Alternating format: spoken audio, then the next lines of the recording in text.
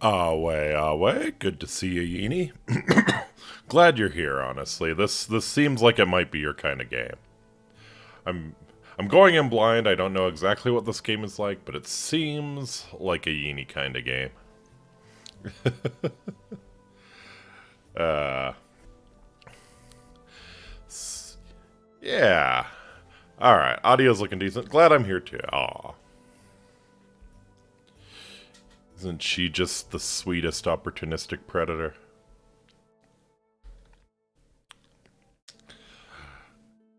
Alright. ah, I have something in my throat. I cannot get it out. It's been like this for some time now. Anyways, let's go ahead and get started. Audio's looking decent. Awe Amiki, my name is Faustus Marius Incitatus, the true consul of Rome, the favored horse of the god Emperor Caligula. Hope you're all having a fantastic week so far. It is Wednesday, my dudes. We're halfway there. We are halfway there. Not as glad as I am that you're here, though. Aww. Don't let the teeth fool you. She's a real sweetie. And honestly, if the teeth are sharp enough, you hardly feel it when they bite, you know? It's like, you know, sometimes the dull blades are the ones you really don't want to be cut by, you know? That's, you feel it. You feel it. But no. Glad you're here, Uni. Yeah, tonight, checking out some Roadwarden, which came out last year. Builds itself as like a text-based monster fighting adventure. So you're a road warden who goes off into the wild and tries to make the roads safe from all the monsters inhabiting them. So one review I read said it was more Witcher than The Witcher. So looking forward to it. Looking forward to it. I think it's going to be a good one. So that's going to be tonight. Looking ahead on the schedule, going to be taking tomorrow off, and then on Friday continuing the Mass Effect playthrough. We'll do some gambling, and then we'll set off and find Liara. I think is the plan. We'll go after her first. I have been advised by council that that should be my next move. So that's what's gonna happen. How y'all doing tonight? I'm feeling pretty good. I actually got to take a proper nap before stream this time, so it lasted longer than 2 hours. So I'm in a good state. I'm in a really good state actually, feeling pretty darn good. Ate some good food and we are ready to rock. So yeah, I don't think I have too much more to announce. Man. Today was frustrating, though. I worked a lot, actually. Pretty decent, but I wasn't impressed by the pepper sauce.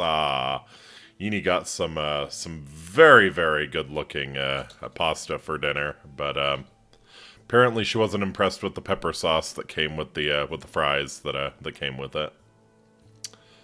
But the pasta looked amazing, though. The pasta did look amazing. And I know good pasta. God damn it. Yeah, today was a little frustrating. So one of the nicest things about my job is that, so every teacher has a plan period, right? They don't work the whole day through. Pasta tasted amazing, wonderful. So yeah, like every teacher has a plan period. They don't work the whole day through, and sometimes if you're really lucky, that plan period falls in the last period of the day. So if they don't have anything else for you to do, you get to go home early. So I was super hyped about it because today I happened to get a teacher. It was a Spanish teacher, and he had that very sweet setup going on. So I was really hype about it, especially because the school I was at is absolute ass cancer to get out of. Like, they planned the parking lot so terribly. It's always tremendously frustrating trying to get out of that school while everyone else is trying to get out. So, like, going home early is just so many benefits to that. So I was cruising through my day. I was feeling pretty good about it. About 20 minutes before I'm supposed to leave, they call me. And they tell me that one of the other teachers is leaving unexpectedly, so we need you to cover her class in this last period as well. And This happened during the middle of my last class, and I will admit that I failed to disguise my disappointment in front of the kids.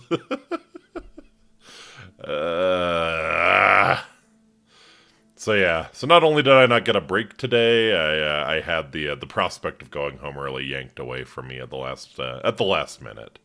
So yeah, that was a little frustrating. But you know, got to come home, take a little bit of a nap, ate some good dinner, and now I'm here and feeling mostly better, mostly over it. So yeah, that was my day. A little bit of good mixed in with the bad, but glad I can be here with you now. So let's go ahead and get started. I'm really digging this whole opening screen here. We marvel at the serenity of the forest and crave the shroud of its silence. I'm liking it. Really, really digging the background music too. Let me know if the background music is too loud, but I'm really digging it. It's actually... This feels a little like something that, well, have some friends who have a band and they play music. It seems like something they might put out. It's maybe they go a little harder, I think, but yeah, really, really digging this. Getting Diablo vibes. Music needs to come down a bit. Okay. Let us bring the music down a bit. Okay. That should be better. Alright. So we marvel at the serenity of the forest and crave the shroud of its silence. Let's enter. Welcome to Roadwarden's anniversary patch. Improves us a few stories and bits of interface, but sadly it won't work well with old saves. Okay, sure. Aureus. Good name. Yeah, music still needs to come down a little bit, I think. Alright. Visit Windy Meadow. What is this? Oh, I see. Oh, this is his next project. Okay. Or his or her. Okay, gotcha. Yeah, that's the developer's next project. It's like a story set in this universe. So, if this is cool, that one's probably also worth checking out. Let's have a look at the settings real quick. Always good to have a look at the settings when you're going in. Alright, font, basic or pixel? Oh, yeah, I like the pixel. Yeah, very nice. Alright, narration text speed, slow, fast, instant. Oh, we can turn the music down. We'll turn the music down a little bit. We'll turn the music down a little bit and then bring it back up on this side. Okay. Describe attitudes. Essential for the new players. Shows a bit of fluff whenever the game is launched. Yeah, sure. Yep, tutorials, def support, narration describes sounds and graded. Nah. I think we're okay. Here. Alright. Looking good. Achievements show high. Controls. Yeah. I think we're good. Alright. Let's start a new game. Everyone knows to stay away from the wilderness. Most people would never risk a lonely journey. Roadwardens not only accept the struggle, they embrace it. They deliver messages, assist merchants, burn human corpses, and if possible, get rid of the beasts and highwaymen. They live on the road, die young, or retire early. It's a dangerous job, but a respectable one, and it pays well. I leave the safety of the city walls, or I still have my doubts. You know, I kind of still have my doubts. Oh, okay. So it's just like, Come back when you're ready, pussy. Alright, let's leave the safety of the city walls. Alright. Pick difficulty mode. Choice can't be altered later on. Aha. Daytime limit. Increased nighttime damage. Aha. Well, I mean, I'm not gonna play on easy mode, oh. That's Kimoi. We'll do standard. I am familiar with RPGs. Okay.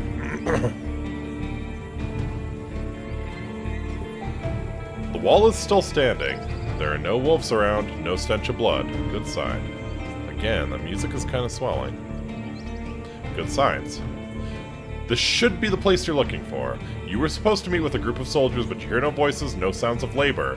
The gate is ajar, but the camp isn't safe. It may keep away the goblins and pebblers, but not beast folk nor trolls. And the night is near. Your palfrey breathes heavily. It had a long day.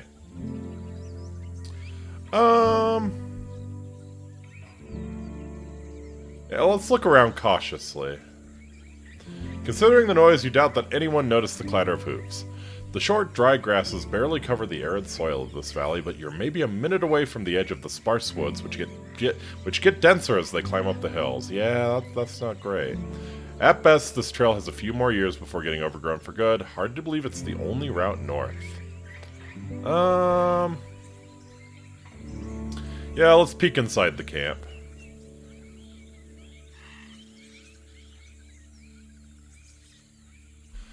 Your heavy boots hit the ground, and the pain of the long ride finally catches up with you.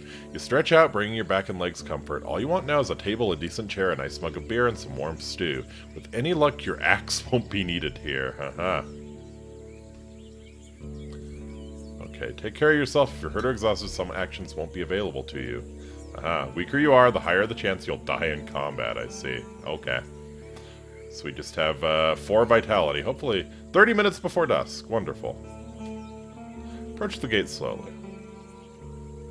If it's a military camp, it doesn't look the part. Plenty of wasted space, the fire pit is cold. 2 people are sitting at the table, tired and disheartened. They're looking in different directions, paying no attention to one another. One of them is holding a cup. After a moment, you notice the quiet humming. You recognize the melody of a light-hearted drinking song from the city harbor.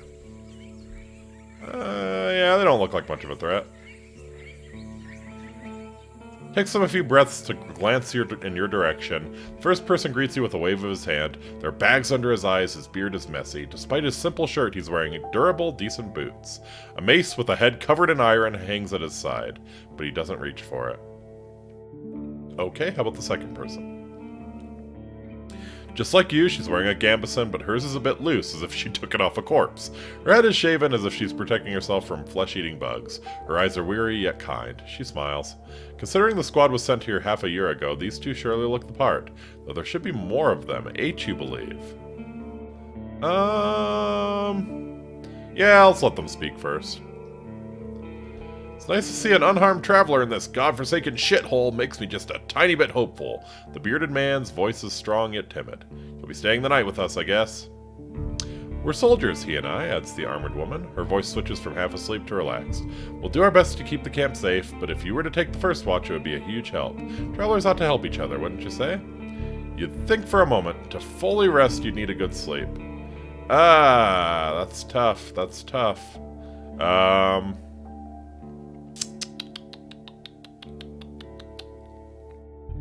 Huh. Yeah, I mean, being too agreeable out here is probably not a great idea, but at the same time, bad shit is happening, so if they're falling asleep on the watch, then that might be, yeah, really dangerous around here, so yeah, we'll take the first watch, I guess. Fantastic, she rubs her hands together. Don't remember the last time I had more than half a night of sleep. The hours before midnight should be the calmest, just wake us up if anything happens. The man flashes you a wide smile. It's easy to wake us up, just yell. Drinks from his mug. Ask them about their lieutenant. Wonder how to phrase your question. Whenever you meet new people, you can influence how they perceive it by selecting one of the attitudes. Aha. Vulnerable, be sad, tired, afraid, or hopeless. Aha! So it can be friendly, playful, distanced, intimidating, or vulnerable. Honestly, I could see being like a brooding, mysterious wanderer. We'll be distanced. I'm looking for your lieutenant. The woman stands up, dusts off her gambeson, adjusts the sword at her side, and rests her hand on the hilt. Her shoulders are straight, her eyes attentive. It'd be me, traveler. Are you in trouble? I'm fine. I'm your new Roadwarden. I took you for a wayfarer, to be honest. When you mentioned that your mount is waiting outside, she raises an eyebrow. Shouldn't you unsaddle it? I bet it's tired. She glances at the gate, then at her companion. Her voice drops the slightest sign of weariness. I expect you're looking for directions. I'll help you as much as I can. She reaches out to you. Lieutenant Tulia. Yeah, we can shake her hand. She seems fine.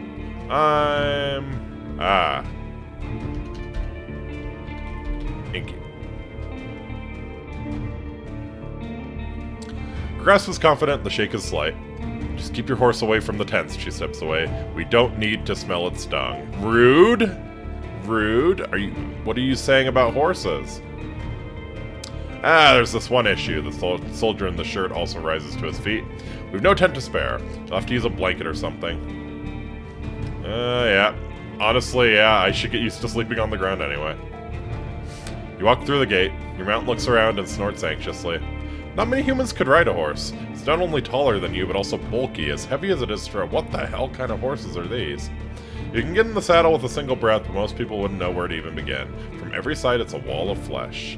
Horses were brought to the Dragonwoods from the conquests in the south. They can trot for a long time, but won't outrun some of the local monsters. Your palfrey needs you to survive, but without it, you too would be lost. Yeah. Oh yeah, be nice to the horse. Absolutely be nice to the horse. My only companion here, I want it to feel at ease.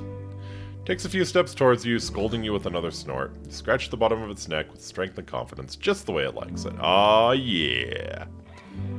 That's how you treat a horse. Humans see useful animals and even pets as monsters in disguise. Getting emotionally attached to them is believed to lead humans to their doom. But you know that horses need companionship. Correct. Speak to it gently and lead it to the camp. Yep. Horses left on their own do not do well. Do not do well at all. They are pack animals 100%. You end up next to the fire pit. Removing the saddle makes the horse nicker with relief. You take a couple of minutes to examine its back, just in case. While the riding equipment is not that heavy for such a strong animal, with enough time it starts to chafe. You wish it had something better to eat than this shabby grass. You should look for an inn.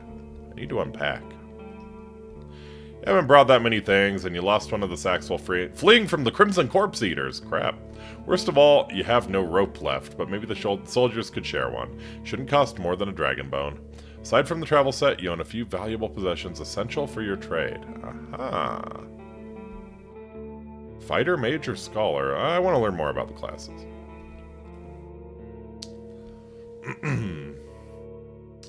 As a fighter, you'll have an easier time in physical challenges thanks to your superior equipment and hidden bonuses during dice rolls.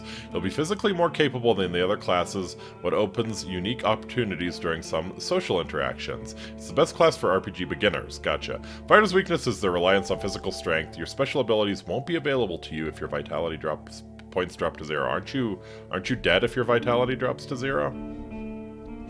The mage uses Pneuma. Ah, yes. Breathe in, breathe out.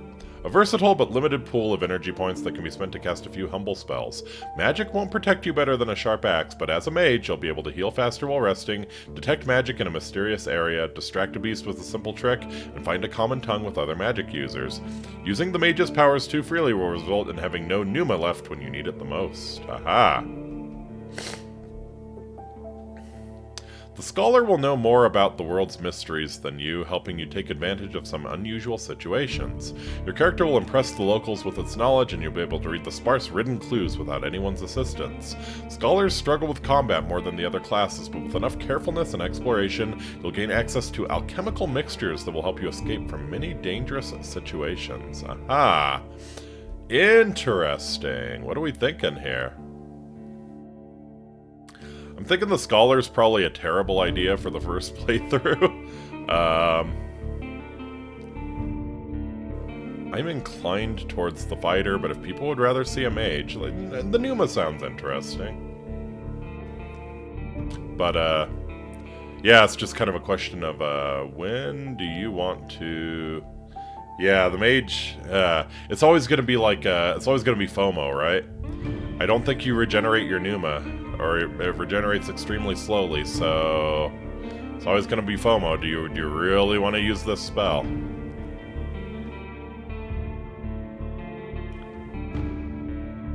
I wonder. Let's quick save here.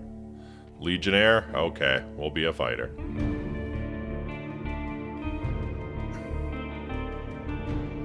You unpack and inspect your belongings. Your water skin isn't pierced, the spare clothes are still here. Just in case, you take a look at your wooden bowl and mug, your cape, tinderbox, bandages, food rations, knife. Nothing special or too cumbersome. From time to time, your routine helps you avoid mistakes, but this doesn't make it any more exciting. Yeah. Return to the soldiers. They're at the table again, observing your beast and chatting between themselves. Your stomach growls at the sight of them eating out of wooden bowls. One more bowl was put at a previously unused end of the table. You can sit down on a tree log. Uh-huh. Yeah. Join them, take a look at the meal. Armor 3-4. Uh-huh. Oh nice, we have armor. Yeah. Keeping your stomach full will make you stronger. Starvation won't allow you to restore vitality while resting. Gotcha, you can find your supplies in the inventory. It's cold gruel, the meal eaten in times of hardship. This specific bowl is filled with water, hog millet, some strange-looking cereals, and blueberries. Okay, yeah. Good. Now that actually sounds like a decent meal, honestly. The blueberries are good. Got some millet in there. It's definitely not exciting, but that's very nutritious. Welcome you with a meal, even a humble one, is beyond their duty. Soldiers live with and for their companions, constantly on the move from one part of the realm to another, making sacrifices to protect their group as they face dozens of hideous creatures. Their lives are filled with discipline, hardship, and camaraderie. Roadwardens, on the other hand, learn how to work by themselves. They seldom engage in open combat, patrolling the same roads for years. They help the settlements stay in touch, but also maintain commerce, settle down, forge friendships. When there are no laws to follow, they use their own judgment. Different responsibilities, different lifestyles. Gotcha. Eat quickly, don't focus on the taste, speak with Tulia. She's focused and chooses her words carefully. She looks away only when she gathers her thoughts. Nice. Easier for you to overcome physical struggles, because we're nourished. I'm afraid I can tell you less than I would like to, and less than I should. She nods toward the other soldier. As you can see, there's not a lot of us left. At the beginning of summer, there were 8 of us, including our previous lieutenant. 5 are dead, 1 has run away in tears.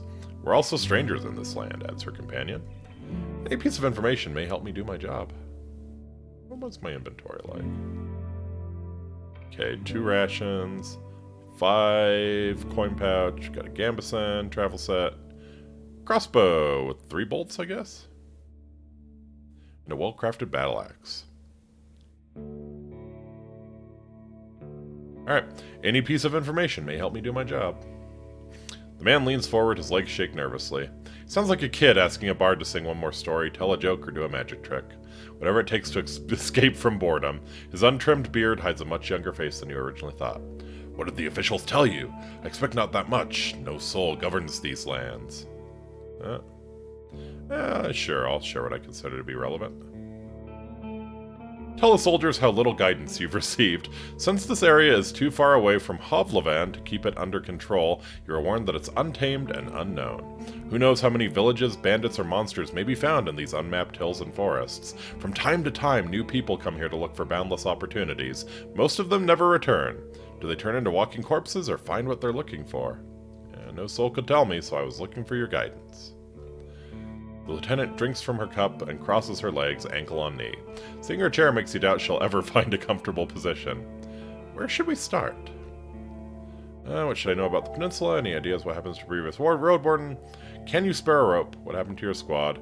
Tulia, how'd you become a lieutenant? Uh-huh. Yeah, what should I know about the peninsula? We'll go in order. I'll tell you what I know, and you'll be the judge, says the lieutenant. How long did it take you to get here from the city? On a decent palfrey, I guess it would be 3-4 days? When you confirm, she continues. From here, you can reach the coast in about a day, as long as you don't make any stops. Do you know the situation? Why no ships can get here? You nod. The sea route allows Hovlevan officials to keep in touch with the coastal villages, collect taxes, move the soldiers, collect lumber, deliver tools, but maintaining order on a wild coast such as this one is like filling the ocean depths with coins. Because of the rocks. You can hardly stop a ship 5 miles from the shore and boats can't get much closer. She nods. I don't know much about fishing, but there's not that many people living by the shore, and they don't crave to stay in touch with the city folk. Of course, the city folk just come there and tax them. Makes perfect sense. As she pauses, her companion carries on. No soul from the north ever came to the camp, but when we traveled to the roadside inn, Pelt of the North, they're happy to trade, and to play dice. Why not just stay at one of the settlements? Man clears his throat. I mean, you know, we're here to guard this road. This camp is our post. And, well, turns towards Tulia. She lowers her voice. Don't take it the wrong way, Inky, but are you a devout soul? Oh. Interesting. Well, we can choose something that has a good chance of getting us shanked. Like most city folk believe that people should unite their strength to overcome the threats of nature and dark magic. Everyone will be judged for both good and evil deeds. I'm a part of the United Church. For many years, I've supported a monastery that does its best to advance mankind's spiritual growth, artistry, herbalism, and magical research, and follow the teachings of an Order of Truth. From a small village, for me, the freedom of shell, pneuma, and soul are the main virtues of life. My community is unique and independent, and so are its members. I have a place in my fellowship. I have a strong connection to nature and spirits and follow the path of my ancestors. Some of my beliefs may be considered sinister and treacherous by the city folk. You'd probably call me a pagan. I bet you'd fit in well with the Northmen. But there's no evidence of the right's existence, and all the mystical tales are explained by magic. No, I'm not.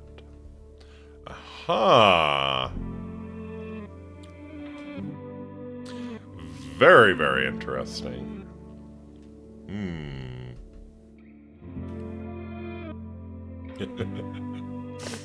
Well, admitting to being a pagan's maybe not the best idea. I don't think they would shank you to death, but, you know. Or we can just, you know, we can just be a slap on our fedora and, you know, become euphoric.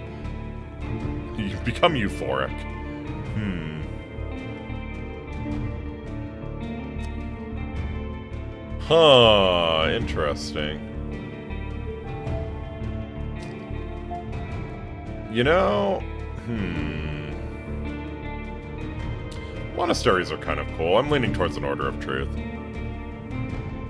Unless someone wants to see one of these, I'm leaning towards an Order of Truth.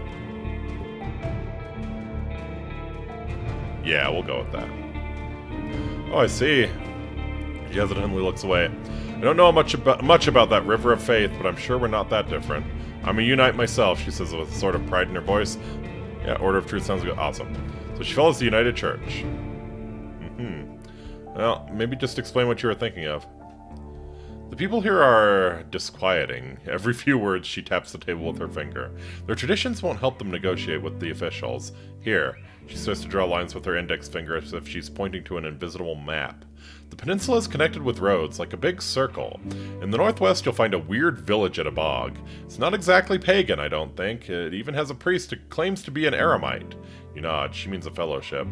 They do crazy shit, her companion chirps in. They use the dead to cut down trees and dig in soil. Once I saw it, I begged to never return there. Aha! Alright, so we have some, magical, maybe perhaps not evil necromancers. We'll see. They're probably evil, let's be real. Heard tales such as this one since you were a child. If an isolated settlement manages to survive without a city's influence, its customs and traditions grow more and more alien. Every generation learns how to adapt to the dangerous conditions they have to deal with, and the rustic pagan traditions muddy their river of faith. The United Church often warns its members about the crazy druids, necromancers, and blood mages, the bringers of doom, the traitors to humankind.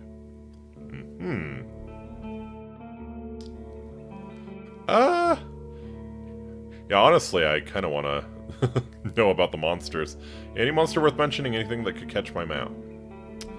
We saw all sorts of beasts. The man starts to count on his fingers. Goblins, tree ants, cats large and small, runners, howlers, wolves, spike boars, mouflon eaters, griffins, but we managed to stay away. Some could catch up with most mounts. Tulia glances at her companion, though a palfrey should be fine. The trees are so tall that the flying creatures keep to the coast and mountains. There's not that many humans around, and the animals are busy fighting among themselves. They fight more for food than territory. The soldier cracks his knuckles. Don't provoke them and ride fast, just count on luck. Alright. You're able to talk to the necromancers?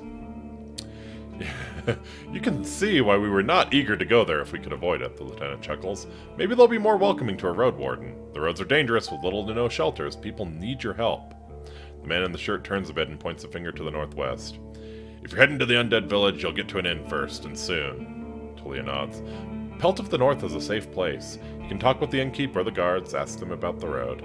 Alright. So, northwest is towards the undead village. How about the east? She stares off across the camp. Hard to tell. We went there only once. There are hills, forests, rivers. We saw a tunnel sculpted in leaves and branches, but we didn't enter it. Wilderness all around. Aha. Gotcha. So the east is a little more, a little wilder. Alright. About the Roadwarden and the rope. Aha. Any ideas what happened to the previous Roadwarden? Tulia takes a deep breath. Aren't you a bit late for a rescue mission? We haven't heard from him for almost half a year. The soldiers speak for a bit between themselves, trying to get their story straight. They confirm that he has stopped by their camp a few times, but stopped showing up at all in early summer. The bearded soldier starts to scratch the table with the tip of his knife without looking at you. I don't remember his voice. Always busy, drowning in things to take care of. He would sit somewhere, sharpen his sword, fix his loud mail, clean clothes, write notes on that wax tablet of his. Yep, and leave at dawn. Unlike us, Asterion never gets bored, Tulia lets out a joyless chuckle. He's secretive, but some of the locals speak about him warmly. Maybe he just doesn't like us. Okay. So Asterion was the previous Roadwarden. Well, obviously he caught a stake in the heart. Sounds like you're not sure if he's dead or not.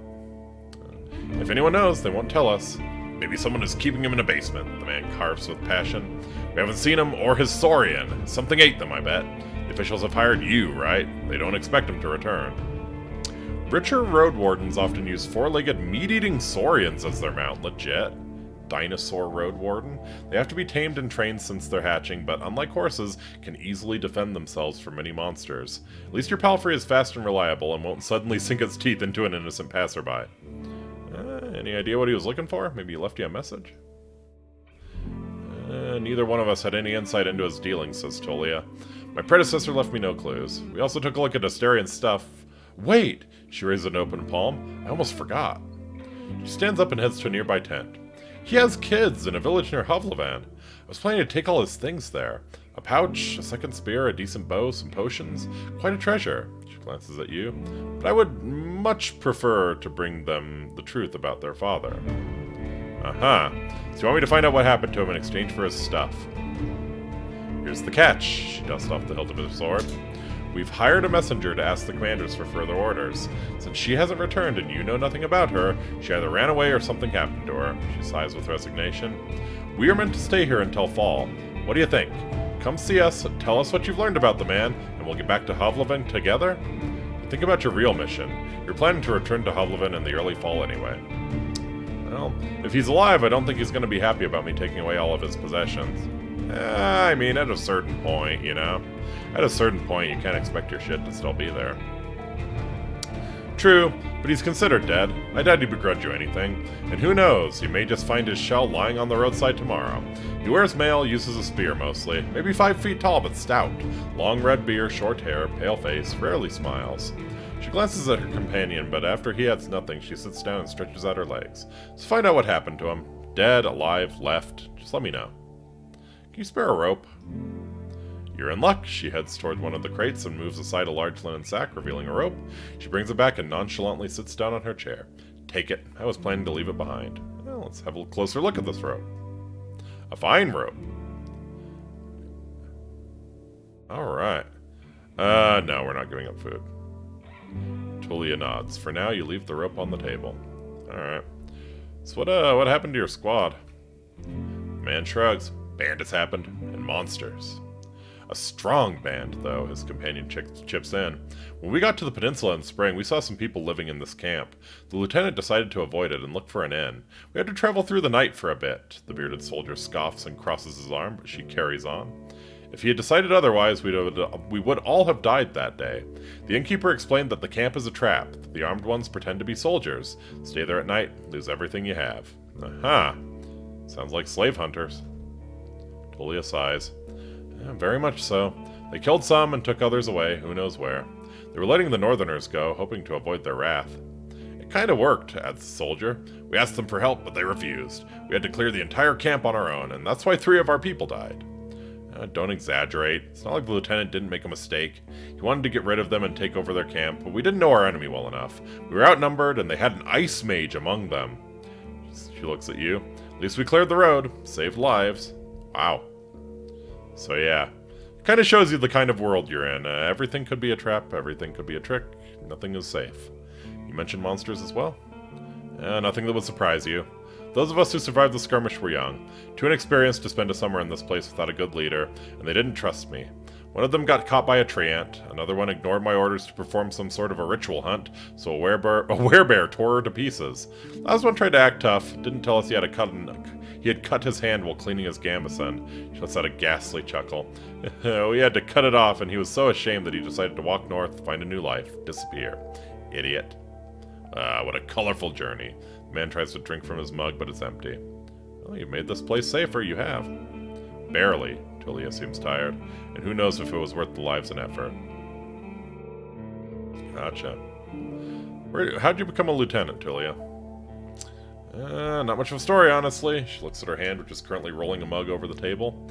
In the city, there's a strict order of, what should I call it? She exchanges looks with her companion, but he can't help her. Well, leadership succession, I guess. A chain of command. Pavlovan chief selects commanders, those select lieutenants, and those put their soldiers in order of priority. If a lieutenant dies, they get replaced by the next soldier in line. So you were his successor. Not exactly. When we fought the bandits, our lieutenant was hit by a slingshot. His boyfriend jumped to help him, but failed to protect either of them from a spell. It was like a ball of ice that hung above them and exploded, piercing their heads, completely avoiding their shield. Really unpleasant. Uh-huh. You were the third one in line, I guess. Yeah, basically, yeah. She says without enthusiasm. Didn't plan to become a leader, though. I'll get demoted once we return to the city. I prefer to follow, anyway. Gotcha. So what was your mission? I think I can kind of guess what your mission was. Lieutenant looks into your eyes. You know, the usual. Making the road safe, keeping people alive. Explain that it may be important for you to know what they have tried to accomplish. I can't really tell you. He sensed no hesitation. Any other questions? She doesn't trust me enough to tell her about her squad's mission. Gotcha. Alright. Anything I should know about the camp?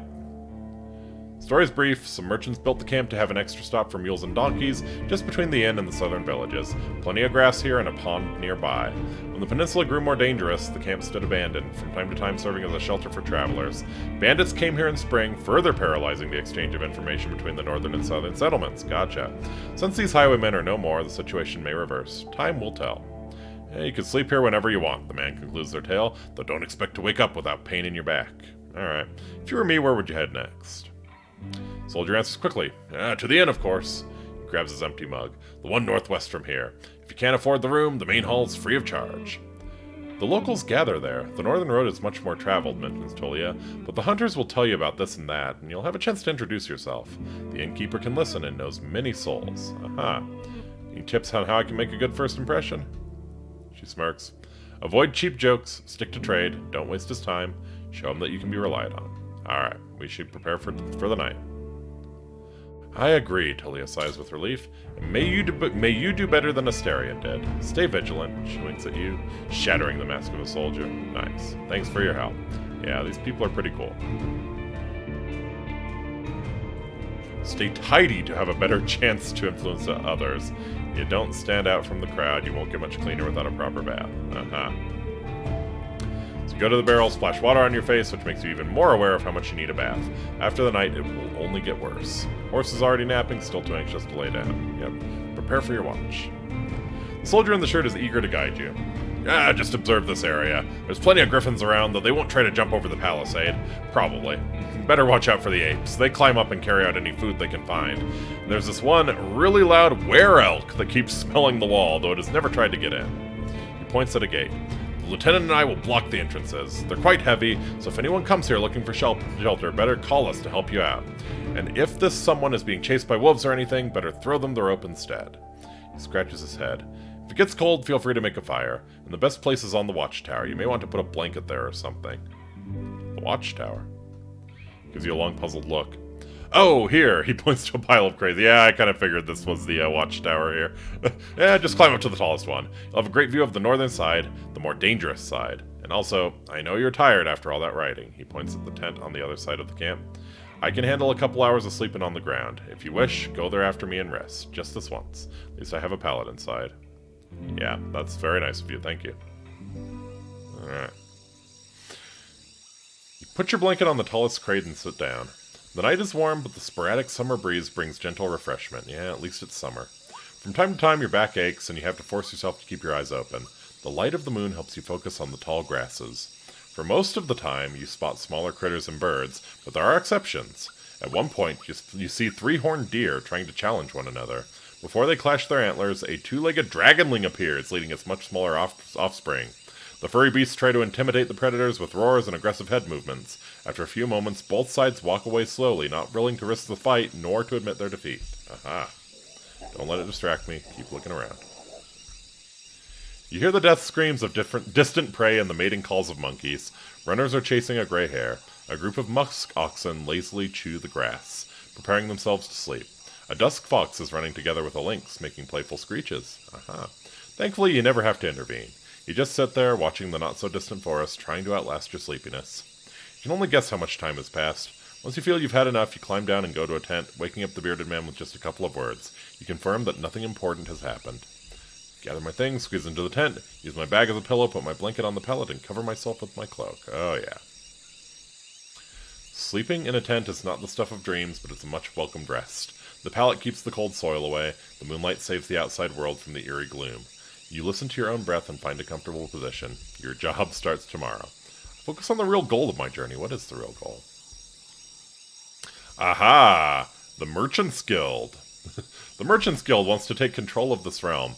Your wardening duties are secondary. First and foremost, you need to explore the peninsula. Learn about the territory, resources, and threats. Get to know the locals, and if you can, convince them to consider negotiations with Hovlevin officials and traders. Could the tribes resist the soldiers or be a threat to the priests of the United Church? Are there any forbidden practices that need to be eradicated, such as blood magic, necromancy, robbery, or slavery? At least I have time. 40 days to be exact. Need to be as thorough as I can. Once you finish your reconnaissance, you should speak with Tolia and return to Hovlevin. There, you'll report back to your employers and get your reward. In the meantime, you have your own goal to pursue. Oh, okay, so we have a secondary goal. Gather some extra coins so I can save my sibling from debt collectors. Gather some extra coins so I can retire early and live in prosperity and safety. Aha. If I gather enough connections among the local leaders, I'll use them to become a major player in the Merchant's Guild. Alright.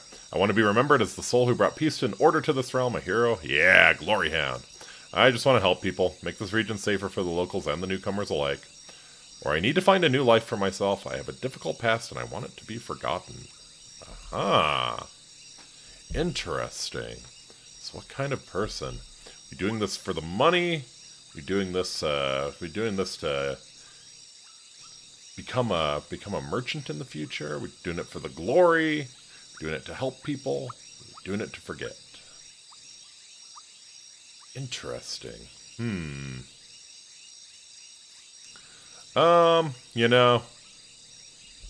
It's about the glory. I think it's about the glory. This is probably a terrible idea. Playing the hero is going to get your ass killed. But yeah.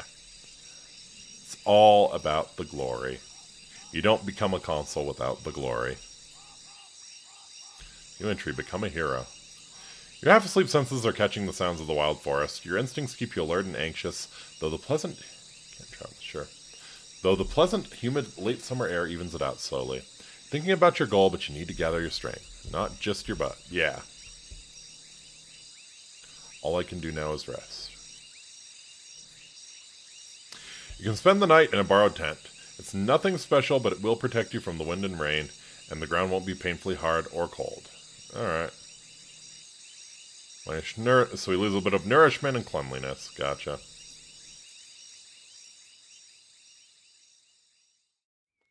Alright.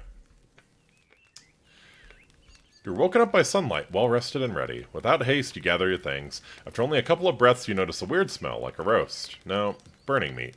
Burning rotten meat. Disgust crawls into your consciousness. You exit the tent. Your horse is looking around nervously. Your bags are where you'd left them. You see an open gate. What's happening?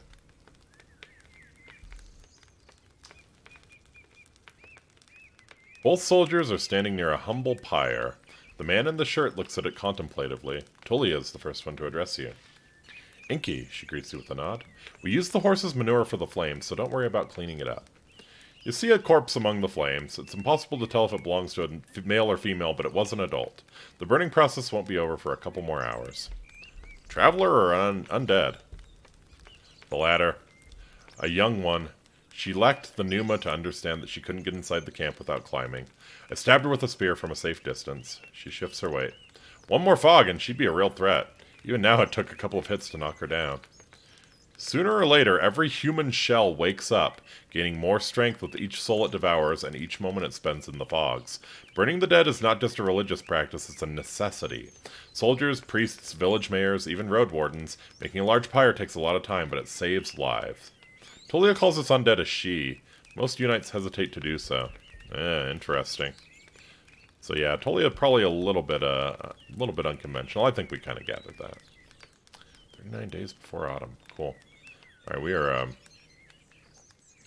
we're very dirty, and we are not very well fed. Time for me to leave. Running away from the reek, huh? I don't blame you. She walks with you for a few steps. Find us here if you need us, or if you learn what happened to Astarion. There's enough ground here for you to rest. Safe travels. These words make you stop. An old farewell mocked in a number of songs and tales, and yet you hear no scorn in Tullia's voice. You wonder how many acts of kindness like this one you're going to experience in the days to follow, Zero. She returns to the pyre. Prepare yourself for the journey. You somehow miss the fact that your mount is already saddled and warmed up. You double-check the equipment, but you don't need to fix anything. The soldiers were diligent. Normally, preparing any palfrey for a long journey takes time. You put on your gambeson and make sure that your axe is tightly attached to your belt, then get in the saddle. The palfrey knickers, ready to leave. It's time for you to get to the crossroads north from here. Alright, I need to ride north. Probably going to eat something. Can't use your inventory right now. Alright. Let's ride north. Oh, okay. Oh, wow. Travel forward to continue your journey. Once you're done with the north, speak with Tullia to return to Hovlevin.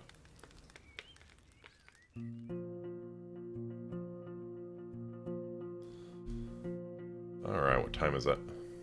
Alright, so we're just setting out. Even at a later hour, you wouldn't expect to meet any travelers in the valley. The warm summer breeze lures your mount forward, but the serene chirping of birds is quickly replaced by the distracting screeches and gurgles coming from further down the path. You soon find the pack of four-legged griffins. They're larger than foxes and merge the features of birds and furred beasts. Each one is a different size, coat, and colors, and their temperaments are just as varied. Their fronts are covered with vivid feathers, while their rears have darker fur. Their wings are massive, making them impressive jumpers, but they're too heavy to fly. Interesting. That makes sense. I always kind of thought it was weird that griffins could fly, since they're mostly a lion, and lions should have bones that are too heavy to fly. About 24 beasts are yelling, brawling, and chasing each other around, blocking your path. Aha.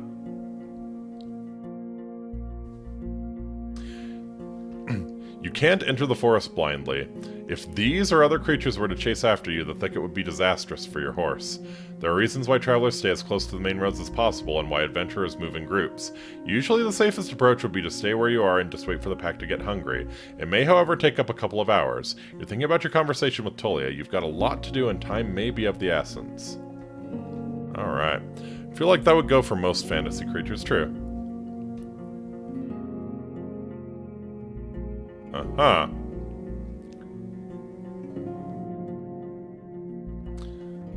So can use violence or a direct threat. If you have any vitality points, you can use the warrior's training to access unique interactions. Aha, but do I lose vitality points? Let me, yeah, alright. Let's give it a shot. Getting through them should be easy enough. Initially, your horse completely trusts your guidance, though after a few more steps it snorts. You prepare your axe and get ready to push away any griffin willing to jump on you. Once you get in the middle of the surprised herd, your mount squeals and gallops forward. The creatures in front of you flee, but others try to jump at you from both sides. You kick two of them away, and while the third one gets close, its beak lands only on your boot. The hard leather keeps you safe. You ride away and the griffins can't keep up. You still hear their screeches when your mount slows down. Nope, not giving them an opportunity to catch up. Get wrecked, griffins. No feast for you, P-tier. Alright. The road splits. According to what the soldiers have told you, you may find a safe end by turning left. The forest to the right is lush and the trail overgrown. Kids used to have this song. How did it go? The harshest pathway leads to the dragon's lair. Those who search for treasure, do you truly dare? The signpost in front of you doesn't make your situation much clearer. It was put here by someone who can't write, for folks who can't read. Covered in old red paint, it points east. Blood there, as people say. Danger to be found. There's not a soul to ask for guidance. Aha.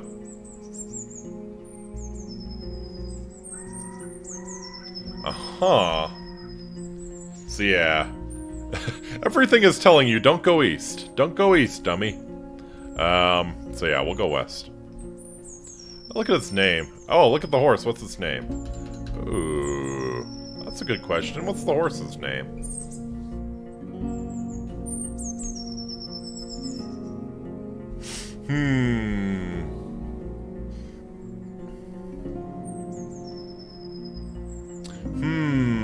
What do we think? What do we think? Name for the horse.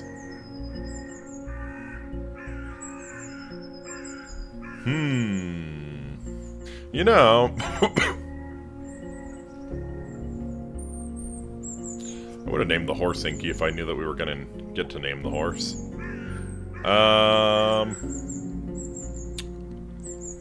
Oh, what's a good horse name? There's something about the outside of a horse that's good for the inside of a man. Yep. Well, there's a certain thing about the outside of the horse that's really not good for the inside of a man.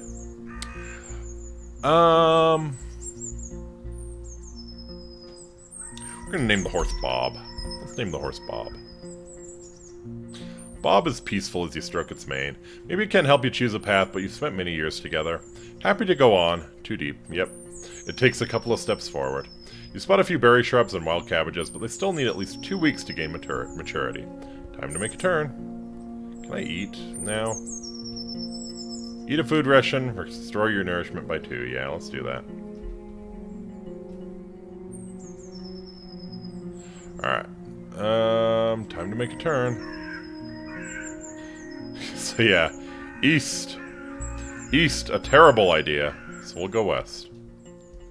Bob trots with ease, unbothered by the few branches covering the beaten road. The bird songs and distant howls draw your attention to the forest, which gets sparser and brighter. You spot boars, roe deer, and saurians. Nice. The sight of a nearby wolf pack worries you, but once you push your hips forward and your palfrey enters a canter, the beasts don't even begin a pursuit. Their speed alone will protect you from many dangers. You notice a stone tower taller than the trees. Ah, must be the inn I've heard about. I probably shouldn't have eaten something if the inn was that close. Inns like this one fit the regions traveled by merchants, but you wouldn't expect a place of this size on a forsaken peninsula. The stone and lumber must have been transported from far away, and the workers, guarded by expensive mercenaries, surely lived for many seasons in a primitive hamlet subsisting on salted supplies. There are seemingly no cracks in the wall, and the building was whitewashed only a few years back. The road is wide and beaten. Dozens of souls could hide, if not in the buildings, then at least in the yard. The expenses and labor put into this fortress were worth many trading ships. Interesting. Why in the world did you spend so much cash on an inn here? 3 armed people are on the ramparts, though you only see what's above their waistline. They're leaning on the parapet right next to the gate, and you think you notice a glimpse of a smile. They were gamisons, each one of them dyed differently, yellow, green, and linen gray. Alright, approach the gate. A woman in yellow armor leans forward. She has long, curly, disorderly red hair pointing in every possible direction. Aha. This combination of colors doesn't work at all. In the woods, one would have to shout to draw this much attention. Aha. Yellow armor, red hair. Dear Lord. But, you know, sometimes that's a positive, you know, if you're on guard duty here. It makes you really easy to spot, so people know that the inn is guarded, I guess. Still a fair distance between the two of you, but she speaks loudly. I haven't seen a horse for years now. I just said it's weird to see such a large jackass, huh? Her voice is young and strong, with an accent that reminds you of the villages spread around Hovlevin. But no jackass would wear a saddle, I'd say. She exchanges a few words with the male guard wearing green, giving you time to move closer. Well, this one here says there really are donkey saddles. Say, traveler, how hard is it to ride a horse? You know. Depends. Depends on how used you are to riding horses. We'll be cordial. How about you give it a try? She gasps. Seriously? Just a moment. I didn't think we were going to be this friendly. She disappears behind the wall, and soon after that the gate is opened. While you dismount next to the wood splitting spot, a couple of people surround you, pointing at your mount and commenting on its appearance, though they step away whenever Bob makes a rapid movement. The guard in the yellow armor is the only one who steps forward. She raises her hands as if to pet your palfrey, but doesn't touch it. It looks smaller from above, she whispers loudly. How do I even get up there? Not easy when you lack confidence. You better use a stool, or I can help you. She touches the animal, which pays no attention to her presence. Now I'm really scared, she contradicts her words with a gentle smile and shining eyes. Maybe I should wear something lighter? Aw, yeah. First day, and we're already getting the ladies out of their gambesons. You nod and engage with a bit of chit-chat with the entire group, discussing what it takes to take care of a horse. Finally, the red-haired woman leads you under the roof where your palfrey can rest, tethered with a cord to a wooden post near some old hay. Once you're ready, go inside. Speak with our boss. Maybe you're hungry. The other guards return to various chores. They peek at your mount every now and then as they're splitting firewood, cleaning their clothes, weeding the garden patches, and moving chairs. 2 of them are making a rope. You head toward the inn, hearing the piercing scream of a boar from the other side of the yard. Looks like meat's back on the menu. I slowly open the door. If you were an inn in the morning, you can spend the entire day on resting. Probably don't want to do that. The locked windows make the air stuffy, and the weak fire in the stove hardly lightens up the hall. A muscular man is sweeping the floor near the stairs, but after he glances at you, he leans the broom against the wall and heads to the counter. You're lucky to show up. His voice is deep and soft with a city-like accent. He observes you with keen attention, yet avoids your eyes. I have a keg of decent ale, wormwood, bog myrtle, juniper berries, cat's foot. He fills the mug carefully and puts it on the countertop. It's going to spoil soon. Today, maybe. And we don't drink here before the even. Hate to see the good stuff going to waste. His skin is dark, almost purple, rare even among the southern tribes. His hair is naturally bluish. Interesting. His clothes are quite fancy for manual labor. The elegant tunic wouldn't stand out in the city square. Planks let out a bit of a creak after every step you make, so you slow down a bit. You could swear that the innkeeper made little to no noise. Here you go, he pushes the mug forward. But just so you know, my pelt of the north doesn't belong to Havlevin. You can sleep on the floor if you wish so, but if you want a bed or a meal, you have to pay. We may have some leftovers from dinner, but I need to check. Okay, so we remember what Tullia said, don't joke around with him.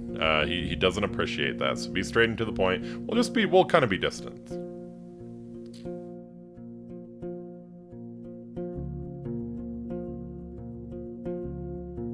Yeah. He nods and fills another mug, this time with water. I guess there's no point in waiting for Asterion, then. Glad to see someone taking his place. Even my crew here hits the road only if they need to see the healers of Howler's Dell, and they're more than resourceful. A Roadwarden is always going to find work here in the north, though maybe not on the eastern road. He takes a mouthful of water and drinks it with a pleased sigh. There are no guests here at this time, or hardly ever. I can take a short break. For a brief moment, he meets your eyes. Drink the ale. The dark room and wooden walls of the mug make the liquid look as brown as a chestnut. The lay in spring hits your nose, and the first sip is even too complex, too flowery. While the brewer has used fancy ingredients, the exotic licorice ruins the aftertaste. As always, licorice ruins everything. Now you know why there's so much left. Maybe it takes an acquired taste. The innkeeper nods. I was hoping to see someone willing to patrol the roads. Maybe you'll help me with a worrying thought I have, which is... There are brigands in the woods. Our place is a stronghold, so I'm not afraid of an open strike, but they've gotten more active in the last 2 years. One day, they may steal our furs, and I've no doubt they're the reason why merchants come here only once. Having bandits around gets expensive. Give it to me, innkeeper. It's not that kind of game, Eenie. He rubs his hands together, camouflaging his paws. I want you to reach Howler's Dell, northwest from here. It's the largest settlement around. I'm sure you'll get there sooner or later. Ask Thais, the mayor, about Glaucia, the bloodthirsty wolf of a woman. Okay. Probably Glaucia. Glaucia. So she must be the bandit leader. I've heard rumors about a raid in the north. If Glaucia's ready to break the truce with the locals, I'm willing to join forces with them to get rid of her band. He looks at a nearby dragon bone. Not too difficult, right? Just do it when you have a chance. A couple of days won't make much of a difference. I'll pay you 2 coins when you get back with the news. Fine?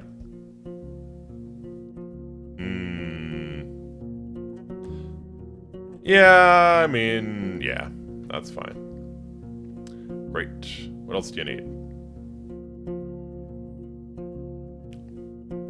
Any rumors worth sharing? He crosses his arms. I don't like to talk about people who ain't nearby, but you know what you're doing. Who are you wondering about? Oh, what are you asking about? How about Thais? People say she's a good mayor, but she's rich from birth, so also careless. She doesn't know the struggle, the hunger, and dirt, so fancies her clothes more than one should. She thinks she keeps her village safe, even though it's the druids who do all the work. He looks down, but finally speaks again. She may be frivolous, but isn't stupid. If you're smart, better keep your eyes open. What does he know about the soldiers, actually? Can I ask about Tulia? I ain't seen Tulia in quite some time. Since her squad vanished in the fogs, she's been careful. Glad to know she's still alive. She's too inexperienced to lead others to battle, I think. He shrugs. Like most people, she needs to follow orders, but she already knows that. There's nothing worse than a fighter too stupid to limit their ambitions. Yeah, like me. How about Asterion? Yeah. Well, there's a whole topic to have to ask after Asterion, but sure, we'll ask about him. Well, not a large man, though broad-shouldered, red hair and beard. Don't know what to say. He raises a muscled arm and places a hand in the back of his head. He's a fine fellow, but I doubt he's alive. He always tried to stay away from things, let's say. People knew him, but he didn't really have allies. Maybe the locals know what happened to him, yet decided not to help him, or they wanted to get rid of him. So yeah, I think this is kind of your hint to try and make some friends. He leans forward, looks at his boots. Asterion was a fine man. A quiet one, but not dumb. He aided me many times, not for free, of course, and when he couldn't finish the job, it was for damn good reasons. And you know what? He looks you in the eyes. He was scrupulous. Patient. I'd be shocked if he died because of some mistake of his. Maybe the bandits got to him. Why not? Alright. I can't think of anyone else I'd really like to ask about. Alright. Any idea where Asterion went? Are you now? He goes to the table and invites you to sit down with him. I don't think I'm going to be of much help. He rests his elbow on the table and grunts quietly to clear his throat, but I do want you to find him, so... When asked about his intentions, he measures his words. Asterion and I made a risky deal. Well, a very promising one. Last time he was here, he took 50 coins, my half of the investment. He knocks on the table with a fist, anxiously. If you get my coin, or at least find out what happened to the guy, I'll make sure you won't be disappointed after bringing me the news. Okay, so we really need to find Asterion. Could it be that Asterion stole the coins and ran away? He looks at the window and starts to play with the shutter. I just think Asterion ain't the kind of soul that would do such a thing. For him, it wasn't much of a fortune, and I'd risk saying he had earned my trust. Not only mine, you know. It's easy for a Roadwarden to make connections. He always had places to go, things to take care of. He rubs the table with his thumb, as if trying to clean an invisible stain. I've asked travelers. I've sent a couple of my pals to find him. No real news. I know he stayed in White Marshes for a day and was meant to do something for the people there. There's a village in the northwest. Just stay on the road until you reach the bogs, then enter them. You may get there before dusk. So, let me know once you find anything, and we may yet return to this whole investment thing. Alright, I'll think about it. I'll think about it for sure.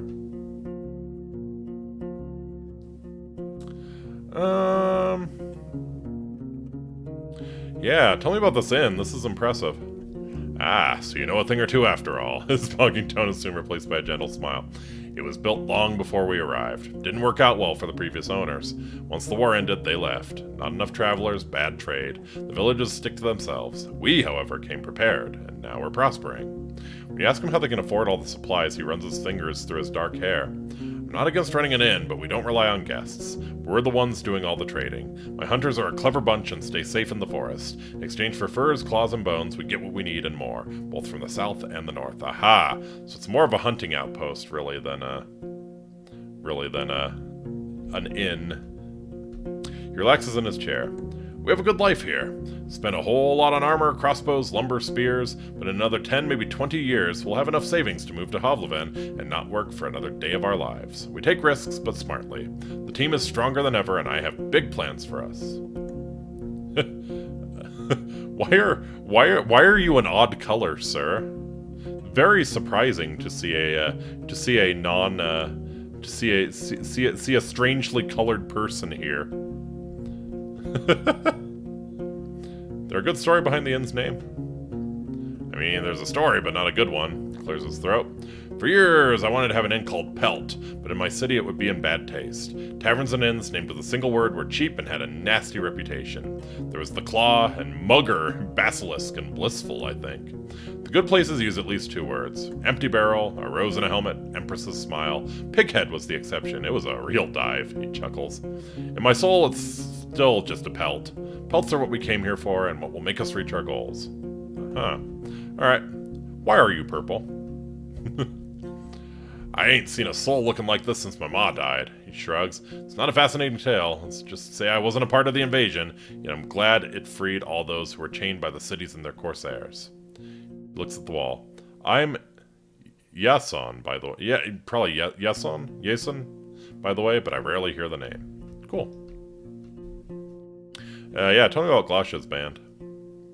He freezes, observing your hands silently. He wants me to get the answer from the mayor of Hallersdell. Alright, what can you tell me about the peninsula? What can anyone say? This place doesn't even have a name, unless there's an old book in an archive that no soul knows about. You know what I call everything from here to the coast? The hunting ground. He glances at your eyes. But it's not us who hunt, keep that in heart, but the beasts in all shapes and forms. His word gains confidence slowly, which is strengthened by his deep voice. I've lived in this inn for over 10 years now, and I've only seen a couple of roads, a couple of places. It's just, once you get here and see how harsh it is to hit the road, you have only more reasons to stay at the warm stove behind a wall, even if it's suffocating. He looks toward the windows. I'm sure you've heard a lot already. The people don't build hamlets anymore. There are no more ibexes from the south, and the traders stay for only a few days. All of our iron is used for cauldrons, not swords or tools. Are the eastern roads as awful as they sound? Pretty much. Don't leave the main road, I'd say. Not so far from here you'll find an old dolmen. A few of my people had to spend a night there, and monkeys stole food and gods from their bags. It was their fault. One of them had fallen asleep in the middle of his watch, but you know, the eastern forests are wild, the roads are rough. Almost no soul lives there. One day, all these roads will be swallowed by the trees again. The furthest my team has ever gone was the home of the Enchantress. Okay, just stay on track until you reach the crossroads right near an abandoned watchtower. From there, turn east. You'll recognize the place. It's a nice home in a lonely meadow surrounded by a wall. He looks toward the closed window, then at you again. Kind of like Arwell's, but simpler, without coding. She lives as a hermit, Eudokia. I don't even know how she survives there, but if you don't have decent coin, you won't find much there. So back at the crossroads. If you turn left instead, you'll see a road. People stay away from it. It connects the tower and the monastery, a shortcut between the 2 sides of the peninsula. I was warned by the locals not to use it. It already belongs to the beasts. Ever been to the northern coast? I only know about another inn. It's far from here, maybe a day on foot, a bit less from the eastern side. His eyes once again focus on the floor. I've never been there, but I've heard it's a safe place, close to the villages of fishers and hunters, though I don't know much about them. And how about the west? Well, there are hills nearby. Then you'll find a village, maybe an hour away from here. It was destroyed by beasts almost a decade ago, nothing to see there. The goblins live there now, so most people just travel around it. And they say it's haunted, but who knows, who cares? He crosses his arm and starts to sway back and forth, gathering his thoughts. You'll get to a large tree on the edge of the swamp. For the locals, it's sacred. You're not used to hearing someone mentioning pagans as if there's nothing unusual about them. There's a small path south, which leads to an old mine in the mountains. Nothing to find there. But keep riding north and you'll find Howler's Dell, set at a clean brook. Farmers live there, and mufflons and druids. They'll let you stay for a night, but they're not cheap. If anyone thinks my prices are bad, it means they ain't been to the Ape Ale Inn yet. Let's have a gentle smile. Yeah, I'll smile back. I know only a bit about the next settlement, Old Pagos. The soil there ain't too fertile, so they work in their quarry and help other settlements build things in exchange for crops. The forests and hills ain't too harsh, but the Seekers have a small monastery nearby in the mountains. I don't care much about them. They keep to themselves and they don't pay well. Third village is unknown to me. White Marshes, set at the bogs. I've heard it smells like a griffin's lair. I've heard a lot of nasty rumors about the place, but I won't share them. I don't want to be a lie spreader. Haha, White Marshes must be the undead village. So 3 villages, really. Howlers, the one near the monastery, whatever it's called, and Marshes. Don't let their beds and palisades fool you, though. Weird people live there. Don't tell them more than you need to. I wonder if it's something he would tell other travelers as well. That's all I need. Alright, any leftovers? Yeah, I feed them to our boar. Won't give them away for nothing. He tells you to wait, then leaves the building for a few minutes and returns with a wooden bucket and a long stick ending on a hook. Go through the gate and turn left. You'll see a bunch of bushes. We need some berries. Bring me a bucket full, you'll be done in half an hour or so. Your horse could use a nap anyway, and I'll prepare something to fill you. The hook is not made of metal or wood. It's a long, curved claw, almost black. Legit. Sure, I can forage for some berries. Quite a lot of berry picking. The tools are cold, not too heavy. You notice a pair of thick gloves at the bottom of the bucket. The berries are not the problem. The innkeeper smirks. Unlike the snakes. Better scare them away with a stick or move them with a hook. And protect your hands. The little ones won't eat you, but don't get bitten. I'm sure you know how to be patient. Oh boy. Berry snakes. Fine, I'll go right away. Alright. Bob is looking around. At this hour, the armorer's workshop is closed. Okay, should go outside forage for berries. The innkeeper knew what he was talking about. He put on the gloves and looked through the bushes from a safe distance. It doesn't take long before you notice the first serpent lying on a rock somewhere in the thicket. The creatures are not that large, and even if some of them hiss at you as you slither closer, the jabs of the hook keep them at a distance. You don't know much about these berries. They're round and reddish. You wouldn't trust such a color even if you were looking for food in the wilderness. The plants don't have thorns, but the leaves are harsh, so you make sure to thoroughly cover your skin with your clothes. But you have to look through many bushes to fill the bucket. But the presence of insects and snakes doesn't allow you to relax. Alright, gather the berries, go back to the inn. You return to the courtyard. 2 of the guards are participating in a friendly skirmish. The wrestling is accompanied by a crowd. Enter the inn. Alright, drop the berries on the counter. Great! He peeks inside the bucket. I've got cabbage stew with a few goose chunks for you. I'd serve it even to merchants if there were any around. The meal is warm and seasoned. It's full nourishment. Let's go. It's well seasoned and not overcooked. And like I've said, I rarely have food to spare, but feel free to ask if you ever stop by. You may be lucky, and I've been cooking my whole life. Thanks. And how did that old hook of mine work out for you? See, you still have your hands. Lie, I've lost it. Aha. You know, that might not be a bad thing. I'd like to buy it from you. Narrows his eyes. Can't make one for yourself. I won't have time for it, and I hate snakes. It's the claw that grabs my interest, honestly. I see. It's a nice one, ain't it? My guards once had to get rid of a pebbler. You can't really eat them, but their claws and bones are durable enough, so we put them to good use. For a moment, he observes your face. A single coin will be fair. I have 5 coins? Yeah, you know what? That's probably a worthy investment. Takes it with a nod. Anything else? What else you got for sale?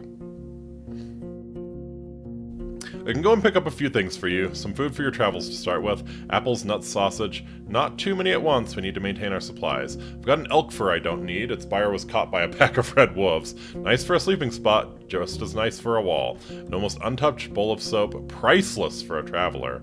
You can't tell if he's being sarcastic. Made of fine oak ash. Strong, though you should have some better supplies before you start your own bathhouse. After you mention you like something more useful on these roads, he looks down. I don't have any blades or armor to spare, but if you pay well, you can take one of our crossbows and a bunch of quarrels. A yew-bow, wool cords, and the trigger just needs a little bit of oil. It's as good as you can get without soaking it in magic. Takes a bit of muscle to draw, but even a 16-year-old could handle it. I won't sell it cheap, but I'm ready to give a discount to a helpful ally. Let's see what you got. High-class elk for... a set of 5 arrows for the crossbow, or a box of soap. Uh-huh. I will buy some rations, and I'll buy the soap. Alright. I think we're good. Alright, that's all I need.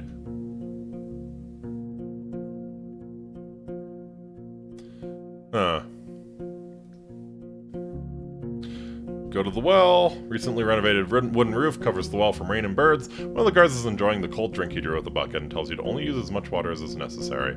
The oak ash soap you own can help you get cleaner. 3 pieces of bathing equipment to get more out of this place. Alright. I'll wash my shell. Splashing yourself with cold water from a bucket won't take away your smell, but it's enough to remove the tallow and sweat from your skin or mud stains from your clothes. Nice. Talk to the guards. woman in yellow armor is leaning next to a brown hairy boar which is resting on its side. The beast is not as large as the dark ones from the forest. It responds to the touch of the human's hand and brush with grateful grunting and rapid twitches of a hind tooth. Oh, no matter how friendly it appears, it's still tethered to the well, and you have doubts that its charge would leave Bob. You have no doubts that its charge would leave Bob dead in a breath. When the woman notices you, she steps forward to the boar's disappointment. So, the new Roadwarden. She points at a window with her chin, forestalling the question. We don't need anything now, but when we travel with our furs, we can use some assistance. She may be around 30, but her warm voice and bright smile are camouflaging the touch of time on her unpowdered face. Like many red-haired people with freckles, her skin is unhealthily pale. Boar runs up to her, observing your boots and fruitlessly sniffing for food beneath the beaten ground. She pats its back, but maintains her focus. How about a game or two? We have a bit of time and can talk a bit about this and that, and maybe you'll get a couple of coins, or lose one. We could play dice or throw axes at a target. Yeah, I should probably be pretty decent at axe throwing. Show me what you got. Your arrival, and especially the dragon bone you pull out, are cheerfully welcomed. The guards prepare a couple of wooden planks which are leaned against the wall. There are also spectators, and you're told that other hunters are either sleeping or have duty on the tower. Remember, no magic, says one of the players. His face is deadly serious. It's going to be 4 participants and 8 rounds. You aim at the target drawn with charcoal. The person whose axe lands the closest to the center of the circle gets a point. Axes that fail to stay on the plank don't count. The person who has the most points at the end becomes the winner. Alright, let's go. I blend in with the group. You talk a lot, but also don't say much. You share casual jokes, memories, and views on luck and optimal strategies. Bob and Tullia's camp are also brought up, but when you ask about the roads or the locals, their stories are vague. The drinks are here. It's a poor beer made from the leftovers after the regular brewing. It's cold, sweet, and doesn't reach your head, but you try to avoid the smell. Just don't spill anything. The boar may get sick, says the opponent with one arm. As a guest, you start with the first throw. Your axe flies well, hitting the very middle of the painted target and piercing the plank with a pleasant thud, which makes it really difficult for the other players to outperform you. A minute later, you've won the first round, but you can't expect to be that lucky every time. I've trained in axe throwing for years. I got this. After getting your 4th point, the other players nod with respect. Quite a score, you hear from the guard in yellow armor as she hands you your dragon bones. The other participants carry away the remaining planks. Alright. I was foraging for berries for the innkeep. She chuckles. So I've heard. Don't worry about it. Usually we forage by ourselves. We wouldn't ask you for a dragon for a meal. He gives small jobs to people all the time, just to see who agrees to do them. Wants to judge who's of use and who's too proud for their own good. Nice, that makes sense. I kind of figured that's what he was doing. Just prove to me you're useful. Alright. Tell me about yourself.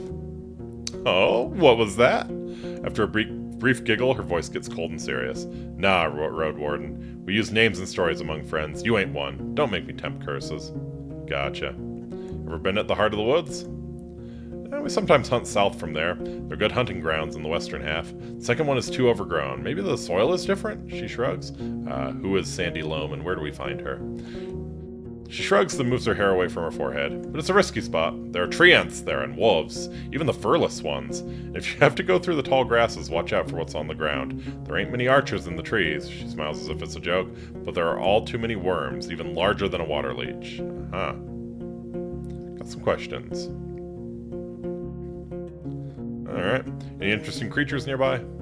Ha! Here? Everything lives here. She flips her hair. I swear, we saw a few dragons, a unicorn family, battle between trolls and goblins, faced 2 beastmen, and a gargoyle, and a hunting queen shouts all the time. I could tell you all about them, but I won't. She pats the boar on its head. You know, hunters have to have their secrets. Heard anything about the necromancers? It's something new, her voice lowers to a whisper. I've never been to White Marshes, but over the years we've seen people moving away from there, south. They told us that the place has changed too much. A priest died, I think?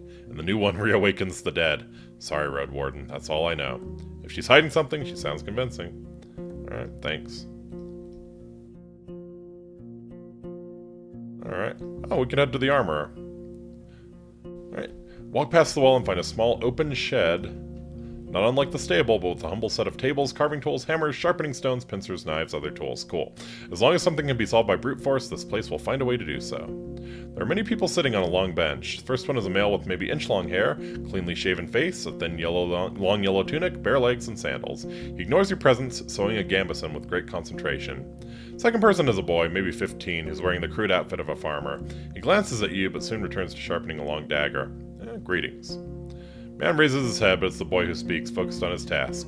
He ain't talking. Tell him what it is that you need. The man smiles in confirmation, looks at the piece of garment in his hand, then looks around, shrugs, and returns to you with a raised eyebrow. Uh-huh. So could you patch my clothes if they were torn? He shakes his head and points at the uneven seams on his own tunic, then grabs a crude bone needle and shows you its broken ad. He wouldn't even if he had the tools, says the boy, but you can try in Howler's Dell or Gale Rocks. Alright, maybe in need of your services. He nods and points at the laces in the front of your jacket, raises his clenched fingers to his shoulders, then gently spreads and lowers them as if he's taking off a robe. You follow his command and allow him to properly inspect your gambeson. After a few minutes, he gives it back, then reaches for his pouch. He pulls out one dragon bone, shrugs, then another one, and waves both of them in the air, pursing his lips. He makes a few speech-like noises with his empty mouth, groaning what sounds like, I don't know. Gambeson repairs. Alright, now my gambeson needs no repairs. Alright, I'll leave the shed. You know what? Let's travel a little bit.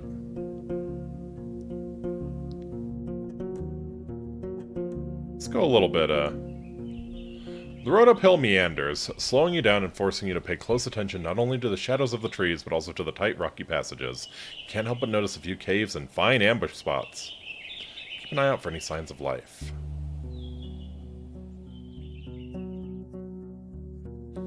Here's the ruined village. So we know that there are goblins here, probably not smart to go through it. Standing in front of the gate, you hear no voices, no tools at work, no steps. Dozens of birds live among the collapsed roofs. Their fluttering, singing, and squawking is free of worries. If you want to travel any further, you need to ride around the palisade. Searching the ruins may take a lot of time. The broken gate on the north will lead you to the village. The sound of a gentle river reaches you from the east, where you see a saggy fence surrounding an overgrown pasture. Behind the burnt building on the east, you see an oddly barren field. Huh. That might be worth checking out. The broken logs and planks are charred, while the wooden walls are rotten and covered in moss. You see no ashes or dust, proving that the fire happened long ago. The smell is awful, and there are no reasons to stay for long. You see no furniture, just some broken shelves. It was just a storage room. The valuable odds and ends were already taken by the scavengers. Alright, we'll take a closer look at the gate. The palisade is in good shape, and the entrance wasn't even touched by the fire. It was torn away, possibly thrown. The amount of force used must have been huge, but you'd expect that it would push the gate into the village, not away from it. You don't see any marks of a dragon bite. A troll could toss such planks, but after so many years, you see no paw prints. A mage? Can't really tell. Where do you want to go? Alright, let's check out the pasture. You don't find a single sign of the livestock that lived here in the past. Any bones, horns, antlers, or dung have already been devoured by the wilderness. Pasture ends at the river. On the opposite bank, the meadow turns into a thick forest, impenetrable for a rider. What are the chances that a herd of defenseless animals could get there and survive? The breach in the southern fence wasn't made by some brute force. You find axe cuts in the spots that were ultimately broken away. After all these years, there are no tracks that you could follow. Return to the main road. How about the southwest fields? Surrounded by what looks like a field plowed in late autumn, disturbed by hundreds of rains and snowfalls. There's a few clumps of grass and wheat, but a place like this one, abandoned for years, should already have turned itself into a green lea. Interesting. So maybe the goblins are attempting agriculture? A barren field? Maybe it was overused, but you would still expect the weeds to sprout. A curse? The path leading west from here ends at the edge of the field, shifting into a meadow then a forest. In the north, you see a path leading around the palisade. I don't have a way to investigate. How about the palisade? You feel a slight aching in your stomach. I don't like that. Tracks of human footwear and many, many more ape footprints cover the path formed around the palisade's breach. As far as you can tell, the freshest footprints lead to the village. The wooden stakes spread on the ground are rotten, covered in mushrooms, small flowers, insects, and worms. A good source of animal or goblin food, though you'd expect them to also hunt for birds and the eggs. The meadow in the west turns into a forest quickly. The grasses in the north surround dozens of tree stumps already covered with moss and fungi. Going south, you'll reach a large field, though you don't see any crops. Shouldn't enter the forest. Alright. How about the southwest part of the village? The The buildings, some of which have collapsed, are made of wood, now charred and rotten. You spot claw marks on the walls, especially close to the doors and window frames. They could belong to a dragonling or a large wolf, larger than the gray ones. Or a corpse eater. Too many options to make a guess. Yet no beast remains in sight. You find the remains of clothes, furniture, odds and ends. Only one object seems to be of use. A basket-like fish trap made of vines and willow branches. If a large fish swims into it, it won't be able to get out on its own. Ooh, that could be useful. Your stomach makes you let out a painful groan. Okay, it's time to leave, I think. Turn to the barren fields. Time to leave, I think. We will move on.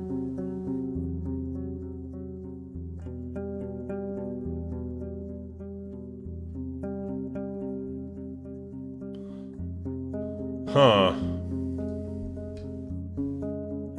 I go to the main square. In every village, the main square is the fanciest area meant to charm the travelers. Yet this is way more than you expected. The houses are as big as in Havlevin. The paved ground took a lot of work and materials. The walls, now charred and riddled with holes, are made of an expensive coated wattle. The tiles for the roofs also had to be brought here from a different settlement. You peek inside the three smaller buildings, the rotting remains of their former splendor. The birds living in dozens of nests respond to your arrival with quite a commotion. You don't find even a single dragon bone, nor a tool or a piece of furniture left unbroken or unrotten. You're surrounded by bad smells, dirt, animal droppings, and garbage. The well also stinks. It has no bucket, but you'd be afraid to use it anyway. You have to ride around the village to the north. Gotcha. Who knows how many birds have relieved themselves inside, and how many old rats have found their death while climbing up the walls. Suddenly, you hear some steps coming from the largest building. You stop and touch your aching stomach. I should walk away.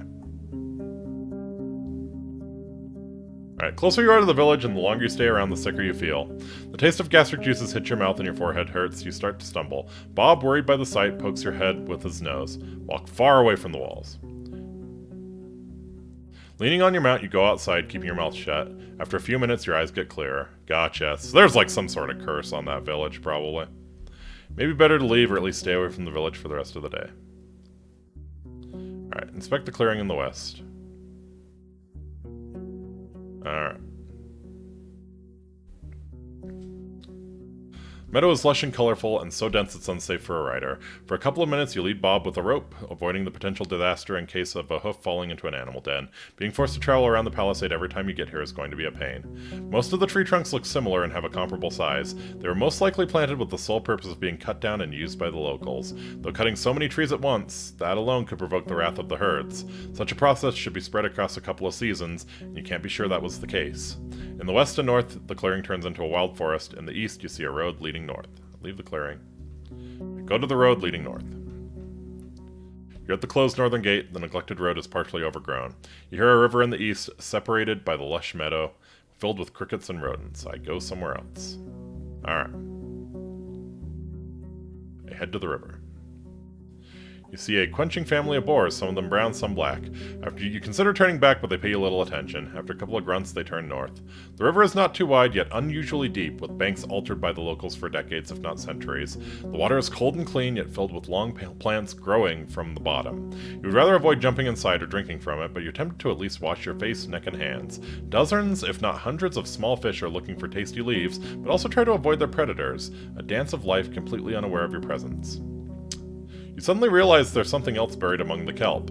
A rusty sickle sticking out of the ground, a couple of stone axes and hoes. The wooden handles and a large wagon are covered with moss, but you recognize their shapes. Why would someone drop them here? On the opposite bank, the meadow turns into a thick forest, impenetrable for a rider. Turn back. Yeah, why don't I set up a fish trap at the bank? Place the basket on the ground, then grab a bowl and start digging, looking for a few larger worms. You bait the stick and push it inside the basket, locking it between the sides, then cover the entrance with the lid. Tying it together takes you a few good moments, but will be easier later on. You attach the entire trap to a bush and put it into the stream far enough that it sinks entirely. Who knows how long it will take before something large enough swims inside? Still, it would be better not to wait for too long, otherwise the prey may die of hunger. Alright. No. Let's go ahead and move on. You enter the wetlands with their many streams, ponds, and fish. Large birds run and fly between the gray sparse trees that are covered with moss, mushrooms, and critters. For a human, it may be an unwelcoming and harsh realm, but the overwhelming swarms of insects prove that it's a realm full of life. Yeah, that's true. It's kind of funny. We don't do well in wetlands, but A lot of animals are optimized for it. The danger with teeth and claws is hidden below the water's surface. Aha. Gators? Do we get to wrestle a gator? Stay away from the banks. This plant shouldn't be alive. Not without leaves. It doesn't resemble the other trees of the wetlands. It's something else. This is the sacred tree. Okay. Get off your horse and prepare your axe. The water is filled with dirt and dead plants, and it smells like an old corpse. The roots are spreading far, breaking through the water's surface. You don't see any saurians in the grasses around the shore. You approach the table-like altar made of 3 limestone slabs. Were these rocks originally as formless as they are now, or was there a point in time, centuries ago, when they were precisely shaped and decorated by masters of artistry? No way to tell. Limestone? Man, I don't think limestone would last for centuries, honestly. If it's getting rained on, it's melting pretty damn quick. Bob is peacefully observing the dark grass and slapping flies with its tail. Whatever it is that you feel in the air, it's clear that your companion sees this place through very different eyes. Smile and scratch the bottom of its neck. Go ahead, I'll look around here for just a moment. You don't see any creatures nor humans. How about checking out the altar? There's clumped dirt in the uneven nicks, fused by years of wind and rain. The bottom surface of the table is dusty, but you don't find any spiderwebs or mold, even though it's a perfect spot for them. The tree roots cling to the altar in many spots. They're firmly attached. You struggle to move them even by an inch. The cream-colored limestone is cold and smooth. Okay. So, it's seen some use. I can't imagine what an offering would be. Walk away. Check out the water. You step cautiously. Without knowing how deep it gets, you have to consider that a saurian could be camouflaged in the mud, waiting for a victim to get near. Since you don't plan to kneel down and drink, you're hoping to dodge a potential strike. Once you get closer, you start breathing again. While the water is dirty, it's also shallow. You see the vegetation, swimming insects, and even small fish. All of them stay away from the tree roots, which look like a spider web covering the bottom of the pond. Aside from that, you don't see anything that would catch your attention. How about a closer look at the roots? Kneel in front of one that's lying on the shore. It's brown, covered with hair that resembles that on your arm. When you touch it, it's moist, soft, and warmer than you'd expect. Oh god, it's the flesh tree! What can I do with it? Caress. Either you can't do that or I can't understand you.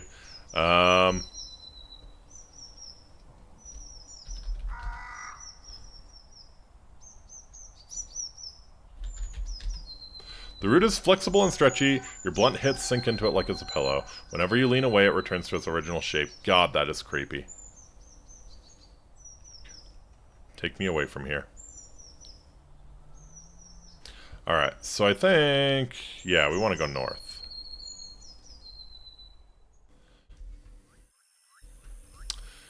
You slow down. Among the shrugs, a small pack of dragonlings is feasting on the carcass of a grey auroch. One of them, with red feathers on its arms, straightens up and gives you a curious glance. So are these like raptors? Probably. Like velociraptors? Its head tilts left and right, forward and back. It screeches at you, but doesn't move forward and returns to its meal. You wonder what would happen if you were on foot. Would they let you be satisfied with their prey, or would they run after you? But if so, for what reason? For now you have enough space to move forward, yet stay safe. The powerful jaws break the monster's bones loudly, then bite off and swallow chunks of meat. Yeah, keep your distance.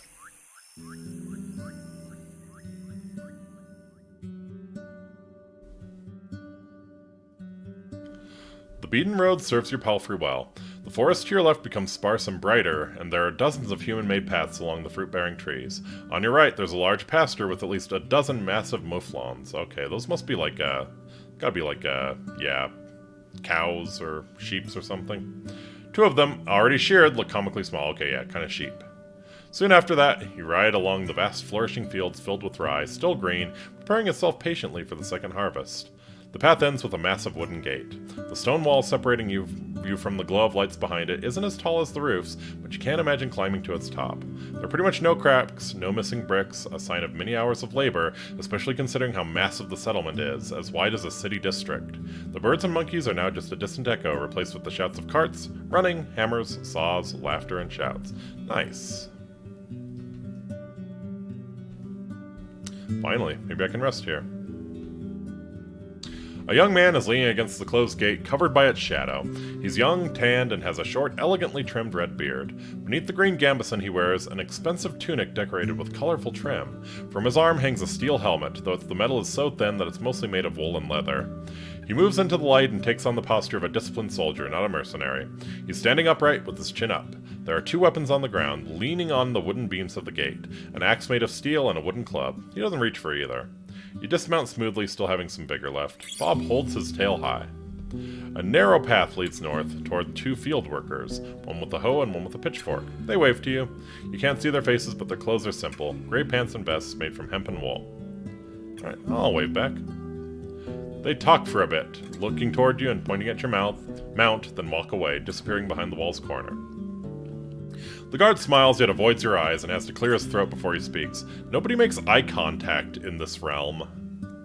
Are we in Finland? Welcome, traveler. If you're near here to make trouble, Howler's Dell welcomes you. We have the whitest flower there is. When he bows, you realize it's a well-practiced performance. If it's new garments you're looking for, you can order everything you need right here in all colors, shapes, and sizes. Capes, boots, vests, robes, or if you're yourself a master of the needle, I can assure you we have the fabric you're looking for. His act is over and he glances at your mount in a moment of silence. His eyes get wider and he observes it with a childlike fascination. Alright. This is Bob. It helps him patrol the roads. You can pet its side if you want, but no sudden movements. He follows your instructions. Even though your palfrey pays no attention to the man's careful touch, the guard grins widely. I'm Inky, your new Roadwarden. I want to see your mayor. City folk, aye? The mayor is busy, but I'll ask her. Give us a moment, and I'll let you in. He knocks at the gate, which is then pulled inwards by two other guards, a man and a woman, wearing their own gabesons, similarly green but tailor-made to match their figures. Nice. Some wealth going on here, for sure. These people are not doing bad for themselves. The nearby buildings are simple houses made of wooden beams and covered with thatch, while the storehouse is even more modest with a roof made of planks. The watchtower has a ladder made of ropes and sticks, no stairs. Just give me a moment. The guard strides away before he finishes the last word. The others close the gate behind you and observe your mount carefully. Your eyes run east to a humming creek running through the center of the village. Alright. I wait for the return of the messenger. Calming sound, aye? That's Howler's Creek. The guard, like most of the locals, is taller than you. Wide but shallow. There's nae been a flood in years. Pa told me there used to be nae bridges. Neighbors crossed it with their boots in their hands. And 'tis clean like a raindrop, and there are nae many fish. We're the cleanest village in the north, her companion chuckles brightly. When the guard returns, he's still alone. She can nae come now. A friend of mine is in labor, aye. The mayor wants to be there when the child arrives, but I was asked to show you the village. Fine. He approaches the watchtower. Tie your mount here. We'll keep the kids away. Most of the neighbors are getting ready to celebrate. Once you're done, he grabs the rope ladder. The view from up there is gorgeous. I nod and think of my knife. If it's a trap, I'll get him first. I think we'll be okay. Even though the ladder swings in all directions, the guard gets to the top quickly, like a monkey climbing up creepers. You, on the other hand, need to stop and wait for the ladder to calm itself. When you join the man on the wooden platform, you're a bit dizzy. He's leaning on the wooden parapet, observing the area with a smile. We'll look around. See, there's nae place like Howler's Den. The guard points in every direction, giving you no time to contemplate. For the next few minutes, he describes the fields and their crops, the flocks and the pastures, and the shepherds inspecting the fences, the ancient garden of trees and bushes, larger than the village itself, the sunlight dancing on the stream to its own tune. If you are to believe everything he describes, this place has access to everything in abundance. The sweetest honey, the most fragrant bread, the softest wool. And the beer, 'tis excellent. He sounds like a city merchant who's trying to sell an old house. Yeah, the guards are probably working with the Chamber of Commerce here, yeah. Gotta drum up tourism somehow. What an annoying kid. Near Hovleven, you could find 5 larger and richer settlements in less than 2 days. Don't be a city slicker. No wonder he's so proud. What wouldn't he be? They've tamed this scrap of land and live in comfort. Damn straight. An islet in the middle connects both parts of the village. According to the man, the northern gate is hardly ever opened, as it leads nowhere now. Near the eastern gate, there's the Ape Ale Inn, where you can find a bed and victuals. And there's the stall where Akakios rewards our work, unless we annoy him with pointless talk. He lets out a chuckle. On the opposite side of the creek, there's another white house. It belongs to Bion, the best clothier in the north. The priests live in the southeast near the wall, but they do not talk to strangers. You also hear about the hunter, the cooper, the fisher, the miller. The pie maker lives with his sister, the baker. The smith and her husband, the carpenter, live with their kids. Some of the larger buildings could accommodate 2, maybe even 3 generations at once. There could be more than 100 dwellers here. You consider stopping his speech, but he suddenly points at the islet again. Ah, there, see? The mayor's coming. The one wearing purple. You're free to join her, traveler. Of course she's wearing purple. Yeah, we know about the mayor that she's kind of fancy. She's a little bit of a city folk. Cares a lot about her clothes. So, maybe we can flatter her that way. A nod and climb down. You try to get down quickly, but 2 steps are enough to make you think that's a bad idea. You wait for the ladder to find its balance. You're relieved when you touch the ground again. You untie your palfrey and follow the guard. You pass a small pasturage, surrounded by a wooden fence, a few loose chickens, and a tethered boar. The fancier buildings are covered with whitewashed coating and surrounded with vegetables, herbs, and flowers. The bridges are wide enough to carry even a wagon, but for Bob, walking on the wooden beams is far from pleasant. The islet is empty, but you notice an empty stall painted with the shapes of colorful flowers. Alright, walk over the second bridge. Along the entire path, you notice more and more people observing you, smiling, or casually greeting you as they're focused on their own tasks. Finally, you reach the main square. A large tree grows in the center, surrounded by dark water, held together by a thin wall, perfect for sitting, but the smell coming from the liquid makes you think of rotten eggs. The plant reminds you of the tree you saw in the south, next to the swamp alder. Oh god, more flesh plants, please no. In the north, you see the Ape Ale Inn. Judging by the tables, stools, and benches outside of it, it's open for guests. The villagers are chatting and dining loudly, and you catch their curious glances. On the side of the dining area, the merchant is arguing with a tall, broad-shouldered worker. An old man is sitting by himself, eating a pie, with a walking stick leaning against the table. A young woman is cleaning the empty mugs in the creek, speaking with a man at least twice her age, maybe her father. Really kinda don't like that they clean the mugs in the creek, but what are you gonna do? Alright, I need a spot to tether Bob. There's a wide wooden roof right next to the gate that shelters carts, crates, and sacks. You move your mount next to a donkey to a beam placed here just for this purpose. Without a moment of hesitation, Bob starts to chew on the nearby haystack. You have some time to make sure it doesn't struggle with your bundles. You return to the inn. Alright, we'll look for the mayor and approach her. She's sitting on a chair with a 4-year-old boy on her knees. She's holding his hand gently, showing him how to eat gruel from a bowl. It's not a cheap meal, though. You spot nuts, berries, and milk, and the added honey makes it yellowish. The kid is clean and quiet, and once he notices your arrival, he crams his mouth with a spoonful of oats. Now, love, the mayor titters. Do not get distracted. She rubs the meal off his face. A few more spoons, and you'll go help Papa in the kitchen, aye? She gives you a radiant, though apologetic smile, then turns her attention back to her companion. Now let's check her out a bit more closely. Her long, full-sleeve linen dress must have been dyed once in blue and once in red to achieve its dark, fancy purple, which would draw looks even in Hovlevan. From her left shoulder hangs a green woolen cape as thin as a shawl. The brown belt on her waist has a large steel buckle that portrays a running deer with unrealistically large antlers growing in all directions like tree branches. Unlike her tribesfolk, she's pale with powdered and rouged cheeks, and her lips match her outfit, though they're a bit closer to wine red. The thick, gray strands in her long blonde hair look more like a fashion choice than a result of her aging. Her eyes are the color of her cape, keen and vigorous. She's shorter than most people around, though would still be the tallest woman in most of the northern settlements. While she's around 40, her slim ads add fragility to her appearance. Even though her posture is upright, her legs confidently crossed, and her delicate voice assertive. She makes plenty of gestures, but her shoulders hardly ever move. Alright, yeah, we need to be polite here. I'll wait for as long as it takes. After a few more minutes, the boy lets out a gentle cough, and, after a pat on the back, the mayor puts him on the ground. You did a great job, love, but now I need to speak with our guest, darling. She addresses one of the inn workers, a girl close to 15. Take him to father, will you? Her tone suddenly gets firmer, leaving no hint of a question or suggestion. Yes, Ma, she responds. Both her hair and her eyes are nothing like those of her brother, and neither of the kids resemble their mother. Aha. But she takes care of the orphans. So we have a Roadwarden again. Please sit down. She vaguely shows you the palm of her open hand, letting you pick any place you want. Alright. Oh, do we sit next to her or opposite her? I'll sit next to her. The flowing water hits silently the rocks and wooden stakes surrounding the isle, then splits into 2 stream beds. In Hovlevan, the river is surrounded by tall walls, protecting the banks from deterioration, and the water is seldom free of dirt. Here the smell is as fresh as it would be in the woods. The mayor observes your outfit carefully, maintaining a polite though cool smile. Once your eyes meet, she hardly ever looks away. I'm sure you're hungry. My husband will bring us something soon. Oh, I appreciate it. Do not mention it. Hunger makes me peevish, and the day is too nice for that. She taps her chest and looks at a flock of birds that fly above you loudly, heading south. As we're waiting, be so good as to help me understand something. Ava, if you're but a mercenary, I can nae imagine a single reason for you to choose this realm for your wardening, nae so long after Asterian's disappearance. There's nae glory or treasures to find here. Her pale fingers form a tent on her stomach, then clasp, leaving the forefingers pointing at you. You were sent here by the merchants. They want the peninsula. Oh, sharp as a tack. Damn.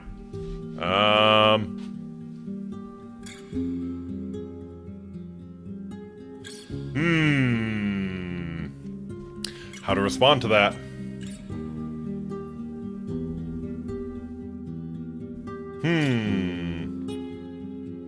I mean, we could make it clear that collaborating with the city would keep her safe. Well, she caught me. Don't hide the fact. No, don't be a sad sack.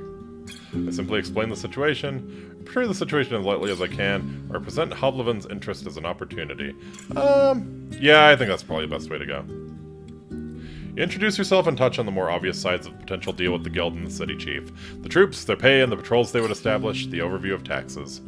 Trade routes would bring new life to this place. You try to sound warm. It's a win-win. Throughout your speech, the mayor observes you patiently, without interruptions.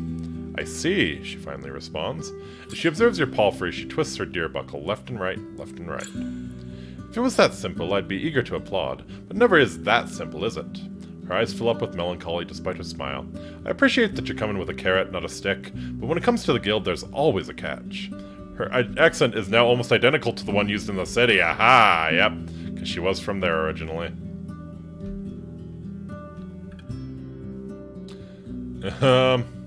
What sort of catch? I'm telling you everything I know. If you can't ask you to trust me, but I'm not hiding anything. No, you don't want to suggest this. You don't have to trust anyone blindly. The negotiations can satisfy both sides. This is true. Oh, I wouldn't dare to trust some coin-hoarding trolls. She laughs at her own joke. They would devour the walls that defend them if they could. And I know some of the dirty tricks they use. Here, listen to this one. She theatrically clears her throat, patting her chest with one hand and covering her mouth with the other, then leans forward and rests on her elbows, allowing her hands to freely make gestures. You make a deal with the settlement. Flour and wool in exchange for coin and tools. You send the first traders, and they imply that you're ready to pay more for, let's say, parchment. Months later, you want no more rye, just the parchment and wool. We can nae butcher any more mufflins, the locals say. Don't worry, you answer. He'll send you a small flock. Just turn one of your fields into a pasturage. As she pretends to speak as different characters, her voice comically shifts, and she has no issue switching between accents. I can encourage her. Yeah, smile about it. She swings her hand above the table. Another year goes by, and while there's more parchment, the village lacks some crops. The tribe needs not just tools and coins, plenty of coins, but also seeds, and the guild is not satisfied. Sending our wagons costs a lot, and there are more highwaymen now. If you want us to come again, you need more mufflins, and to sell us their cheese. And guess what? With a haunting laugh, she straightens up and spreads her arms, like someone a third her age. Turns out that the village can't say no anymore. They lack supplies, seeds, and lands. They can't refuse. Yep.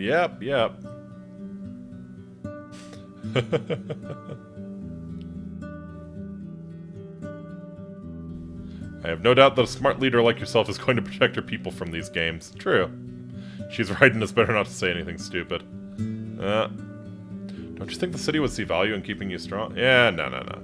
She knows what's up. We're not insulting her intelligence. Oh, how wonderful. Keep the compliments coming. No soul in the square reacts to her loud laughter. But all that doesn't mean I can counter every single city ploy on my own. That's the good thing about living here, with these kind of people all around us. She nods toward two little girls that are carrying a basket filled with vegetables between them. If some of us struggle, we all have to deal with the consequences. We all struggle, but we all benefit. But Hovleven? If they see profit in chopping off our arms, they'll sell them to the first bidder. She gives you a sad glance, but cheers up after a sigh. Let's finish the introductions. I'm Thais, one of the keepers of the 8 Bale Inn and the mayor of Howler's Dell. I assume it would be convenient for you to take my answer back to Hovleven. She wonders for a moment. So, when could we expect the first caravan? After winter? After winter? Well, depends on what you can sell and what you want in return. While the conversation goes on, the food gets served. The refreshing aroma of roasted mutton covered with a thick sauce made of mint, parsley, and honey tempts you to bite in right away. Damn, that sounds good. The juices are sinking into the round trencher, a plate made of simple brown bread. Ooh, man, this is making me hungry. There's also a small bowl filled with chopped red radishes and a sliced boiled egg, and a mug filled with cold buttermilk. It's all brought by a few young people, all of them referring to the mayor as their mother, and in the end, the innkeeper shows up to wish you a good meal. He's wearing a clean orange tunic and a not-so-clean apron made of hemp. He politely introduces himself as Eric's, and, after confirming you won't get sick from what he prepared, he leaves you and his wife to your conversation. Thais tears the meat into smaller pieces, then eats slowly, often expressing her enjoyment with the hum. Alright. Meanwhile, we get to the important stuff. Sounds like the nearby ground is fertile. The village would gladly pay its taxes in grain and vegetables, with the expectation that a squad of soldiers would provide additional protection. Our youth is strong, she claims proudly, so we don't need your guards on our walls, but a lone road warden won't keep the roads passable. We need fighters willing to patrol the paths, maybe even the heart of the woods. That's what we'd expect in return. You're not an expert when it comes to linen, cheese, and wool, so the mayor spends a good couple of minutes describing the outstanding quality of what the village has to offer, I'm sure. Especially the clothes, which are meant to be as unique as those made by Master Crispus. You vaguely recognize the name of this tailor shoemaker, but you've never earned enough to pay him for as much as a single sleeve.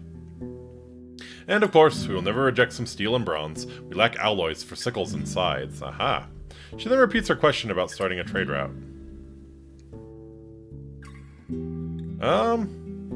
Truth be told, the guild's not sure what the peninsula has to offer. It's going to take more than your village to convince them. Understandable, but we won't find much in the other tribes. They have barely enough to survive, even after they trade for our crops, for we have the only decent soil in this realm. At least the people of Gale Rocks have salt and barrels of fish, while Creek sells meat and wood. Actually, if you haven't been in Creeks yet, the farthest village in the northeast, you could give them a chance, she nods with a smile. They could use your help with keeping the road safe. White marshes, on the other hand, as well as old Pagos, are close to worthless. For a trade route, that is. She clears her throat.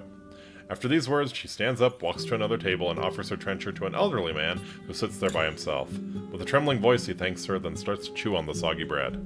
She sits down, wipes her hand into a clean cloth, adjusts the folds of her cape, and once again crosses her leg. So tell me, Inky, how's Hovlevan? I haven't gathered much news since the invasion.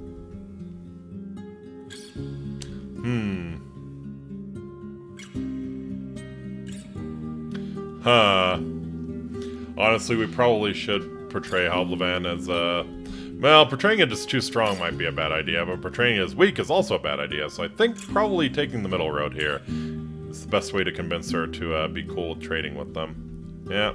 The new generation's ready to start their own fights, sometimes better, sometimes worse, sure. And I was afraid it was lost to hunger. Her chuckle is trimmed with scorn. Good to know I was wrong. When the invasion started, some merchants were cheering in their houses, happy they would sell out all the blades and food they had stored. Can you believe it? This panic will make us rich, she imitates the voice of a pompous man. That's when we southerners reached the village, as they found almost nothing to eat. Staying in a remote peninsula can truly be a blessing. Uh-huh. She pauses, hesitant to go on, then shakes her head slightly. Well, we can't change the past. How can I help you, Inky? Alright, oh, yeah. So, yeah, we'll start looking for Astarion. She stares at you in the eyes, then turns towards Bob. Is your palfrey a mare? We have 2 jacks. Could use some mules. A stallion, so it won't give you anything stronger than a hinny. So I've heard. Her eyes wander over the square. That the small donkey bellies bring weak offspring to horses. Her pale fingers reach for her own stomach. When her eyes return to you, they regain their sharpness. I'd rather avoid long talks about that man. Let him remain as part of the past spring. Since you're asking about him, I can only assume he was indeed sharing his goal with yours. Yeah, I won't deny that. Yet you're already different from him. I like it when travelers don't try to sell me bluegrass. Seeing her frown, she waves it off. It's just a saying. His words were stronger than his deeds, and he's no longer welcome here. What did he do? If you have to know, he failed, and won't get a second chance. He was meant to escort Agidia, a daughter of mine, to her betrothed in Gale Rocks. She was a great archeress, and the road from here to the coast is not that dangerous. When they saw goblins on the road, Astarion ordered her to push through, right into their trap. She touches her deer-shaped buckle. They got jumped like a bunch of wealthy pilgrims. A Roadwarden worth their gruel should know better. He can fight with a blade, but my girl, she never had a chance. She sighs and looks at the gate. He disappeared soon after his pitiful attempt at apologizing to me, and we closed our doors behind him, for good. I'll let you know if he ever tries to return. Uh-huh. Did you ever find your daughter? For a few breaths, her green eyes seek something in your face. Her words are careful yet hesitant. She's with the Fogs now. The goblins were after food, so they carried her shell away. One day she's going to charge at our walls, awoken and empty. Even though she was a bit mawkish, her heart was strong and patient. She listened to people, was ready to help them and to cry with them. I could tell you stories, but what for? Let the dead rest. Any ideas where I can look for him? She dusts her cape with an annoyed shrug. Try asking for him in the north. He spent most of his time between white marshes, gale rocks, and creeks. Here he wasn't that eager to share his plans. Why'd you let him leave? He didn't do anything, well, forbidden by our laws. He was simply stupid and cannot be trusted. But this isn't Hovleven. We have no rich folk to dread. We treat each other fairly. Lost in her thoughts, she rubs the neckline of her dress. One good thing I can say about him is that he didn't try to justify his decision or to avoid the consequences, but I'd rather have him prove first he can do what's asked of him. Yeah. Thanks for the help. I wonder, back in Hovleven, did you spend any time in Backwood Corner? It used to be this dark, dirty alley with muggers working even in daylight. I stayed there with Octavia, the miller, in exchange for doing chores for her. She had this small wooden hut. Uh-huh. Uh-huh. Yeah, gentrification. You wouldn't recognize it. It's now a respectable street with one of the fanciest inns in the city, the Apple and the Boar. You describe how a family of Southerners started a large shipyard right next to the alley, working on exotic boats in unusual shapes. Needing hands to work, they offered food and coins to many local thugs, and with time, more light and stalls showed up in the alley. As you describe the new inn, Thais burst into cheerful laughter. So it's the same family that ran the Boarhead Inn? And to think that I dared to doubt the old lady's endurance. People like her, brave enough to bear the toil of their world, are going to bring salvation to all of us. Uh-huh. Alright. I was in the ruined village. Yeah, let's ask about the ruined village. Her tense gaze shifts into an awkward click of her tongue as she leans away from you. I don't even want to think about their tragic fate. No one can negotiate with the wrath of the herds. A long pause. I better not find you upsetting my neighbors with these sad questions. It was a challenging time for all of us, a wound we won't forget. Uh-huh. Alright, we will. Tell me about the weird frickin' tree. She straightens up and raises her chin. You mean Beholder, the guardian spirit of our wetlands. Oh god. First day and we run into a Beholder. Every fall we bring it our gifts, and in return it provides us with its blessed fruit, the flesh of the forest. She stares into your eyes. It's older than the oldest books and the oldest thoughts. The druids help us honor its sleep and show us how to ask for its help. Neither of these rituals, she scoffs, would be of use for you. Uh-huh. Alright, let's talk about Glaucia's band. You mentioned the raids on the northern villages, her eyes narrow. Are you sure?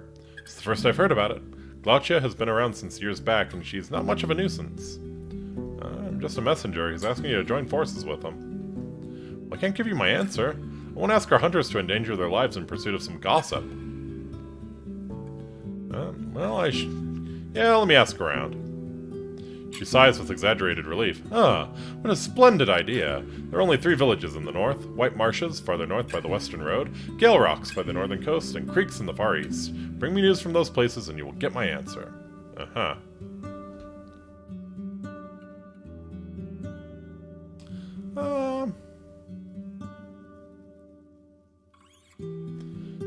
You know, you're asking a lot, but I can do that. Tell me, how do people dress in the city these days? Is it similar to what we have here? Before the war, the merchants were wearing those really long dresses and robes, way too long for my taste. They got mud stains after every rain, and I see no reason to keep shoes completely hidden. Aha. For years there was not enough hemp and wool at hand, so people have started to wear furs again. Oh. That sounds about right. People wear tunics like in the old days. Many folks wear headgear. Yeah, I can see regressing to tunics. At least we can hope that if the visitors arrive, we won't stand out much. She laughs, but also adjusts her dress, drawing your attention to its superb quality. And who knows, maybe our little village here is going to help those unfortunate clothiers. I'm sure we could spare a couple sheets of fabric. Uh-huh. Alright. So tell me about Howlersdale. It is what it seems like, the greatest village in the far north. She raises her hand and makes an inviting gesture. Though I hope to still improve this and that, she winks at you, but is suddenly interrupted by the pained cry of a little boy who hurt his knee during a fall. As an amused elder tries to calm him down, the mayor shrugs it off and titters, then meets your eyes again. Life's good here. We have what we need, and a lot of what we want, building on top of more than 12 generations of hard work and bravery.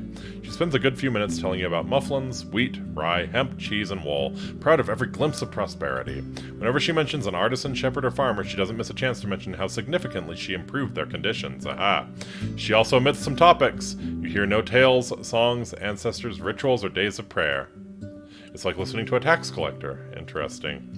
Only at the very end of her speech does she mention the wisdom of the elders, now kept in the teachings of the druids, who help her guide those who trust her. They heal our wounds and our gardens, she explains, but then changes the topics to all the fruit trees, hares, and nuts in the woods. Yeah, that sounds interesting what she cares about. We talk and talk, but I still don't know where you're from, Inky. What's your story? Have you lived in Hovlevin your entire life? Yeah, only for a bit. I'm a village boy, I could see that. To see the city for the first time, after being surrounded by a couple of small houses and fields. It's a strange feeling, isn't it? She puts her hand on the table. Even after my second winter there, I felt like a stranger. But those who know how to live in the countryside, close to the wilderness, we will always find a new home for ourselves, don't you think? She gives you an encouraging smile. Right. So what would it take for you to consider joining Hovlevin? I can consider it right now. While she laughs, her eyes remain keen. But if you want me to give you some answers, let's see. She looks up and to the right, theatrically raising her hand to her chin. Some gestures of goodwill would be a great start. Since you're the guild's messenger, I need to know you can be relied on. Gives you a wide, white grin. That's only the first step, I assume. Of course. Do you even have the power to handle tax negotiations? She scoffs loudly at your head shake. Do enough for my village and I'll hand you a beautiful signed letter. A list of all the things my neighbors are looking for, as well as what they can give in return. Your superiors are going to see more than enough to prepare their offer. She rubs her hand. I think that's fair. Yeah, sounds fair to me. It is a little bit vague, though. But no, I think it's better not to, I think it's better not to push her too much. Perfect. One more thing, though. She puts her elbows on the table, leaning closer to you. If you go behind my back, I'm not going to wait for a dagger. I'll end you first. She rests her chin against her open palms, giving you a disarmingly warm smile. I'm sure you already know that we have a new Roadwarden. Maybe ask around to see if anyone needs your help. The more my neighbors trust you and need you, the more willing they'll be able to offer you better pay. Oh, sure, people already know that we have a new Roadwarden. Gotcha. Well, let's start here. What can I do for you? Aw, so kind of you to ask. But before I ask you to run, let's see how you can walk, shall we? Her eyes wander left and right, and she gestures for a nearby guard to move away. He nods, then gestures at a few other souls to follow him. While a few of the locals cast curious looks at you, they turn away as quickly as you notice them. The mayor's shiny green eyes are still locked on you, and her voice is close to a whisper. Since Asterian's disappearance, there's little trade on the roads, and not much news reaches us. Be so kind, her flirtatious tone distracts you with how obviously fake it is, and help me learn some interesting tales about our neighbors. Aha, you mean the ones that weren't meant to reach you. See, I knew deep down that you're a true sage. She titters and straightens up, adjusting her cape without haste. Do you have something to share? Sure. Feel like it's not great to tell them that the squad's weak, but, yeah, alright. The squad that made camp at the Southern Crossroads is now nothing more than 2 people. They plan to return to Hovlevin before fall. Yeah, since they cleared that camp of brigands, they went so quiet I almost forgot about them. She rubs her chin with her thumb. I'm surprised they managed to stay alive till this day. Sending such an inexperienced group here shows that the officials misjudged this land. Yeah, that's all I've got. I keep thinking, surely city folk don't just eat wild game, salt, fish, and groats. What animals do people breed in nearby villages?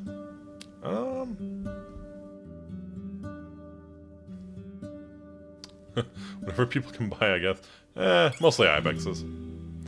So just like in the old days. I even saw some of them in the city. They were annoyingly good at climbing onto roofs and walls, but more importantly, she adjusts her dress and smiles, it means that our mouflon cheese and wool are going to be quite a commodity. Very true. Alright. So do you need my assistance?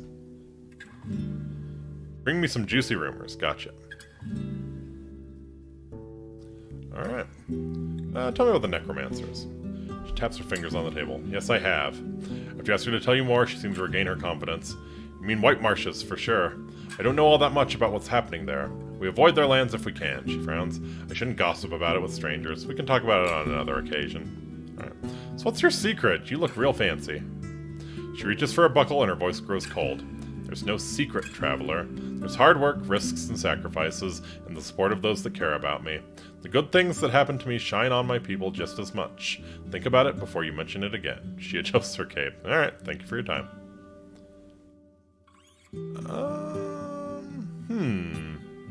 Okay, so we got a little bit of time before dusk. I can see what the trader wants.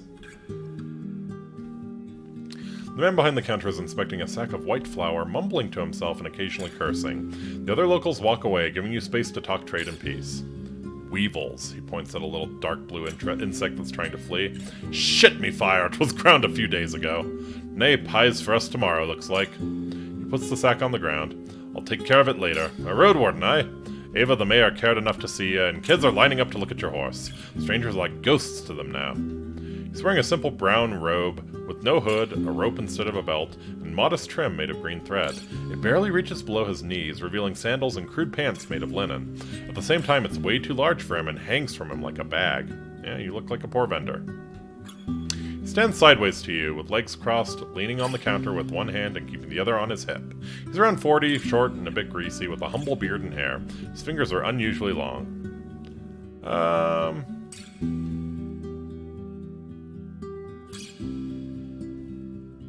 Trade, not talk. He seems like he might open up to a joke. You a barrel collector, or do you sell them? He observes you in silence, then pretends to yawn. Brilliant. As far as I care, you can leave your pouch and bugger off. I help my neighbors sell what they have in abundance, or divide things among our workers, builders, and travelers. If you want something, let's get to it. Name's Akakios. Alright. I think you can tell me about Asterion? That Ava thought he was here. That Ava thought he was here more than once. He did nae leave much behind. Smelly hoarder. He looks around and spits on the ground. At least he bought a blade from me. You remember what blade it was? Sure, 'twas a special one. A sickle sword, with its tip wider than 'twas at the grip, long as from fingertips to shoulder, nae a sword, nae a knife. Aha! A sickle sword, it's like a khopesh almost. Single-edged, brought his own steel to melt for it. What's it good for? Fencing. It's good for disarming people. More for cutting bushes, creepers, roots. It will nae fell a tree, but 'tis a fine tool. He nods to a passerby, but his smile disappears as quickly as it is shown up. Pathfinders use it. My pa used to have one as well. He chopped nuts with it. Nuts and mufflins. So we took it to the wilderness. He shrugs. Pretty much anywhere. There are hills from here to the coast, and bogs in the north, and the heart of the woods. Can I help you with it? Alright. Do you need any help? I could use a job. Know what? There's something urgent. I need a medicament for my daughter. Now that she's hurt or anything, he raises his open palms as if to show he's not holding a knife. She's a teen, wants to start hunting in the woods. I cannot teach her much, but I'd sleep better with her having a healing potion. You have, almost 9 days. Bring me the potion before the last dusk, and I'll pay you 5 dragon's rings. Aha. And where could I find such a potion? I can think of 2 places. The safer bet is beyond Old Pagos, in the mountain of the crazy monks. Crazy and boring, more boring than a mufflin, but they often brew with Numa. You can also head south, east of the crossroads behind Pelt to the north. I've nae been there myself, but you'll find a dolmen there, as old as the city, in this. He reaches for his clinking pouch and pulls out a massive iron key. It is meant to open some secret passage there. Ah! How do you know about that secret? From a merchant. She's from south of Hag Hills. I was meant to pass the key to our friend, but he never showed up. Aha. You've just been keeping this key at your side ever since? I kept it with my trinkets and coins, that's all. We were planning to go there for years, but it's one of the things that you talk about, and they'd do it. His brief laughter turns into a cough. So your daughter didn't want to take the stall after you? Nay, but that's fine. She hates me. Just better for her to take after her mother. Aha. Your daughter hates you. His low voice sounds like grunting. Since you have to know, my laws make me admit I was a wife-beater, and by my own deeds I've lost my family. My daughter has a new father now, and I'm ne'er allowed to marry again. As he starts to speak faster, he also wags his finger at you. But never touch my girl. Keeping her safe is the right thing to do, even if it does not make things right. Alright, I'll look for it. Good, he smiles. Anything else? What you got? It's hard to say, what do travelers need? He clears his throat and turns away to have a look at his store. While some of the crates and barrels are empty, they carry an assortment of odds and ends. Tools made of wood and stone, pots, mugs, seeds, vegetables, fabric. Okay. Takes him a few minutes to look through the wares. Puts 3 packages on the countertop, and as he unwraps the first one, you recognize what it is by the shape alone. Tell me this is nae beauty. He chuckles and lets you hold the shiny battle axe. The haft is long, but the head is light. I know what you're thinking. Your eyes say everything. He praises the weapon loudly, but you barely listen to him. You see your reflection in the unused blade as sharp as they get. You're not a smith, but you see not a spot of rust. When you take a swing, it hardly takes any effort. The leather straps holding the pieces together are just a decoration, and the handle is as smooth as glass and perfectly fits your hand. The man chuckles. You like it, aye? I doubt you can afford it, but dinna worry. That's not all I have. Alright, take a look. His long fingers tap against the parchment windows of a lantern. His frame is cheap, made of oak. 'Tis glued, and 'tis quiet, he says while shaking it in the air. Not as fancy as the iron ones with oil, but you can carry it in caves without luring all the corpse-eaters and goblins. Perfect for a traveler. Just take a look. Inside the lantern, you find a place for a candle. Not a great match for people living in wooden houses. Hide and glue are no easy to make, but I will not ask for more than 4 rings. Aha! Last sack is as wide as a saddle and 3 hands tall. Contains a whole bunch of undyed linen sheets. We usually keep them for traders, but could use a few dragon rings. And who knows if there's ever going to be a next caravan. Gives you a long look. Interested? What do you want for it? Wooden lantern, a new battle axe. If I'm gonna go after that, healing potion in the dolmen, probably need a lantern. Honestly, the lantern seems, yeah. Alright, nothing for now. Let's see what Eric's wants. Even though the counter stands outdoors, it's not rotten or dirty, and you guess that like the other furniture, it's brought inside every night. Eric's approaches you with a smile and leans on its surfaces with his fists. He's portly and even taller than his neighbors. He's got freckles, short gray hair, and an elegant beard. His long, woolen orange tunic has a decorative cut right under the neck and loose braids at the edges.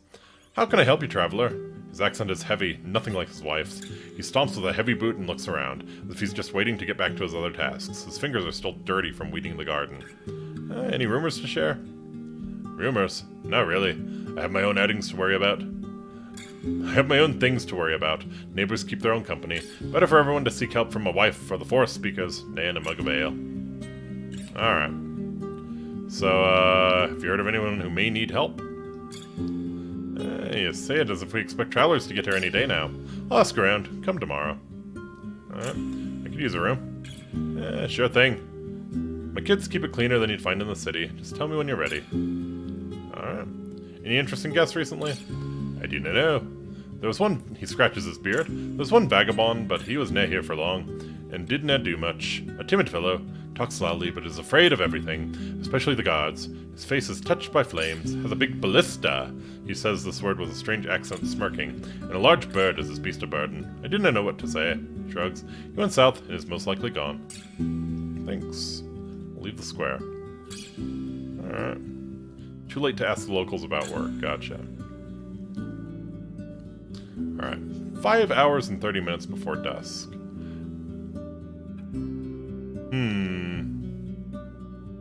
If I push it, I could probably get back to the inn. Nah, we'll probably stay here overnight.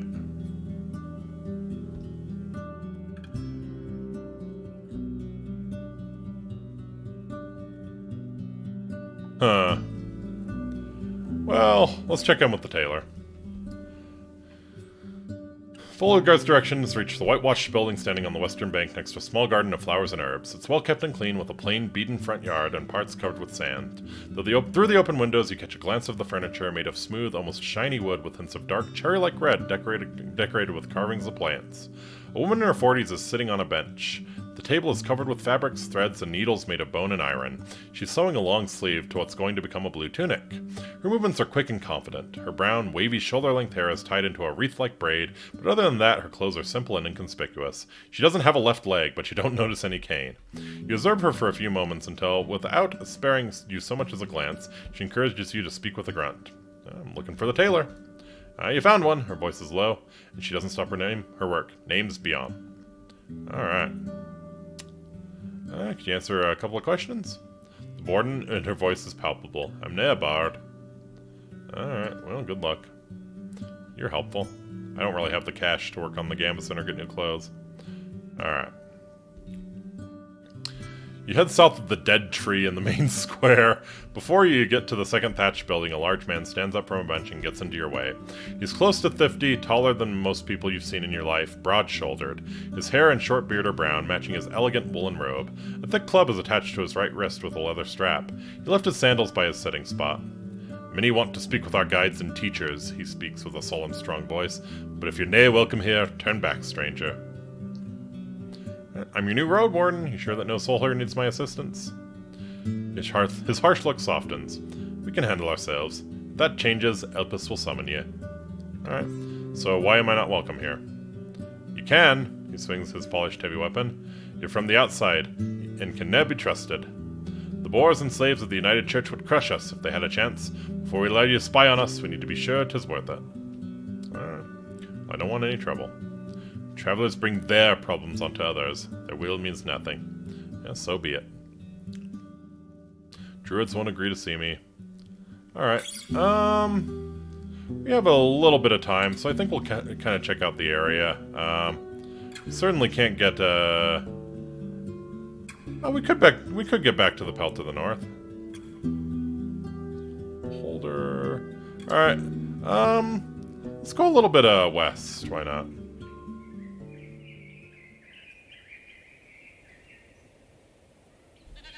The path gets greener and meanders between treacherous precipices. You ride slowly, passing by birds and ibexes, but in the distance you spot circling harpies, and below you a roaming mountain cat pursuing a mufflon. You take a sip from your water skin. The air here is a bit dry. Let's hope that the echo of hoofs won't reach any larger beasts.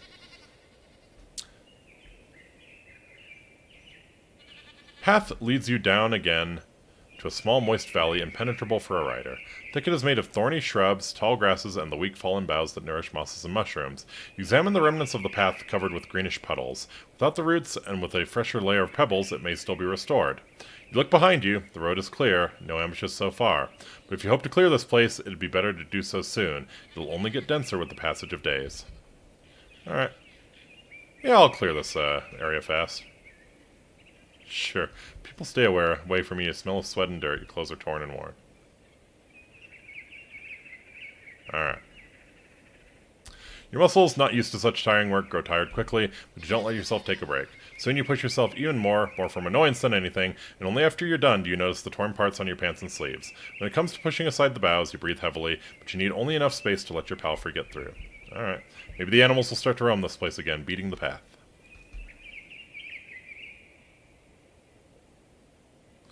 You reach a convenient mountain pass with crags smoothed out by centuries of rain and wind.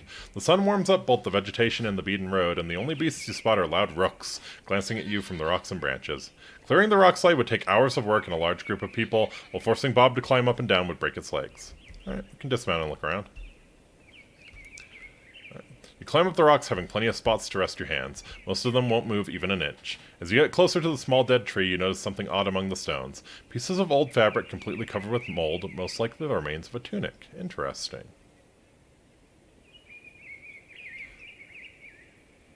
Alright.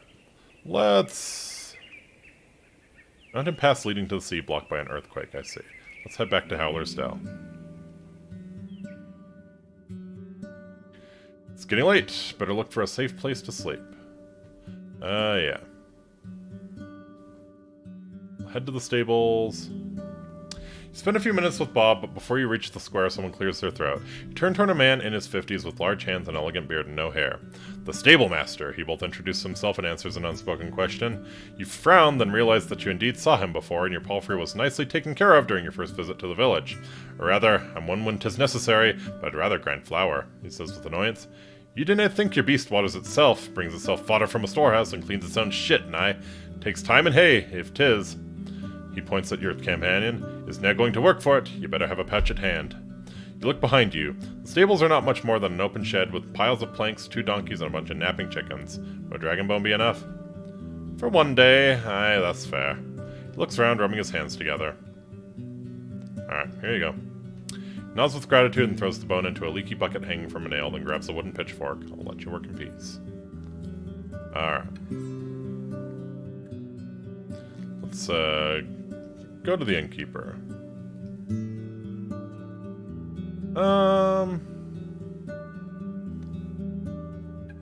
Nope, nothing more from Thais. Quick save here.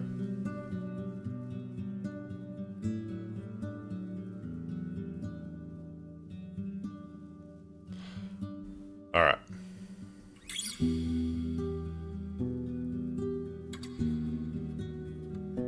Ooh.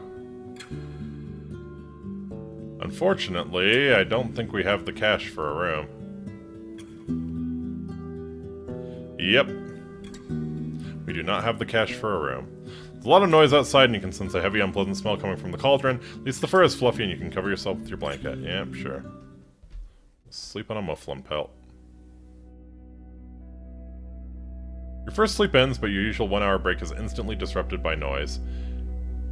You stand up, walk to the window, and see the reason for the commotion. A group of workers is just outside the inn, drinking and laughing. Eric's the innkeeper is also among them. You could join them, but if you do so, you won't get a good sleep tonight, and after such a long day, you may end up exhausted. Uh-huh. It's an opportunity to show I'm not an outsider. Yeah. You lose track of time, surrounded by the smells of old ale and cold roast lamb. The excuse for having this celebration is the recent birth, the very same that was occurring when you arrived at the village. The young mother is exhausted and the first one to leave, but more than 10 people stay, poking at her partner with kind-hearted jokes. Use the next week the best you can, says one of them. Nice sleep for you after that. You may be a stranger, but your presence is welcome with joy. Small talk is just as engaging as you expect from people who have already slept for 3 to 4 hours today, but there's something pleasant about them sharing their parenthood stories and plans for the future. The humming of Howler's Creek and the lights in the dark make you feel as if you belong here. That's a delightful illusion, especially in a group of strangers. At one point, you're asked about your own journeys, though you prefer to keep most of them to yourself. One of the hunters encouraged you strongly to travel to creeks. They're a fun bunch, you see. They love to meet new people, but be ready to wake up with a spinning head. Yeah, I'm one of the first people to get back to bed. Alright. So yeah, I have no cash. A winged hourglass. Steel pendant hanging from a leather slab, common to wear such jewelry to demonstrate one's allegiance to the right. Gotcha. Berry picking hook. Might be useful.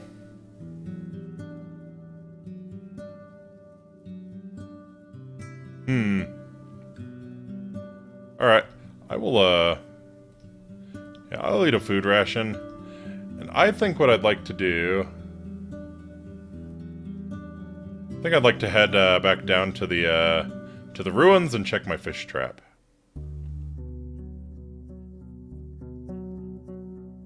Let's see if the fish trap had any luck. You are broke, you have no money, indeed. Wish I could make an impression, but, too broke. Fortunately, it's still empty. Let's wash.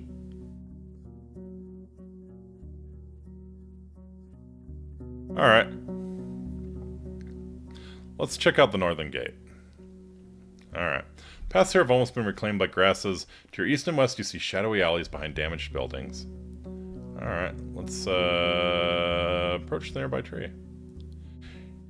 You don't find anything worth picking. The half-dead quinces have maggots crawling under their skins. You wonder which part of this meal is more tempting for the dark-winged birds sitting among the branches, the flesh of the fruits or of the worms. Quinces are rarely eaten without having a chance to bled. You can safely guess that they were meant to be dried, or to add taste to cookies or hard drinks. After just a few moments, you realize that the bottom part of the tree, just above the ground, is partially charred. Someone must have opposed a torch here, but the wet wood didn't burst into flames. Alright. I feel like looking in the well is a one-way ticket to Pukesville, but let's look in the well. Filled up with soil, you see nothing interesting about the area around it. Alright.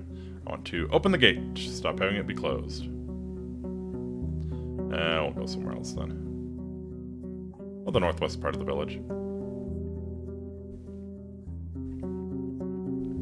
The colorful grass covers the entire fenced pasture. The large stone placed in the middle suggests it may be a playground for ibexes, or maybe it's just an old garden. You see a couple of small sheds, a latrine, and a single building to the south, completely burnt down. All of these places were cleaned out by scavengers. Bob doesn't want to approach the large ruins in the north. The terrible stench of feces and rotting food scares you off as well. The paths are covered with goblin footprints.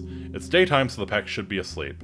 If the beasts were active, they would try to scare you off or to hunt down your mount. This is their territory, and once they wake up, you will face a furious enemy. Let's go somewhere else quietly. Alright, how about the northeast? The debris was partially moved outside of the destroyed houses, but you find nothing of value.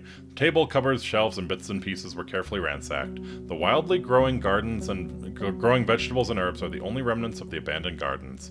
You spot fresh human footprints at the entrance to the latrine, most of which lead to and from the center of the village. That's probably the person who was coming out or the sound that was coming towards us in the middle of the square. You notice a set of simple tools leaned against a pile of rubble. A wooden spade and a shovel, a pointed stick, a hoe with a bone head, a stone axe. All of them are too old and too awkward to bother with transporting them around, but you'll know where to find them if you need them in the future. Good to know. I can probably... Yeah. Yep, okay, we are 6. We need to get out. Maybe better to leave or at least stay away from the village for the rest of the day. Yep.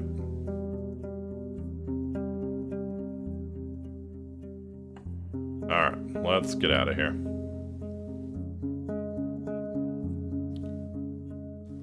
So, obviously they want me to move on and check out the other villages, but I'm kind of intrigued by this potion thing.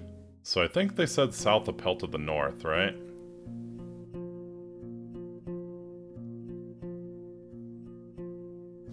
Let's see, let me check my journal.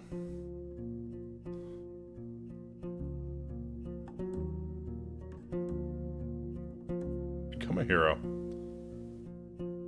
Find the Roadwarden.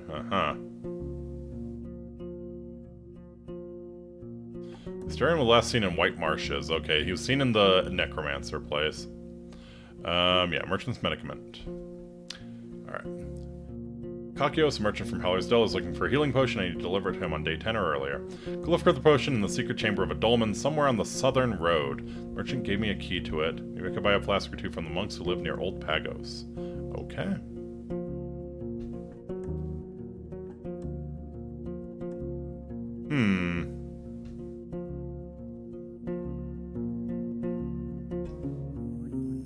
Alright, I think I go south, yeah. Water gets gradually less money. The cleaner it gets, the more animals you see. Family of deer blocks the road, resting and enjoying the cold water, which would be deadly for a human stomach. You consider riding around them through the sparse meadow, but your presence also causes them disquiet. Without much haste, they regroup and run east into the leafy forest. Let's travel forward.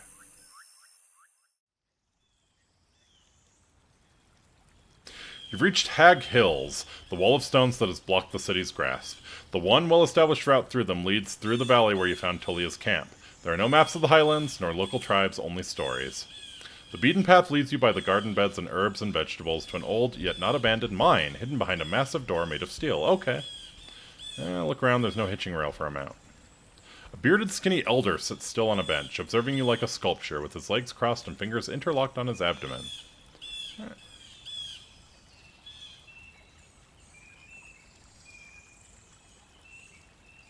Alright. Yeah, we can be friendly.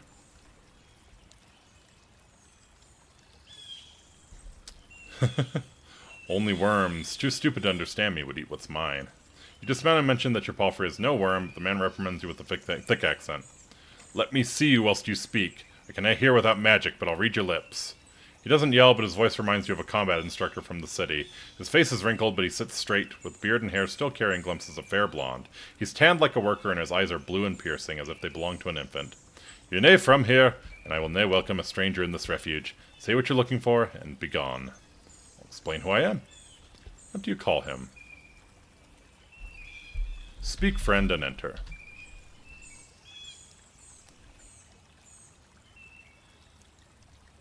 He stares off across the garden beds, forcing you to wait in silence. The elder is tall, with long hair and a beard that was let loose a long time ago. His sandals are covered in dust, and you spot dirt on his clothes and skin. The woolen tunic and linen were made with care, decorated with colorful threads at the collar and sleeves.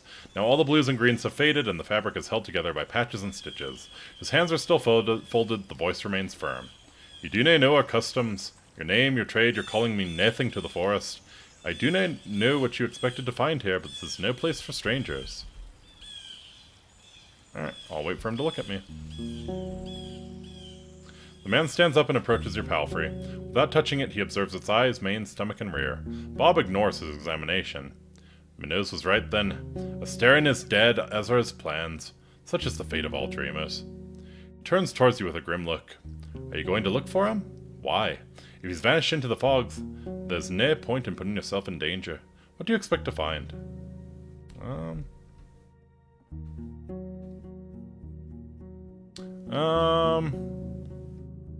need to know what kind of danger he encountered, honestly. He's observing you carefully. Do you plan to get rid of this danger, or maybe learn from Asterian's mistakes? Are you still thinking about leaving this land for good? He starts to chuckle. Only the right questions will bring you the answers. With lively steps, he heads toward the spring. He washes his hands, once again forcing you to wait. Old people need time to gather their thoughts, or he tries to dictate the pace of conversation and put me in my place. Whatever. You have to tolerate old people, I guess. His voice is cold and confident, so what do you need? You know how I should have addressed you? I don't know how I should have addressed you. Alright.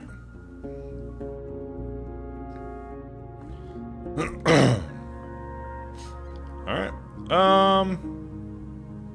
Have you met Asterian? He wanders among the garden beds, from time to time touching the leaves at hand. He was here more than once. He was no one to stand aside and let events play out by themselves. The villagers from the north are sometimes in need of my assistance, and Asterian was serving them as a messenger. He bends down and tears away a small, flowerless plant. He wanted to settle down among these roads, maybe to live freely. He had great plans and wanted to make this realm flourish, to rebuild the ruins, get rid of the brigands, and clear the trade route. I told him that the forest needs no more people, and that this realm is too wild to feed and clothe everyone. His greed and dreams have eaten him, and now he is no more. He pauses, and you can hear his heavy breathing, as if he's getting tired. He straightens up. And that's that, traveler. If you want to look for his shell, travel north, far north. People there should know where he is. Yeah, I'll do that. He's observing your lips. You had any trouble with bandits? He strokes his beard, but then grasps it nervously. There are Stulls who steal from White Marshes, a village in the north. They would not dare show up here, but those brigands are brutes, simpletons. Ever their leader, Glaucia, listens only to force, and will humiliate for the enjoyment of her band. She will never be afraid of some lost Roadwarden. He lets go of his beard and lowers his head. She's drifted so far away from her old self. A kind, bright girl from Gale Rocks, loved by her parents. But now, do not cross her, or she'll find you. Interesting. Okay, so we know Glaucia came from Gale Rocks. She actually came from a decent upbringing, so maybe we can get some more information on her there. Alright. You got any jobs? He looks at the garden beds. We have everything we need.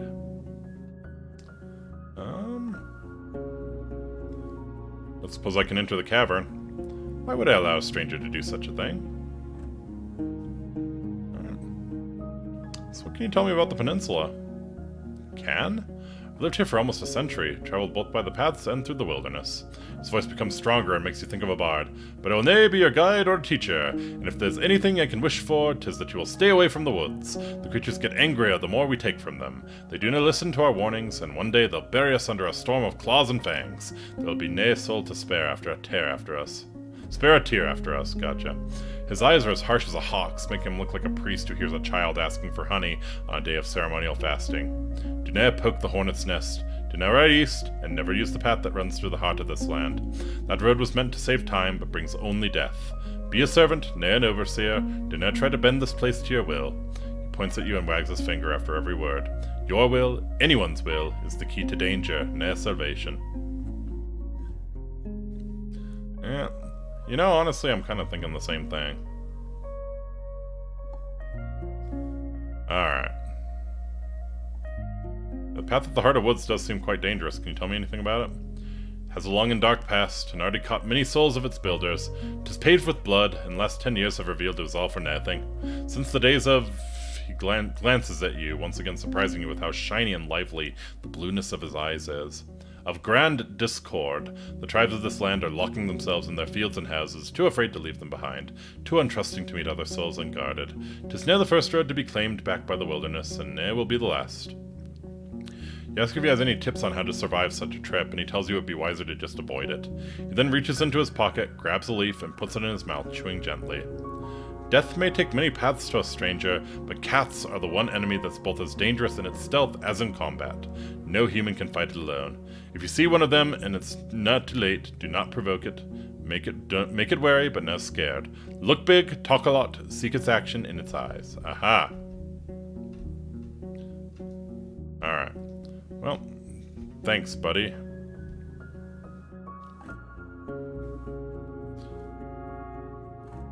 So I wanted to check my...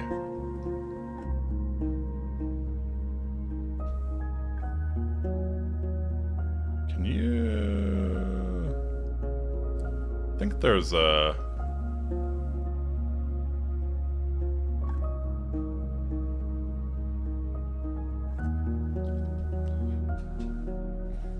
Could look for the potion in the secret chamber of a dolmen somewhere on the southern road. Uh-huh.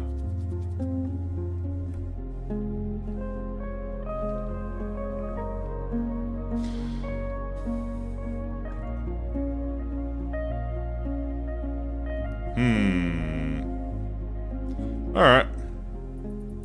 I think I need to go east and then south. Curvy road east is overgrown. Bob trots when it has a chance, but more often it walks, forced to jump over larger branches blocking the path. Nearby lake is surrounded by thirsty wildlife. I observe the dark forest, ready to react if something jumps at me.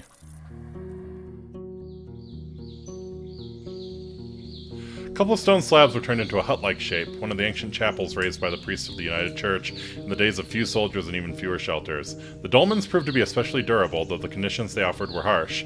The entrance is barely wide enough to let you walk inside. It was meant to keep larger beasts away, including your palfrey. You can't spend the night here. You dismount and look around. Approach the hourglass carved into the stone. Alright. It's the most common religious sign of the city folk, adapted by the United Church, Orders of Truth, and the majority of fellowships. It is used in temples and during funeral rites, but also to decorate codices or jewelry. The winged hourglasses portray the ephemerality of life and the rigidity of time. When possible, they're made of steel, signifying the strength of humankind's determination and innovation. Alright, as a member of an Order of Truth, I should bow before the hourglass to honor the brave builders of the past.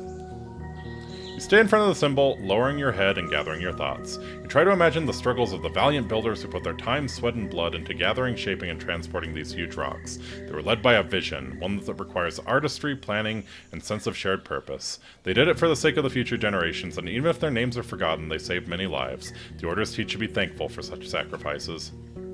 In your silent prayer, nature seems both distant and complementary. It doesn't shape itself around your thoughts, but you feel like nothing is going to hurt you, not while you're here.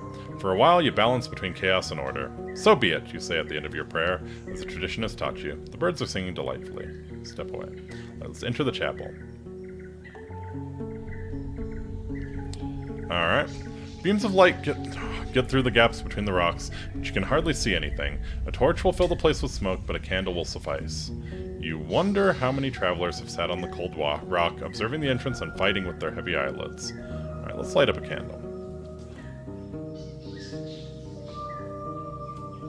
Alright. Unpack the tinderbox from your saddles, then place the flint and linen and charcloth on the narrow slab sticking out of the right of the entrance. Decades ago, before the southern invasion, people used fire strikers made of thick steel, but all you have left is a cube-like piece of harsh pyrite. It's not the best, but enough to make a couple of sparks. Sadly, the weak light is hardly enough to let you examine the chamber. Alright, prepare the lantern. Strong light lets you take a quick look inside. Even though a part of the ground is covered with a single massive slab, there are sections free of any flooring. You see soil, small rocks, sand. In one spot, you find the remains of charred wood. You also notice sticky soot on the walls. Parts of it cover black marks and pictures, possibly letters. Is this the dolmen I need to be in? Let's look around. What are you looking and paying attention to? Keyhole.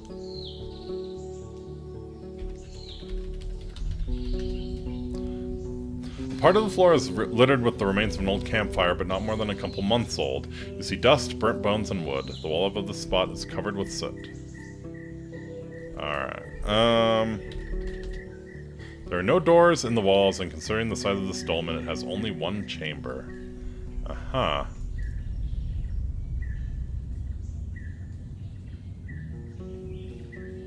Look for the potion in the secret chamber of a dolmen somewhere on the other road. I guess I could... Oh, okay.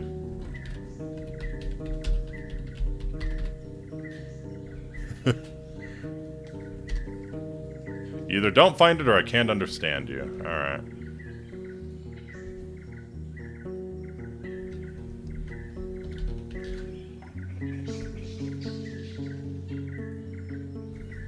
You see soil, small rocks, and one fine spot. Aha. So small sand. One spot you can see the... walls. They're all around you.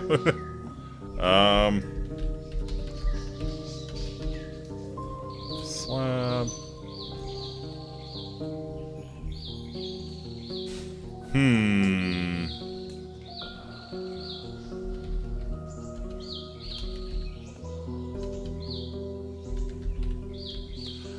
Let's just do floor. Section's free from any flooring. You see soil.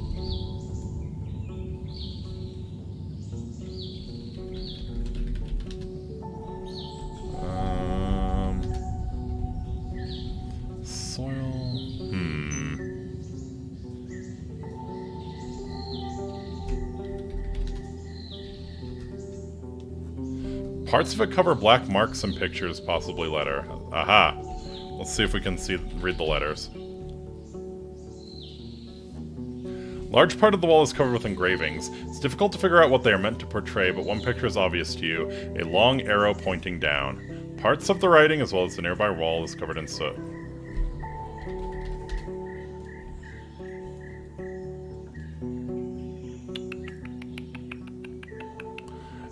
Long arrow pointing down. Okay, so probably need to...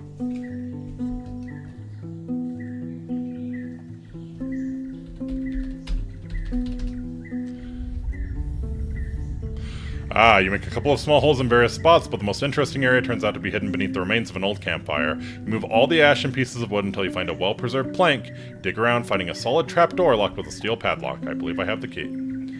You insert the key, and after a bit of wiggling, something clicks. The padlock is cold, dirty, and rusty, but you easily get to the iron latch, which moves away smoothly. You have no problem unlocking the trapdoor. Look inside. You lift the hatch, and the heavy, humid air suggests an abandoned farm cellar. Your candle allows you to estimate that the tunnel is roughly 15 feet deep, but there's no ladder that you can use. You think of lowering the rope, but you realize that one of the brick walls is covered with large holes meant to be used as a sort of vertical stairs. You hear no sound coming from the tunnel, but the moldy walls and cold cobwebs are not very welcoming. We'll climb down. Alright. Never played Zork? I have not played Zork. That's a little before my time, I think. You have to move slowly, learning the new route. You hug the cold, moist wall, seeking the support for your boots. It doesn't take long before you feel comfortable enough to jump down, then light up another candle. Both the walls and the floor are made of stone slabs. You see no movement, no other sources of light. The short tunnel leads you to a small room. Walk inside. The room smells of rotten wood and fungi. Abandoned junk is scattered on the ground and shelves. Earthenware jars, rotting scraps of linen or leather, wooden plates, bones for carving, and rusty iron tools. Oh, Inky, you're in for a treat if you check it out. Okay, well, since you're both talking it up, then maybe I will. Well, these odds and ends may be years or decades old, the basement could be just as ancient as the main floor of the chapel. One thing that seems uniquely fresh and durable is a small wooden box held together by a few fiber cords. Sure, we'll take it. It doesn't feel empty, but it's light. You shake it for a bit, trying to guess what's inside. You can't open the box without cutting the cords. Let's see what's in the box. Box turns out to be filled with rags covering a fragile bottle. It's small and closed with a tall wax seal, inside of which you see a thin stick. It should be easy to instantly open if needed. You can't look inside, and if you open it, you may not be able to seal it again. Nevertheless, you recognize a magical potion when you see one. Probably the one that you are meant to find for Akakios the merchant. Alright. Yeah, we'll attach it to our belt and bring it to Akakios. Right. Played back when it was new, back when floppy disks were floppy. I wonder if kids nowadays know what a floppy disk is. It's kind of it's interesting that it's still like the save image, you know? Alright, so I think we found what we need to find. Let's head back to Akakios.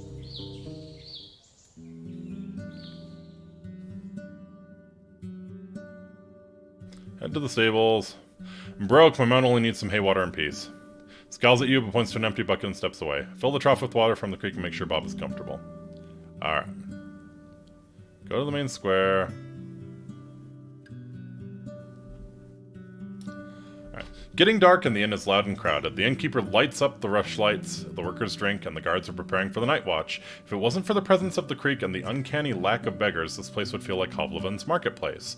One of the tables is occupied by a dozen or so kids. None of them looks older than 12, and the youngest one, too dirty to resemble either a boy or a girl, is about 6. They're surrounded by their playthings. It's a pig pen, a mufflin on wheels, an elegant wooden sword, and a painted board covered with rocks, but they're bored and tired.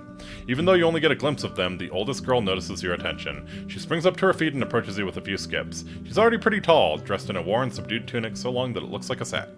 Why do you have a 3D printed save icon? Oh no. Alright. Be rude to ignore her. What do you need? She puts her hand together and puts on a grimace of playful misery. Master Roadwarden! Hearing such an antiquated salutation makes it difficult for you to hide your smirk. We are here. She points at her group. Bored! Oh, so bored. She puts the back of her hand on her forehead, letting out a deep sigh. Please, master, tell us a story or two, for each traveler sees with different eyes. Alright. The last few words sound like an echo of an old tale. Yeah, sure, make room for me at the table. Children gather around and ask you for a minute for them to gather their friends and siblings. After a bit of chaos, there's 20 young souls sitting closely to one another, on benches, stools, and on the ground. The red-haired twins brought a blanket to lay down on. You have a shorter side of the table all to yourself. The older kids understand your lost look in an instant. They start to hush each other, which causes an even greater amount of noise, but in the end, there are dozens of eyes staring at you with a mixture of boredom and anticipation.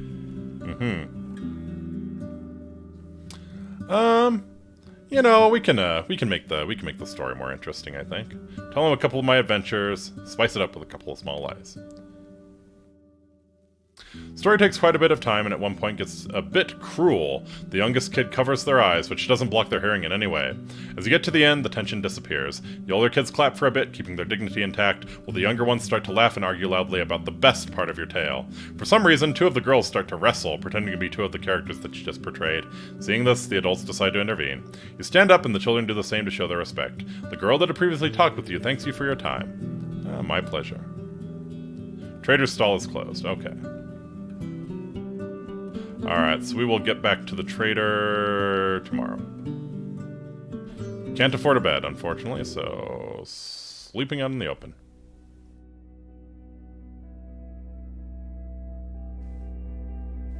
Like most people, you wake in the middle of almost every night. I like that they preserved this. That was what most people did before the industrial era. Before your second sleep comes, you spend an hour or 2 taking care of your belongings, shell, and soul. Some people spend this time with their friends, families, or lovers, but your routine is different. If you don't have to take care of essential tasks, stretch my muscles, work out a bit, spend some time outside observing stars and listening to the wild creatures, check on Bob. Being good to the horse is always a good idea, I think. Best time to pray and think about my dreams. Just stay where I am, trying to ease my soul and focus on my breathing. I feel anxious during this time. Let's check on Bob.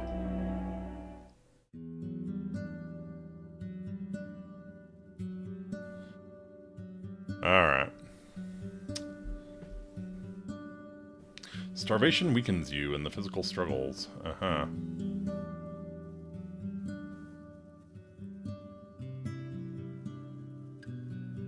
Can I offer my services to the guards?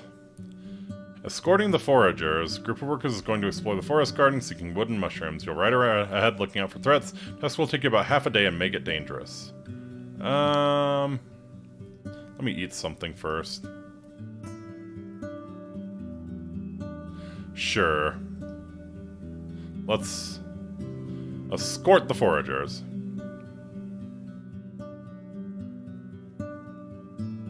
Turns out you don't have much to do. You get your job done quickly and with little difficulty. Excellent.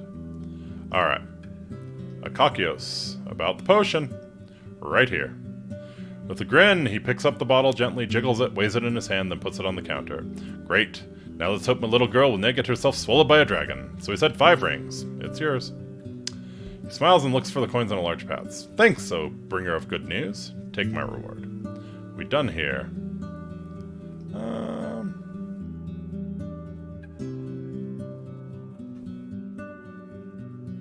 This junk does not interest me. We're looking for what we can now make by ourselves, like iron or enchanted iron items. Next time, maybe. Gotcha. Alright. Okay, so we helped Akakios. That's good. We also got paid. That's very good.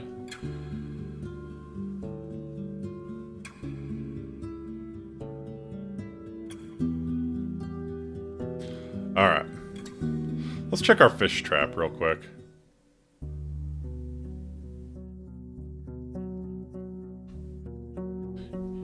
Pull the rope and see 3 flopping fish inside. You prepare your axe, then open the lid and reach for your catch. You stun the animals one by one, and with 2 careful blows on the top of your heads, then finish them off with a knife, cutting underneath the gill plates. You spend another minute or 2 bleeding out the fish in the stream, then cover them with a waxed linen sheet. You should eat them soon before they spoil. Nice.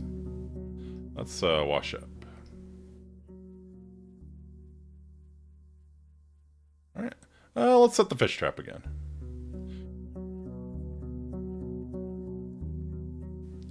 Alright, yeah, let's check out the last part of the village. Find a small backyard. The ground is beaten, the grass grows only right next to the buildings. Would have been a fair spot for training dancers and fighters. Stakes of the palisade are covered with playful carvings left by children who are portraying monsters, weapons, and humans. The rubble has been pushed into the corners of the houses. The furniture is broken, but you find something of use in one of the piles, a slightly rusty piece of steel. Once you pull it out, you realize it's a quarrel for a crossbow, still usable. Excellent. Won't be difficult to find a use for it.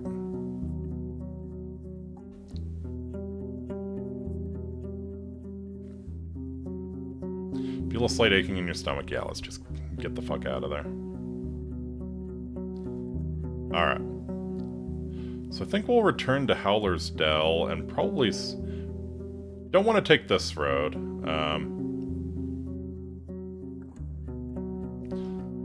Let's go ahead and move on past Howler's Dell. The road is beaten and free of litter. You notice paths between the fruit-bearing trees on your right, and soon after that, you ride alongside vast fields of broad beans, almost ready for the second harvest of the summer. Then there are the green hemp plants, taller than you are, waiting for a scythe or sickle. Locals keep the beasts at a distance, I guess. Absolutely. Oh. Bob's hooves thump loudly on the beaten track. Green bushes, shrubs, and trees prove that the soil here is fertile, yet the plants don't overgrow the road. These crossroads must be busy at times, maybe even patrolled.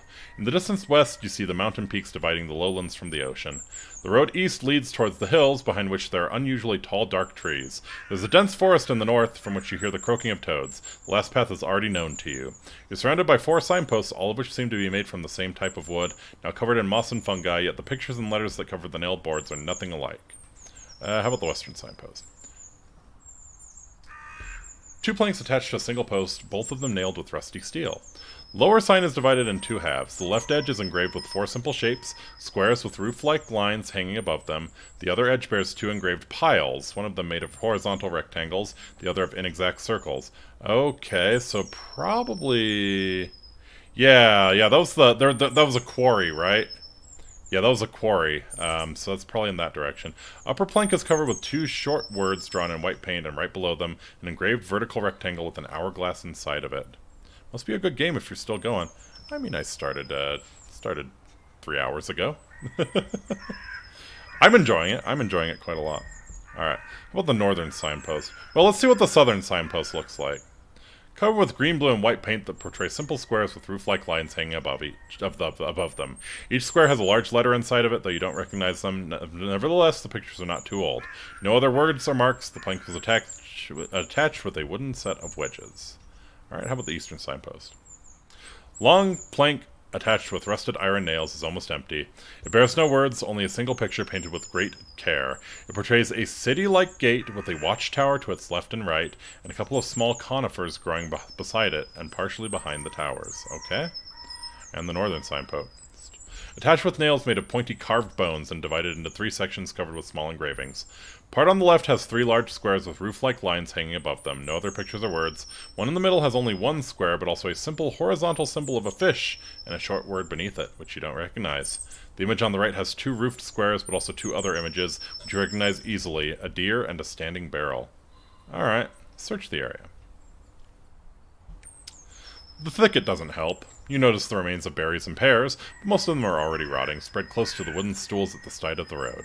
The nearby creek is not impressively deep, but the beaver dam, for some reason taller than you are, makes it wide and waters the surrounding soil.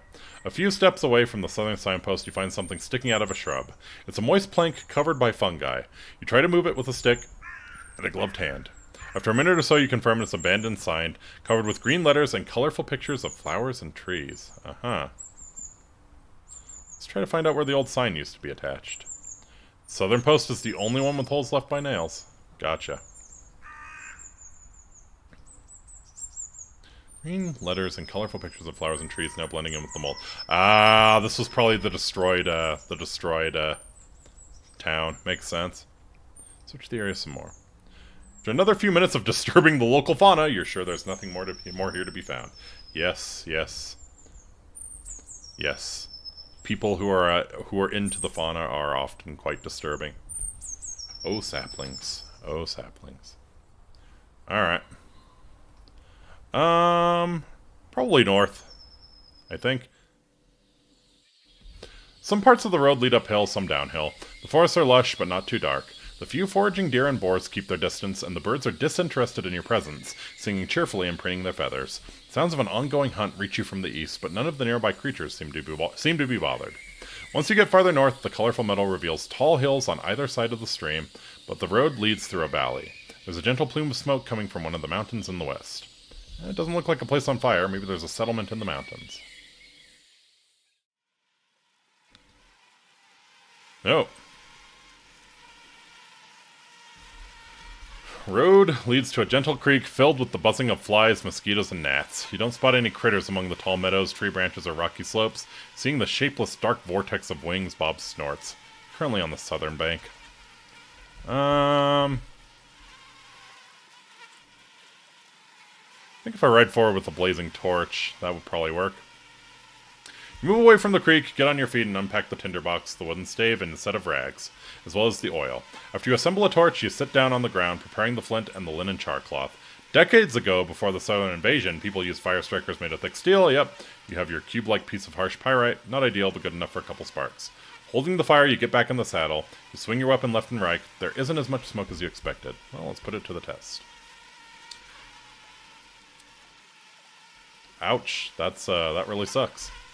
Once you get closer to the ford, countless creatures beset you, filling your eyes, mouth, and nose, hitting you like a squishy buzzing hail.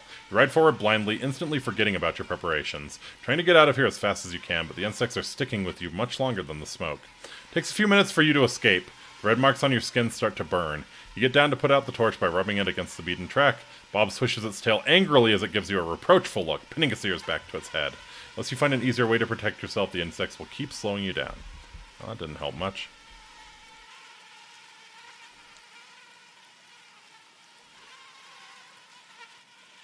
The insects are going to slow you down. Alright. Much time do I have left in the day?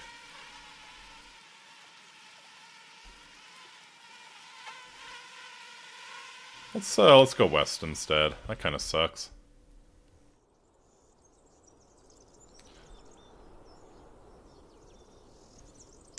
You cross a clean, shallow yet wide creek that runs south, then follow the uphill path squeezed between the hills and the lush forest. You spend a good couple of minutes passing a haunting meadow, filled with dozens, maybe 100 cut-down trees, now overgrown by bushes and grass. You can't think of another time when you've seen a clearing of such size. Yeah, it seems like the animals really do kind of team up and fuck you up if you mess with the forest, so probably dangerous. Once the clearing ends and turns into a corridor of trees and hills, you stop your horse. There's a monster in the middle of the road, reaching out with its long arms to grab and devour fruits and leaves from tree crowns, chewing them without haste. It's standing on its hind legs and leaning on a thick tail. As there isn't much hair on its gray skin, you see its impressive muscles. The beast is 3 times the size of a human, and while each move it makes is slow, its long claws and the ease with which it breaks one of the branches makes you think that a single swing would be enough for it to pierce through your jacket, or just as likely that it would simply break your bones and send you into the air. Like most people, you know quite a bit about peddlers. Once they get used to an unfenced farm or a forest garden, getting rid of them can be a huge issue. There aren't many blades able to cut through their thick skin and bones, and a single mistake may put them into a furious charge, encouraging them to look for human dwellings which they can tear down in revenge. God, it's mean. The beast doesn't give you as much as a glance, but also doesn't move away. The best you can hope for is that it's going to walk away on its own, maybe tomorrow, maybe later. Facing it in a fight would end badly. I return to the crossroads. Alright. I need to go back to Howler's Dell. I need to rest. I have the cash for actual rest in the end, so yeah, we're going to do that. Head to the stables. Yep, here you go.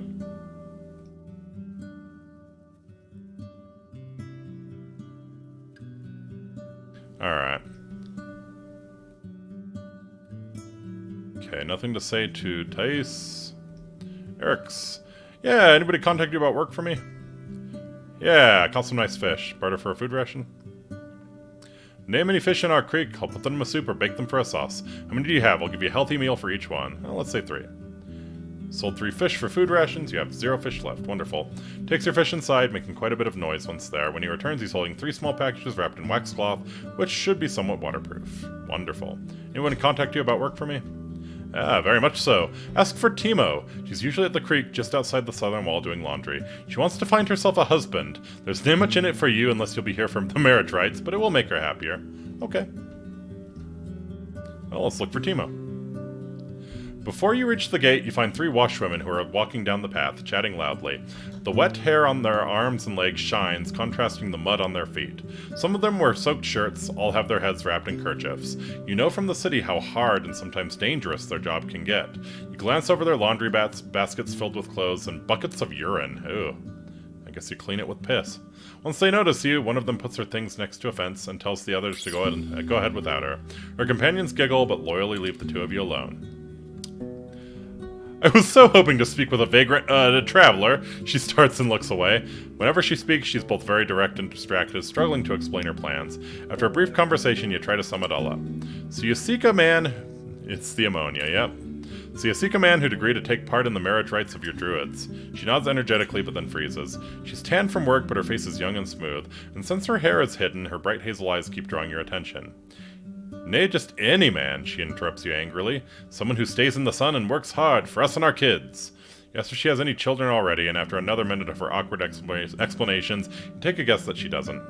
You ask if it would make a difference for her to move to a different village. We live good lives here, safe and plentiful. I'd rather stay, but I could leave with a safe convoy. Alright. We'll see if we find anyone who makes sense for Timo, I guess. So probably a farmer of some sort. It's the ammonia, yeah, for sure.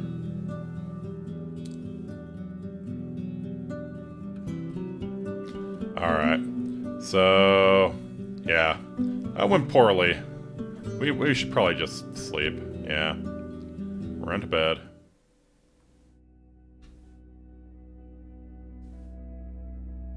Sounds of rain wake you up briefly. Before you return to sleep, you think about your plans. Riding in the mud is difficult. Bob will have a rough time, especially on the unpaved grounds.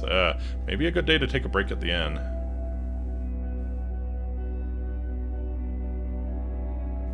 It's a calm, warm night. As your first sleep ends, you stretch out and prepare yourself for an active hour or 2. It's time to take care of some things that must be done at least once every few days, though they are a bit more challenging than your nightly routine. It's time for my training. Practice cuts, stances, dodges, and steps, but also inspect every blade I own. Nice.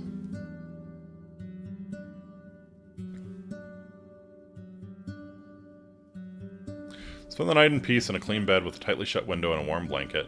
In the morning, you find a stool placed by your bed covered with a raw cabbage head, a smoked quail wing, and a cup of yogurt. Sounds delicious.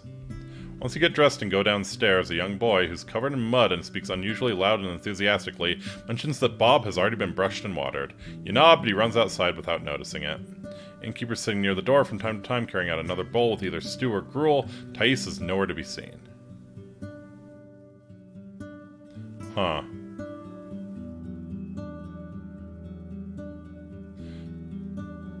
So it is raining today. I wonder if it might be good to rest.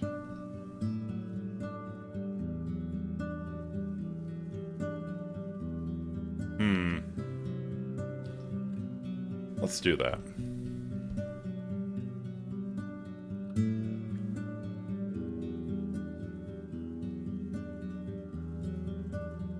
Alright, it's been a relaxing day and you didn't give the staff that much to work with. They spent almost an hour looking after your mount, but at least it's now clean and cheerful. There were also holes in some of your bundles, but patching and sewing them took them little time, as they seemed to be quite experienced with a needle. Oh, nice.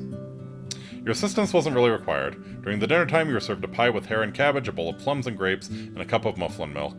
Before the end of your rest, a couple of guards came to you to ask what you've seen on the distant roads, but you couldn't tell if any of your tales caught their attention. It's getting darker, but not much colder. More than a dozen locals are gathered at or by the tables, playing dice or other games, drinking, eating supper, or simply chatting.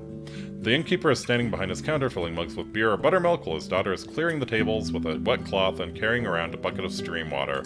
Thais is nowhere to be seen. Trader is packing his goods, those with no rush. He's talking with a man who's sewing stacks on a nearby stool. Okay.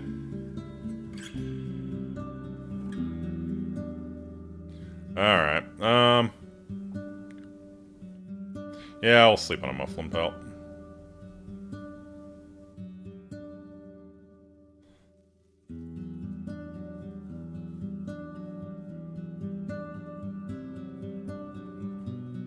Alright, so I think we're in great condition here. So I'm thinking... let's try and pass the ford.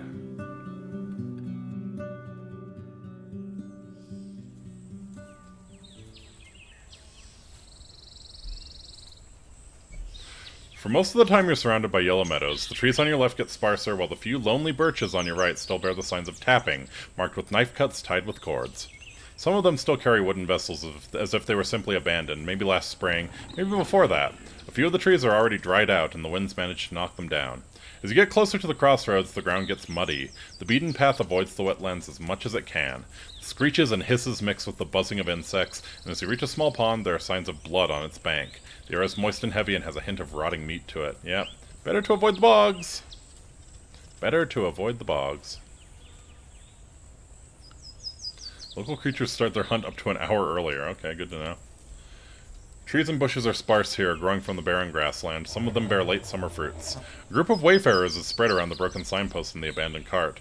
They're skinny but healthy and are standing upright. They're wearing humble, dim gambesons on top of their hemp tunics and pants, all of them worn, in some cases undyed, while others are dark green or brown. 4 of these individuals wear cloaks and are armed with spears, bows, and stone maces. On their necks, wrists, and belts you spot small talismans: fangs, bones, wooden beads, leather straps.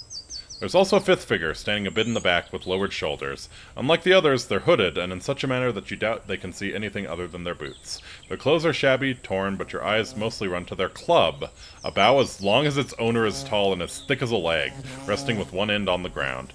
You get closer and the person raises the weapon with just one arm, but another traveler gestures for them to stop, and they do so right away, freezing in place. Yeah, let's stay in the saddle just in case.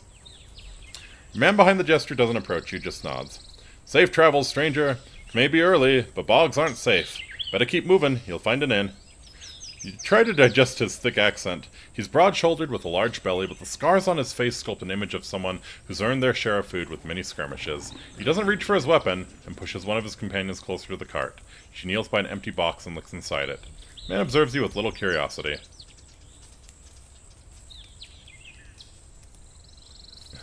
Greetings.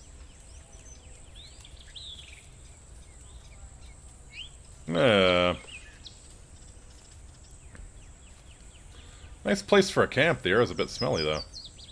Gives you a piercing look. Stupid talk. No soul makes a fire here. And it's not so bad, the air. It means the woods breathe, grow. It would be a bad year without the smells. He looks at his companions who simply shrug and spread to take a look at the cart. All but the one with the bow, who doesn't move an inch. I have no time to loaf and no patience to bother. You need something, be quick. Alright. This your cart? In a way, my neighbors. You then hear one of the women proudly claiming that it belongs to her uncle, but the man doesn't allow you to dig into this topic. We used to carry wood and plants from here to the village, but eventually there was not a thing to carry, and it was left for another day. Just trash now. You gonna leave it here as is? Raises his eyebrow and scoffs. Of course, for termites and mushrooms, and we'll eat them when we get hungry. Nothing goes to waste. What's up with the hooded one? He smiles, but you notice that the others keenly observe you. Nothing is up. They're keeping us safe. Yeah, that's an impressive club. One of the men, now turning over a moldy plank with his boots, giggles. That's one way to put it. Their Numa's strong. Uh-huh. Right, you from around here? Yeah, very much so. And you're new to this roads. You know our home? No clue. White Marshes. It's there. He looks at the crossroad leading east. An old place, plenty of stories there, but they rarely reach the ears of strangers, especially these days. He then stretches out and gets closer to the signpost, using his spear as a walking stick. Well, stay safe, stranger. He raises his voice and addresses his companions. We wasted too much time on Sfroth. Time to get back. The others prepare their own weapons and join their guide. The one with the bow stays silent until a gentle gesture commands them to follow. They keep up with the rest of the group, dragging the club behind themselves with remarkable strength. Yeah, I could spend some few minutes foraging. Why not? Most of what you find are large apples, not as sour as the wild ones, and some wild strawberries. Picking them takes little effort. The short meadow hides nothing more dangerous than rats, rabbits, mice, and grasshoppers. With the help of your mount, you can reach the higher branches. Pack them into nets and bags. Oh. Alright. Let's probably keep... You leave the wetlands behind. The pebbled road runs through the hillside with tall grasses and rock faces above you and dark lush forests below. Chunks of this path were shaped by human tools, who knows how many centuries ago. To widen it, the builders dug through the uneven boulders and used rocks and logs fill up the cavities with thousands of rocks, each one smaller than your fist. Well, you have a good view of what's happening between the trees on your right. The bushes and shrubs grow so densely between them that you can't imagine entering these woods on your own. Farther south, there are plumes of smoke. A settlement, most likely. Oh. At the top of the hill, you reach a stone wall, a quiet place with no smoke coming from behind it. You look inside and see the glimpse of a peaceful ruin. While the main road is beaten and easy for hooves to trod, the destroyed gate and the remains of the front yard have almost been reclaimed by the short grasses. You seek any suspicious movement, but the place seems to be free of inhabitants larger than a falcon. The air is fresh, and the wind shakes the tree crowns gently. Well, let's check it out. The hamlet could be a hunter's shelter, a military outpost, or a storehouse for traders, but you spot no fresh human trails. The damaged door and gate are years old, soggy and moldy, and judging by the squirrels, birds, and the animal feces you see in the grass, this place is but a part of the wilderness. The roof collapsed only a few years back, turning into food for mushrooms. The outer wall looks generations old, but it used to be maintained. Some of its materials came from different times and areas. Let's check behind the building. Uh-oh. The chaos sparks right after you approach the tree stump. The dusk fox's growls sound like a mix of an obnoxious bird and an infant. One of the animals, standing only a few feet away from you, is jumping and showcasing its tiny sharp teeth and a raccoon-like black mask on its little head. The animal, with its thick brownish-gray fur, seems more stout than any red fox. The second creature jumps onto a table made of a halved trunk. Unlike the first one, it has brighter golden fur. It bends one of its forelegs, observing you with dark eyes, not furious nor scared, rather sad and protective. Its growl turns into a miserable whine. The beasts are not even waist-high, but their number may be an issue. There's yet another sound coming from behind you, and even more from the bushes nearby. Alright. We will definitely use force. Shouldn't be too hard to dodge their attack. I'll keep myself safe and take a better look at the situation. Alright. You take a quick glance and evade the creature in front of you as it tries to bite your leg. Then you take a wide swing to scare away the third large creature. It was standing right behind you, and while loud, it's lumbering on its paws. The noises from the bushes belong to little pups, most likely harmless, though they are doing their best to imitate their guardians. Waiting in the weeds, yep. Alright. Since the one behind me is... I'm not gonna kill these. I'm not gonna kill the little babies. Then again... Furs might be worth a lot. No time to wait. Kick one of them quickly as I can. Ah, that sucks.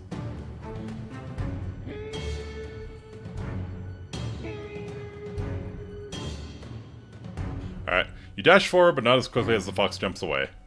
Using as a shelter the large brown mushroom. You try to reach it with your boot, then feel the teeth tearing the armor on your forearm. The golden creature's weight makes you lose focus, giving enough time to the third opponent to bite your leg. It hurts, but since the animal is already weakened, you manage to free yourself with a single kick. Dusk foxes spread. The two pups keep their distance, piercing your ears with their yelps. The protectors growl at you, warning you to withdraw. Yeah, we'll get out. Creatures won't let me get near the building. Alright, pass the weaker fox and run towards your belongings, encouraging the beast to chase you all the way to the gate as they growl with determination. For now they stay in shelter, filled with pride. You and Bob take a few steps away. Alright. Return here another day and try to scare them off. I need to get rid of these creatures.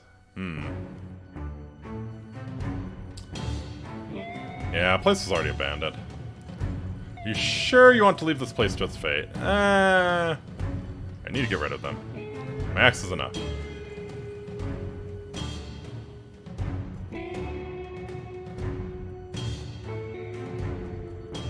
Alright. Have to be faster than they are and thrust my blade. I take the initiative, keep moving, cut whenever I have a chance. Alright. So The lumbering beast is running to your right, clinging to the wall, hoping to repeat its attack from behind. Golden one jumps on the tree stump, growling at you as it lowers its head. The last one, which seems to be the bravest, remains in constant movement, pretending to attack you, then moving back.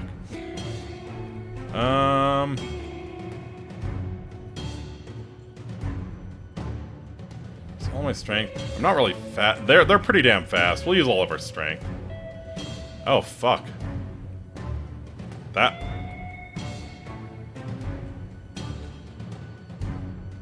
Alright, the Brave Fox is quick and nimble, so your precise, powerful swing misses, almost hitting your own leg. Beast grabs your armor and pulls, making you stumble, and before you regain your balance, teeth are already sinking into your leg.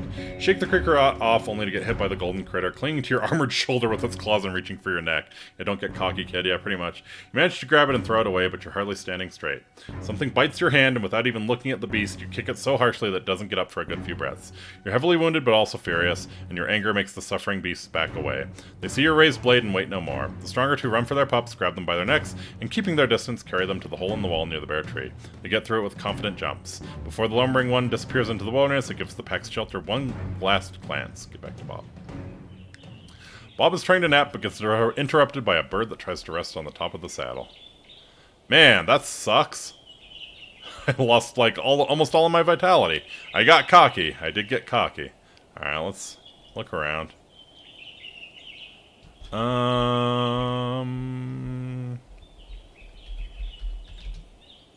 Hard to say if these trees were cut to use their lumber at this very shelter or to carry them away. Stumps are already reclaimed by the fungi and bugs. There's also one trunk that was split in half horizontally, now serving as a table.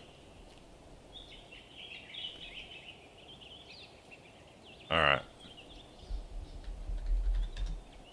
A lot of timber outside the building. They were destroyed by time, with no effort put into staining them with tar or oil. Now soggy and slowly consumed by the worms and fungi, they are beyond restoration. Haha.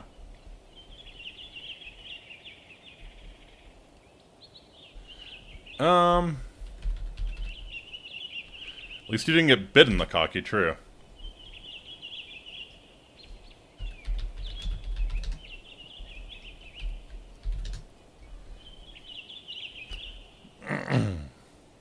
It's a simple chamber with no furniture that would explain its purpose. The fireplace is buried beneath the roof. You inspect the walls made of hundreds of small rocks dressed with a chisel. The trash is heavy from the moisture. You push it with your boot, but it starts a commotion among gray, disoriented bugs. Removing the rubble would take some effort, but for now it doesn't look like there's anything of value left behind. With enough wood, a group of builders could restore this hamlet in just a few days. I could hang around for a bit and clean up this mess, but I'm so tired it will take a long time. Sure. Task involves a lot of dirt, and you disturb whole armies of ants, worms, and bugs of all shapes and colors, which are feasting on wood, thatch, mushrooms, animal droppings, and one another. You prepare your gloves and some water. You throw smaller pieces of the roof over the wall and pull the larger ones through the main entrance. In your current condition, the work is rather exhausting, and you need to take a bit of a break. After 2 hours or so, you saw all there is to be found. The wood is beyond usage, but there are also no unpleasant surprises covered with dirt. If necessary, it would be easy to work with the remains. There were some scraps of bones, clothes, and leather among the rubble, as well as a broken club, but the only thing of value you found are the 2 dragon bones dropped by someone under the wall. Wash the coins, put them in your pouch.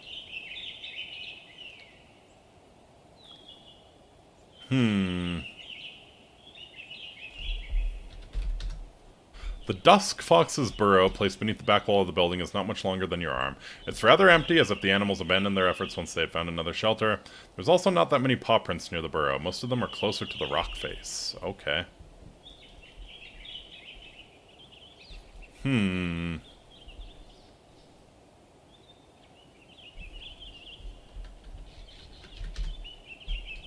Fair enough. What else? What else? Don't think there's too much.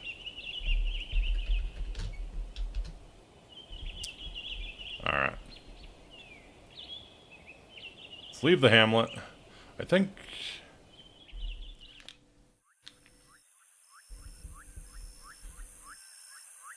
Not used to the scents of the bogs, but you weren't expecting them to be so gentle. Humid air makes you think of smoked meat, and even though you ride by a few rotting carcasses and animal droppings, just as often you cross tiny meadows of pink, yellow, and red flowers. Noises tell stories of never-ending wars between the swarms of insects, frogs in their hideouts, snakes lurking among the purple grasses, birds patrolling both the water and the sky, and the saurians preparing to strike from beneath the surface. You can't separate the sounds of the living from those of the dying if they're even different at all. Reach a boulder in the middle of the road, on the edge of a large pond. The road splits from here in two directions, but the only smoke you see is to the southeast. Let's head to the southeast.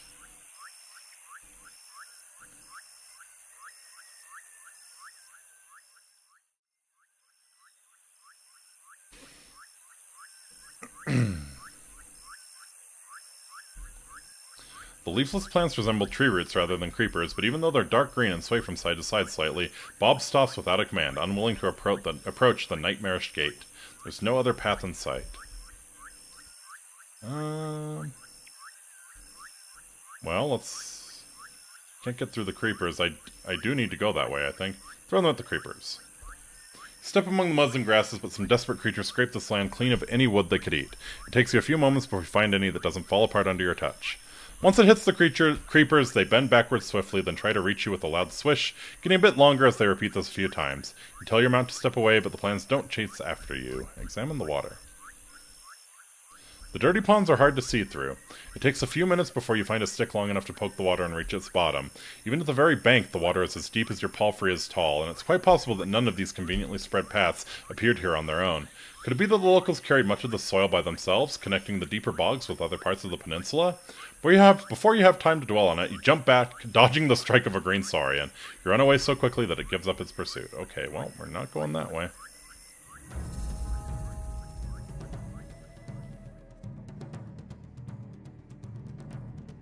Alright.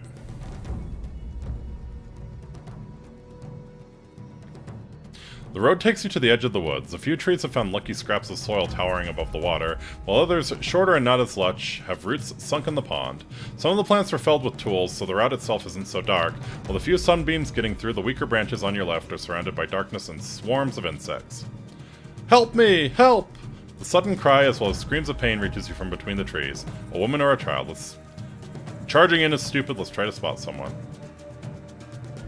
Among the green and red leaves, you don't see any unusual colors. Come to think of it, there's but a few creatures in sight, other than flies and mosquitoes. The dark-winged birds are quiet, the sparse toads let out sporadic, tense croaks. Alright, wait here, Bob, someone needs me. You lean toward the pond. It's cleaner than in the other parts of the bogs, allowing you to see the bottom. Parts of it are still more than knee-deep, and the sulfuric odor makes you step away with a frown. The brownish color can't hide all the bones and plant remains that are sticking out of the bed. This is a terrible idea. Alright, no time to waste. Actually, yeah. Undo your boots and buckles, then hang your pants on the saddle. As your naked skin touches the water, you expect it to be more like a slime, but nothing of the sort happens. Only your eyes and nose notice the difference between this place and a regular pond. The cold water makes you shiver. The voice doesn't stop. You gather your bravery and move forward, disturbing the sediment so much that it forms a cloud of mud after every step. You run into the trees. Alright, observe the tree crowns. Move deeper in. You don't spot anything peculiar among the branches until your eyes land on an unusual gray bird, which seems to open its beak just at the same time as you hear a painful shout. A dark shape is descending toward you from the very same tree. Aha! We'll strike it. The axe you brought north may not be too elegant, but it cuts the air with ease, sinking into the beast's shoulder. The blood splashes on your hands as you step away, avoiding the pounce. The dark creature plunges into the water. I turn around and take a look at it. The cat's legs are bent, ready to jump, wide and muscular. Its eyes staring at you without a blink are round and yellow, with pitch-black irises in the center. Its waist high, with its chin hanging just above the water, and a jaw that could bite off your limb in a heartbeat. It has short hair and whiskers, and a nose as big as your hand. Even without the dirt, it's almost black, with glimpses of yellow that form a rose-like pattern on its sides and dots on its head. You can't see the creature's paws through the now clouded water. Alright, the cat lets out a growl like a saw cutting a log. With the deep wound in its shoulder, it raises its leg slightly. So, the human voice, I think, was the bird. We got jebaited. Alright. Well, running away from a cat is a terrible idea. We take a defensive stance. When you hear the flapping of wings, it's already too late. Bird talons sink into your shoulder, and once you get distracted, the cat darts forward, reaching for your thighs. You evade its first strike, but then pushes your stomach with its huge paw, cutting through the armor. Before you can reach it with your blade, it's already out of range. Your fine gambeson keeps you in one piece. The gray bird also flies away, now circling around you, gracefully avoiding the tree trunks and branches. It has a red tail and a short, curved, vulture-like beak. It growls just like the cat did a moment ago, and you notice that the human screams have disappeared. Aha! So it's 2 against 1.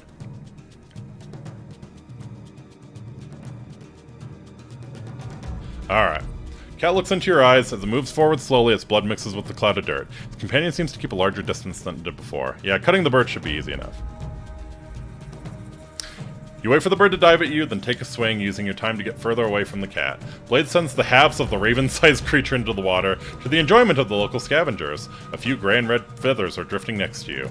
Raise the axe, look at the cat. Alright. Cat roars towards its dead companion and looks into your eyes. As it moves forward slowly, its blood mixes with the cloud of dirt. Alright. Running away is a bad idea, unfortunately, so we have to roll for it.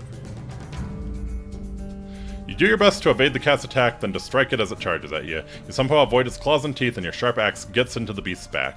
Get away quickly, then prepare for the next clash.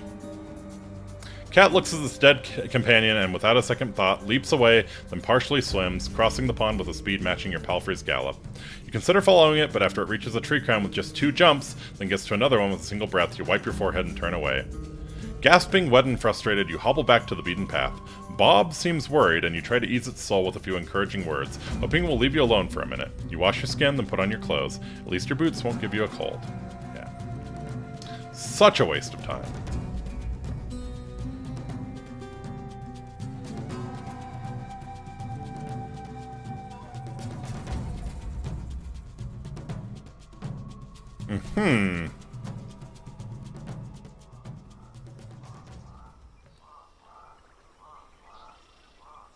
Alright.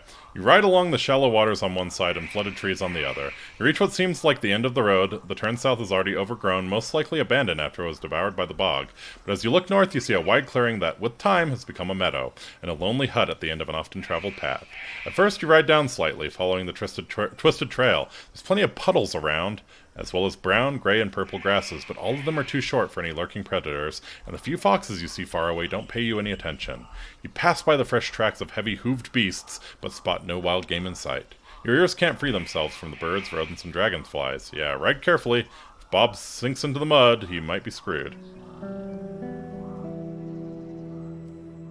The farther north you ride, the shorter the grass gets. These vast peat fields, broader than 2 or 3 villages placed side by side, are many years old. The turf bricks surrounding the solitary hut are still fresh, drying in the late summer light. The scent of this area is like that of no bog you've ever encountered. Instead of a sublime aroma of healthy soil, it's intense, sulphury, leaving an almost sour taste on your tongue. The short scarp is dripping with water, like a running sore of the earth, carved with spade and muscle. The house, made of birchwood, dried turf, and a blanket of soil, is a structure you're not too familiar with, but you imagine its interiors are much smaller than what they appear to be. The walls are a few feet thick to keep in the warmth, and such roofs tend to get soggy until they collapse after a decade or so.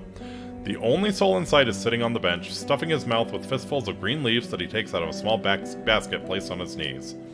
Alright, I'll introduce myself and stay in the saddle for now. Still chewing, he mutters something in response, then shakes his hairy head, swallows, and puts the basket away. He stands up and takes a single step forward, approaching the edge of the scarp. His arms are entangled by green creepers, longer than he is tall. They rub against the ground after each step, and judging by the way they occasionally twitch, they're very much alive, even though you can't see where they originate from. Inky, the Roadwarden, he repeats, this time clearly. He moves his sealed lips left and right, as if he's tasting your name, still not sure if he should swallow it or spit it out. Your face is familiar, but not this. He points at your mount, staring at it for a good minute. His voice is quiet and young, not older than 30. If you were standing next to each other, he would be almost a head shorter than you, but for now he towers over you. He has sunken cheeks and sloped shoulders, and while his gray woolen robe was never pretty, it's now close to being a rag, and his sandals reveal long toenails. Now let's observe him more closely.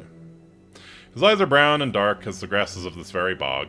His left earring is made of a tusk and a feather, while the right one is an hourglass made of silver, though a broken wing makes it at all times tilted under its own weight. The leather strips on his wrists and ankles hold beads, pieces of amber, old game dice, and tiny skulls of birds and critters. Even more cords are hanging from his neck, some of them so long they reach his stomach. They carry countless amulets, some of them torn, dried, shabby, or fragmented, and you spot among them small boxes made of wood and stone, as well as leather pouches which hide even more secrets. This guy's gotta be the witch doctor. Were you here before? Mayhap I dreamt of you in my sleep. His voice and look are absent. If so, I'm Thyrsus, the Turf Warden.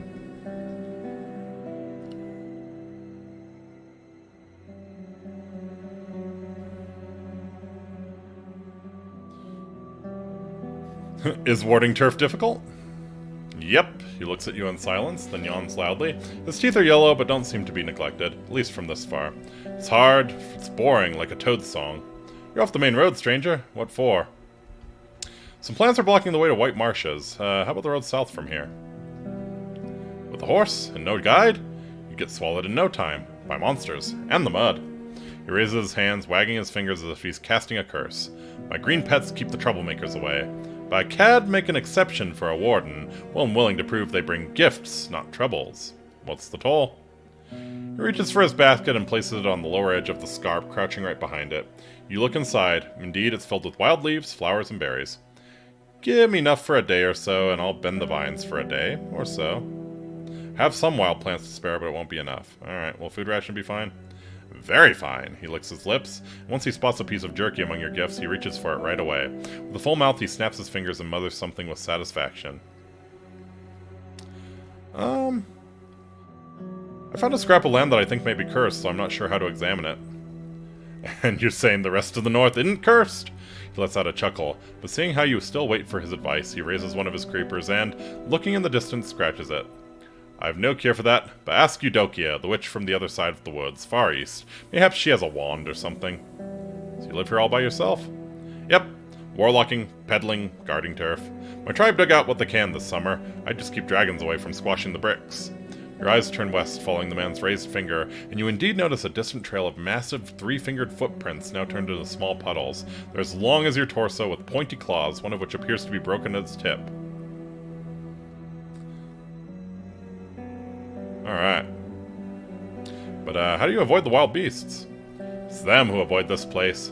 They're afraid of spears, my plants, and poisons. Seeing your frown, he raises his creepers quickly, waving them like a dancer would scarves, yet his arms remain still. They're stronger than muscles, he simply explains. But still, not much for wanderer. So did you choose to move to this field, or were you forced to do it? He reaches towards his chest, rubbing a small tusk nervously. One of us surely likes to ask questions, while the other's got work to do. His voice is colder than soil. Alright. Is Pete really worth constant overseeing? Looks at the nearby bricks and frowns, as if he's seeing them for the first time. Sure, kind of, I think. You ask him to tell you about them, but he admits it's the others who harvest it. I'm meant to pile it all up into rickles. He points at a small dolmen-shaped structure. But I'm always so busy, he grins. You ask him what turf is good for, and he starts to tap his toes. You can build with it, you can burn it, add it to the soil, and it's great for smoking meat. We used to dig it slowly and barter for stone and timber, but we changed our ways. Got anything to sell? Odds and ends. Want to buy a hook? Venturers love those, and I've got it for cheap.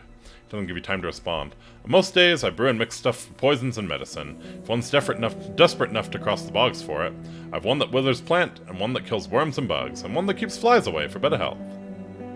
Aha. Jar with an ointment that keeps insects away. Very nice.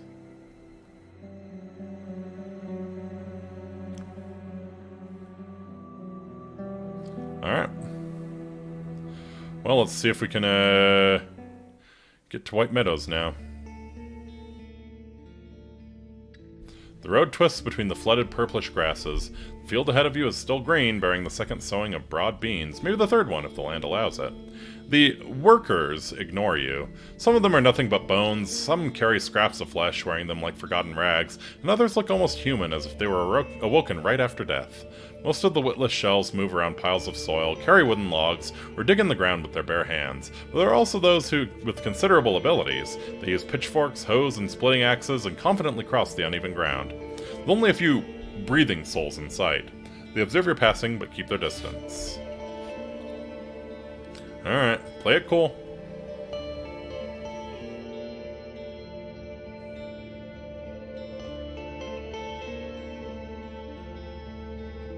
The guards let you in without questioning. The entrance and the wall in general were recently constructed, though are still not finished. There will soon be yet another gate, allowing for trade and conversations without opening the village to danger. Just like in the fields, the work is divided between the undead, who carry bricks and take care of the most thankless tasks, while the locals cut rocks and spread mortar. The difficult past is still carved in the villagers' gaunt faces and crude outfits, and their brief glances showed little curiosity. A few of them are sharing a meal right next to the well, and the victuals in their basket consist of green leaves, fruits, eggs, and cuts of roasted meat, the food of foragers. You're told to wait here for the mayor. Don't roam on your own. The guard's voice is harsh, despite the stutter. Tether Bob at the small shed? Okay. The man shows up soon after with a careless saunter, and he hardly spares you a look, instead staring at your palfrey. You're that intruder from the forest garden, so our green wall was not enough to stop you, he smirks. Who are you, even?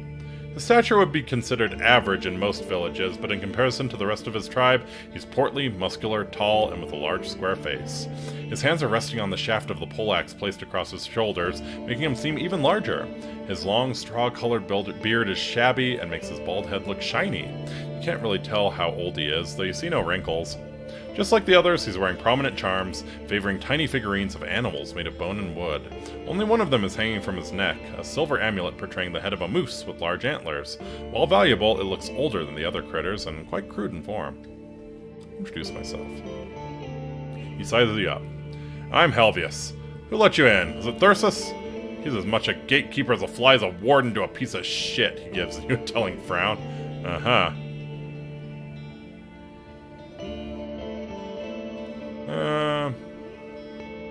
Yeah, I'm sure I realize I may be of use here. Don't boast. Looks like you help others when your pouch gets empty, and we've no need of you here. He starts to twist his wrists, spinning his weapon slowly. Take a look around while you can. White Marshes isn't for strangers. The turf houses are old, covered with lush grasses and flowers, and you can't imagine any large family fitting inside such small, one-chambered huts. The alleys are so narrow that only one cart could squeeze through them at once. Your boots have sunk into the mud. The square is covered with deep boot prints. The noise of hammers, shouting, wood splitting, and the shuffling of undead legs pierces through the constant buzzing of insects. Bob snorts, hunting down flies with its tail. I notice that there's only one elder in sight, and he's observing me. He's standing on top of a wooden platform by the building that's unlike any other in the village. His eyes are keen. The left one is dark, the right one is gray, bright. His head and face are shaved, and his simple undyed robe is in even worse shape than the outfits of his tribefolk. Once Helvius realizes what you're looking at, he lowers his weapon and clears his throat, like a boy caught red-handed. The elder walks away, holding a walking stick with one hand and touching a wall with the other. Aurentius, says the mayor, the priest of our fellowship and the one who saved our people.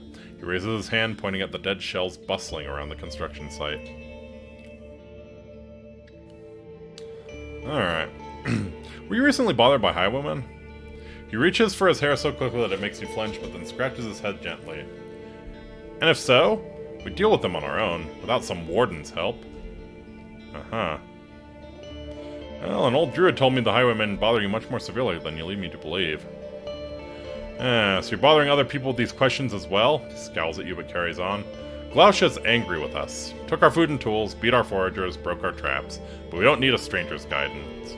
Alright, how about Asterion? Was he around? Why would he be? You pay attention to his confident stance and strong voice with his usual hint of disdain, spot no sign of a lie. He's hardly ever been here. No need of wardens.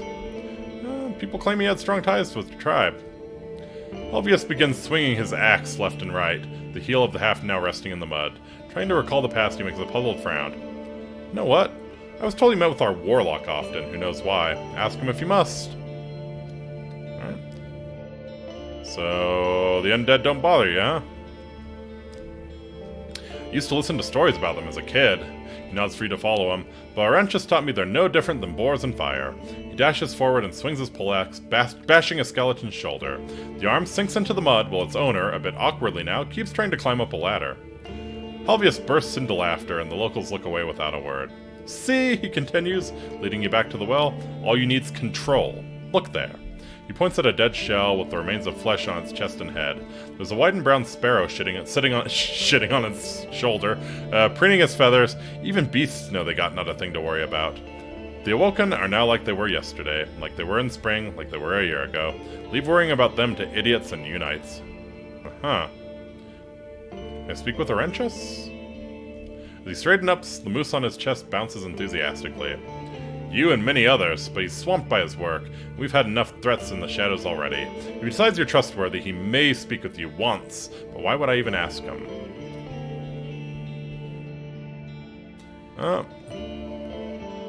I just want to meet him. Aren't here to amuse your nosiness, he raises his chin. Where to that city of yours and ask sailors to tell you stories. His voice is dripping with disdain. Right. I'd like to learn more about White Marshes. Don't bother us, both us and yourself. The tribe's been taming the bogs for 5 generations, but the fields, he moves toward the gate, as if you had no opportunity to see them before, are from a few seasons ago, thanks to Llerose. We used to live on berries and meat, selling peat and timber, but soon we'll need no outsiders. After all these years of feeding our blood to saurians, leeches, and merchants, better days are coming. He made them come, and we deserve them. He fondly wipes his blade with his thumb, then clears his throat, if the right allows. Alright. So you want to separate yourself from the other settlements. The tribes with little iron and bones struggle more and more. We're getting ready to welcome plunderers the way they deserved, Saul. Our palisade wasn't enough, all this. He waves at the wall, and his voice is full of pride. Was built in not even 2 years. Can you believe? You glance at a yellowish skeleton that carries 2 large rocks, each too large for any human to lift on their own. Aha. Can we trade? We need what we have. I'll take a look at what you're bringing if you seek bones. Go ahead.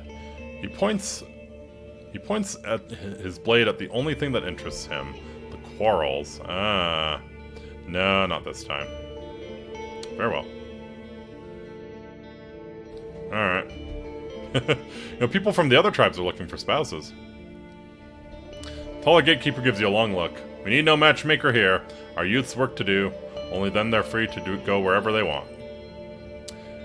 After you ask if the village is open to invite new dwellers, he snorts. You think they're going to move to the village of the dead? Good joke. Alright.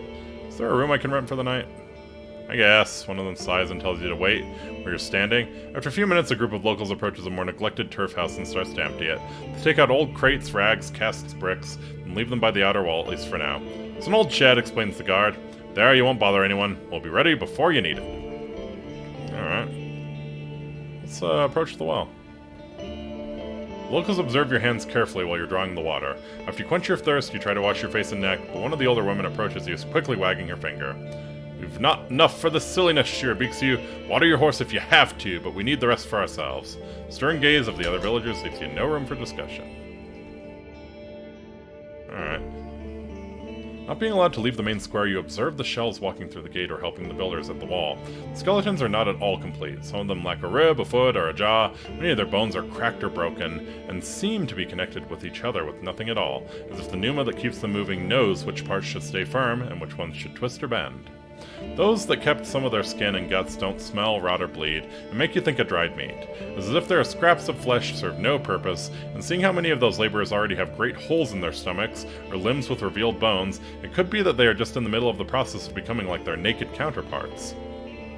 The undead loyally fulfill their tasks. So far, you've counted 5 people able to give them orders. Some do so by speaking out loud, while one woman simply looks at a shell, no matter how far it is. The workers, while witless, maintain some sort of carefulness in their actions. They stop when someone gets in their way and use their tools, if they know how, avoiding pointless harms to their shells. There may be more than 50 creatures spread out across the village, but you can't know how many you haven't seen yet. Many of the fresher undead are elders. Among the skeletons, you spot some that used to belong to children, but none to infants. Yeah. Maybe their shells are too weak to work or too dumb to listen to orders. Yeah, I mean, I don't see what a baby skeleton could really do. One of the undead workers drops a basket of foraged cranberries and leaves, maybe because its shell is too weak, or maybe because it received a poorly phrased order. It then stays still, waiting for further instructions. Very well. Yeah, let's get back to Howler's Dell, honestly. As you ride past the fields, one of the local farmers enters the road, gesturing for you to stop. He's holding a rusty sickle and carries a basket on his back, filled with various weeds and a sharped club. His patched, worn tunic is neglected but fitting for a farmer. The lean years left his face skinny and his teeth crooked, but his sad eyes hold a heartwarming kindness. Hi there, Warden. He has a thick local accent. I've been wondering just now. There's a small matter, you see. Do you know how to read? I don't, I'm afraid. I see. Gives you a sad smile. Still, you've a horse, I mean. He raises his eyes as if to make clear he's aware that you're sitting in a saddle. It is... You ride places. Give me a few moments? Without waiting for your response, he runs to the village, then returns to you with a small sack in his hands. How about you take it to someone smart? He unwraps the package and reveals a large wax tablet made of bone. It's a letter from someone I care about, but I'm not sure what it says. I'll give you a coin once you read it for me. You take the tablet from his open palm. It's fancy, unlike the wooden ones. On its back you find an engraving portraying a large furry beast. Made from a troll's hip, the farmer says proudly. Yeah, that's a pretty tablet. Puts his hands on his side, his smile filled with pride. Did it myself. With cold nights and little iron, takes thinking to keep your hands busy. Alright, why do you need my help? Frowns as if the answer is obvious. No merchants come here these days, and no missionaries, and we don't need to read around here. Alright, what about the priest? He looks at the gate as if he realized you're right. I asked him, his tone is cold, but he was no help. Said the letters are blurry. They look fine to me. I'll see you soon. I'll wait for you with the coin, I promise. Yeah, this is a lot of what the wardens do, as I understand it.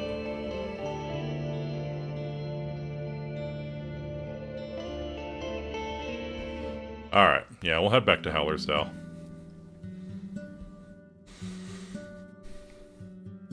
Ride through the open gate, then carefully dismount. Some of the locals greet you politely, but they keep their distance. After you notice your own smell and dirt on your clothes, you no longer wonder why.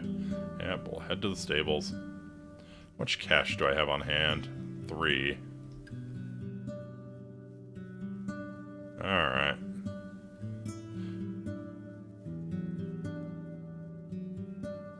Yeah, I don't think I want to spend too much on Bob right now.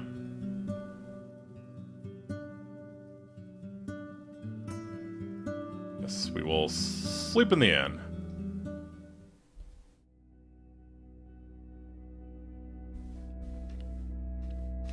As you prepare your belongings, you realize that the days are getting noticeably shorter. The closer you get to autumn, the less time you'll have before the beasts of the nights leave their lairs.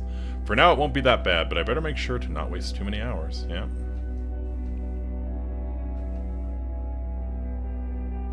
You lose your senses right after you lie down. In the middle of the warm, stuffy night, you are entangled by your dreams, too tired to fully wake up, too accustomed to having a mid-sleep break to just get back to sleep.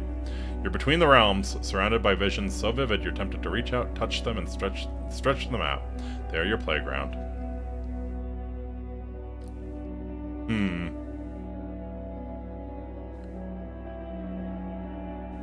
Once I realize yeah, should we lucid dream? Let's lucid dream.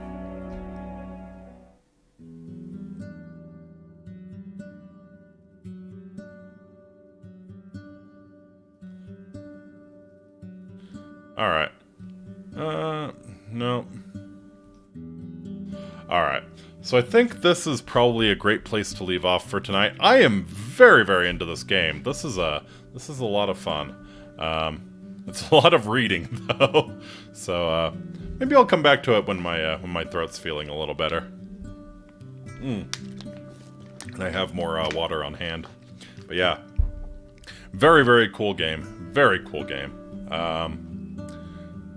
So, looking ahead towards tomorrow, I'll be taking it off. No stream tomorrow. And then on Friday, going to be continuing with Mass Effect. Gonna be doing some gambling, gonna be getting our last party member. Should be a lot of fun. So, yeah, I hope you all enjoyed. This one was a little bit of a change of pace, but I liked it. So yeah, I'll hope to see you on Friday at the same time as usual, 10 p.m. Eastern. And that will just about do it. Once again, appreciate you coming out. Hope you have a great rest of your week. And until next time, Amiki, I bid you wale. Take very, very good care of yourselves. I'll see you again soon. Later.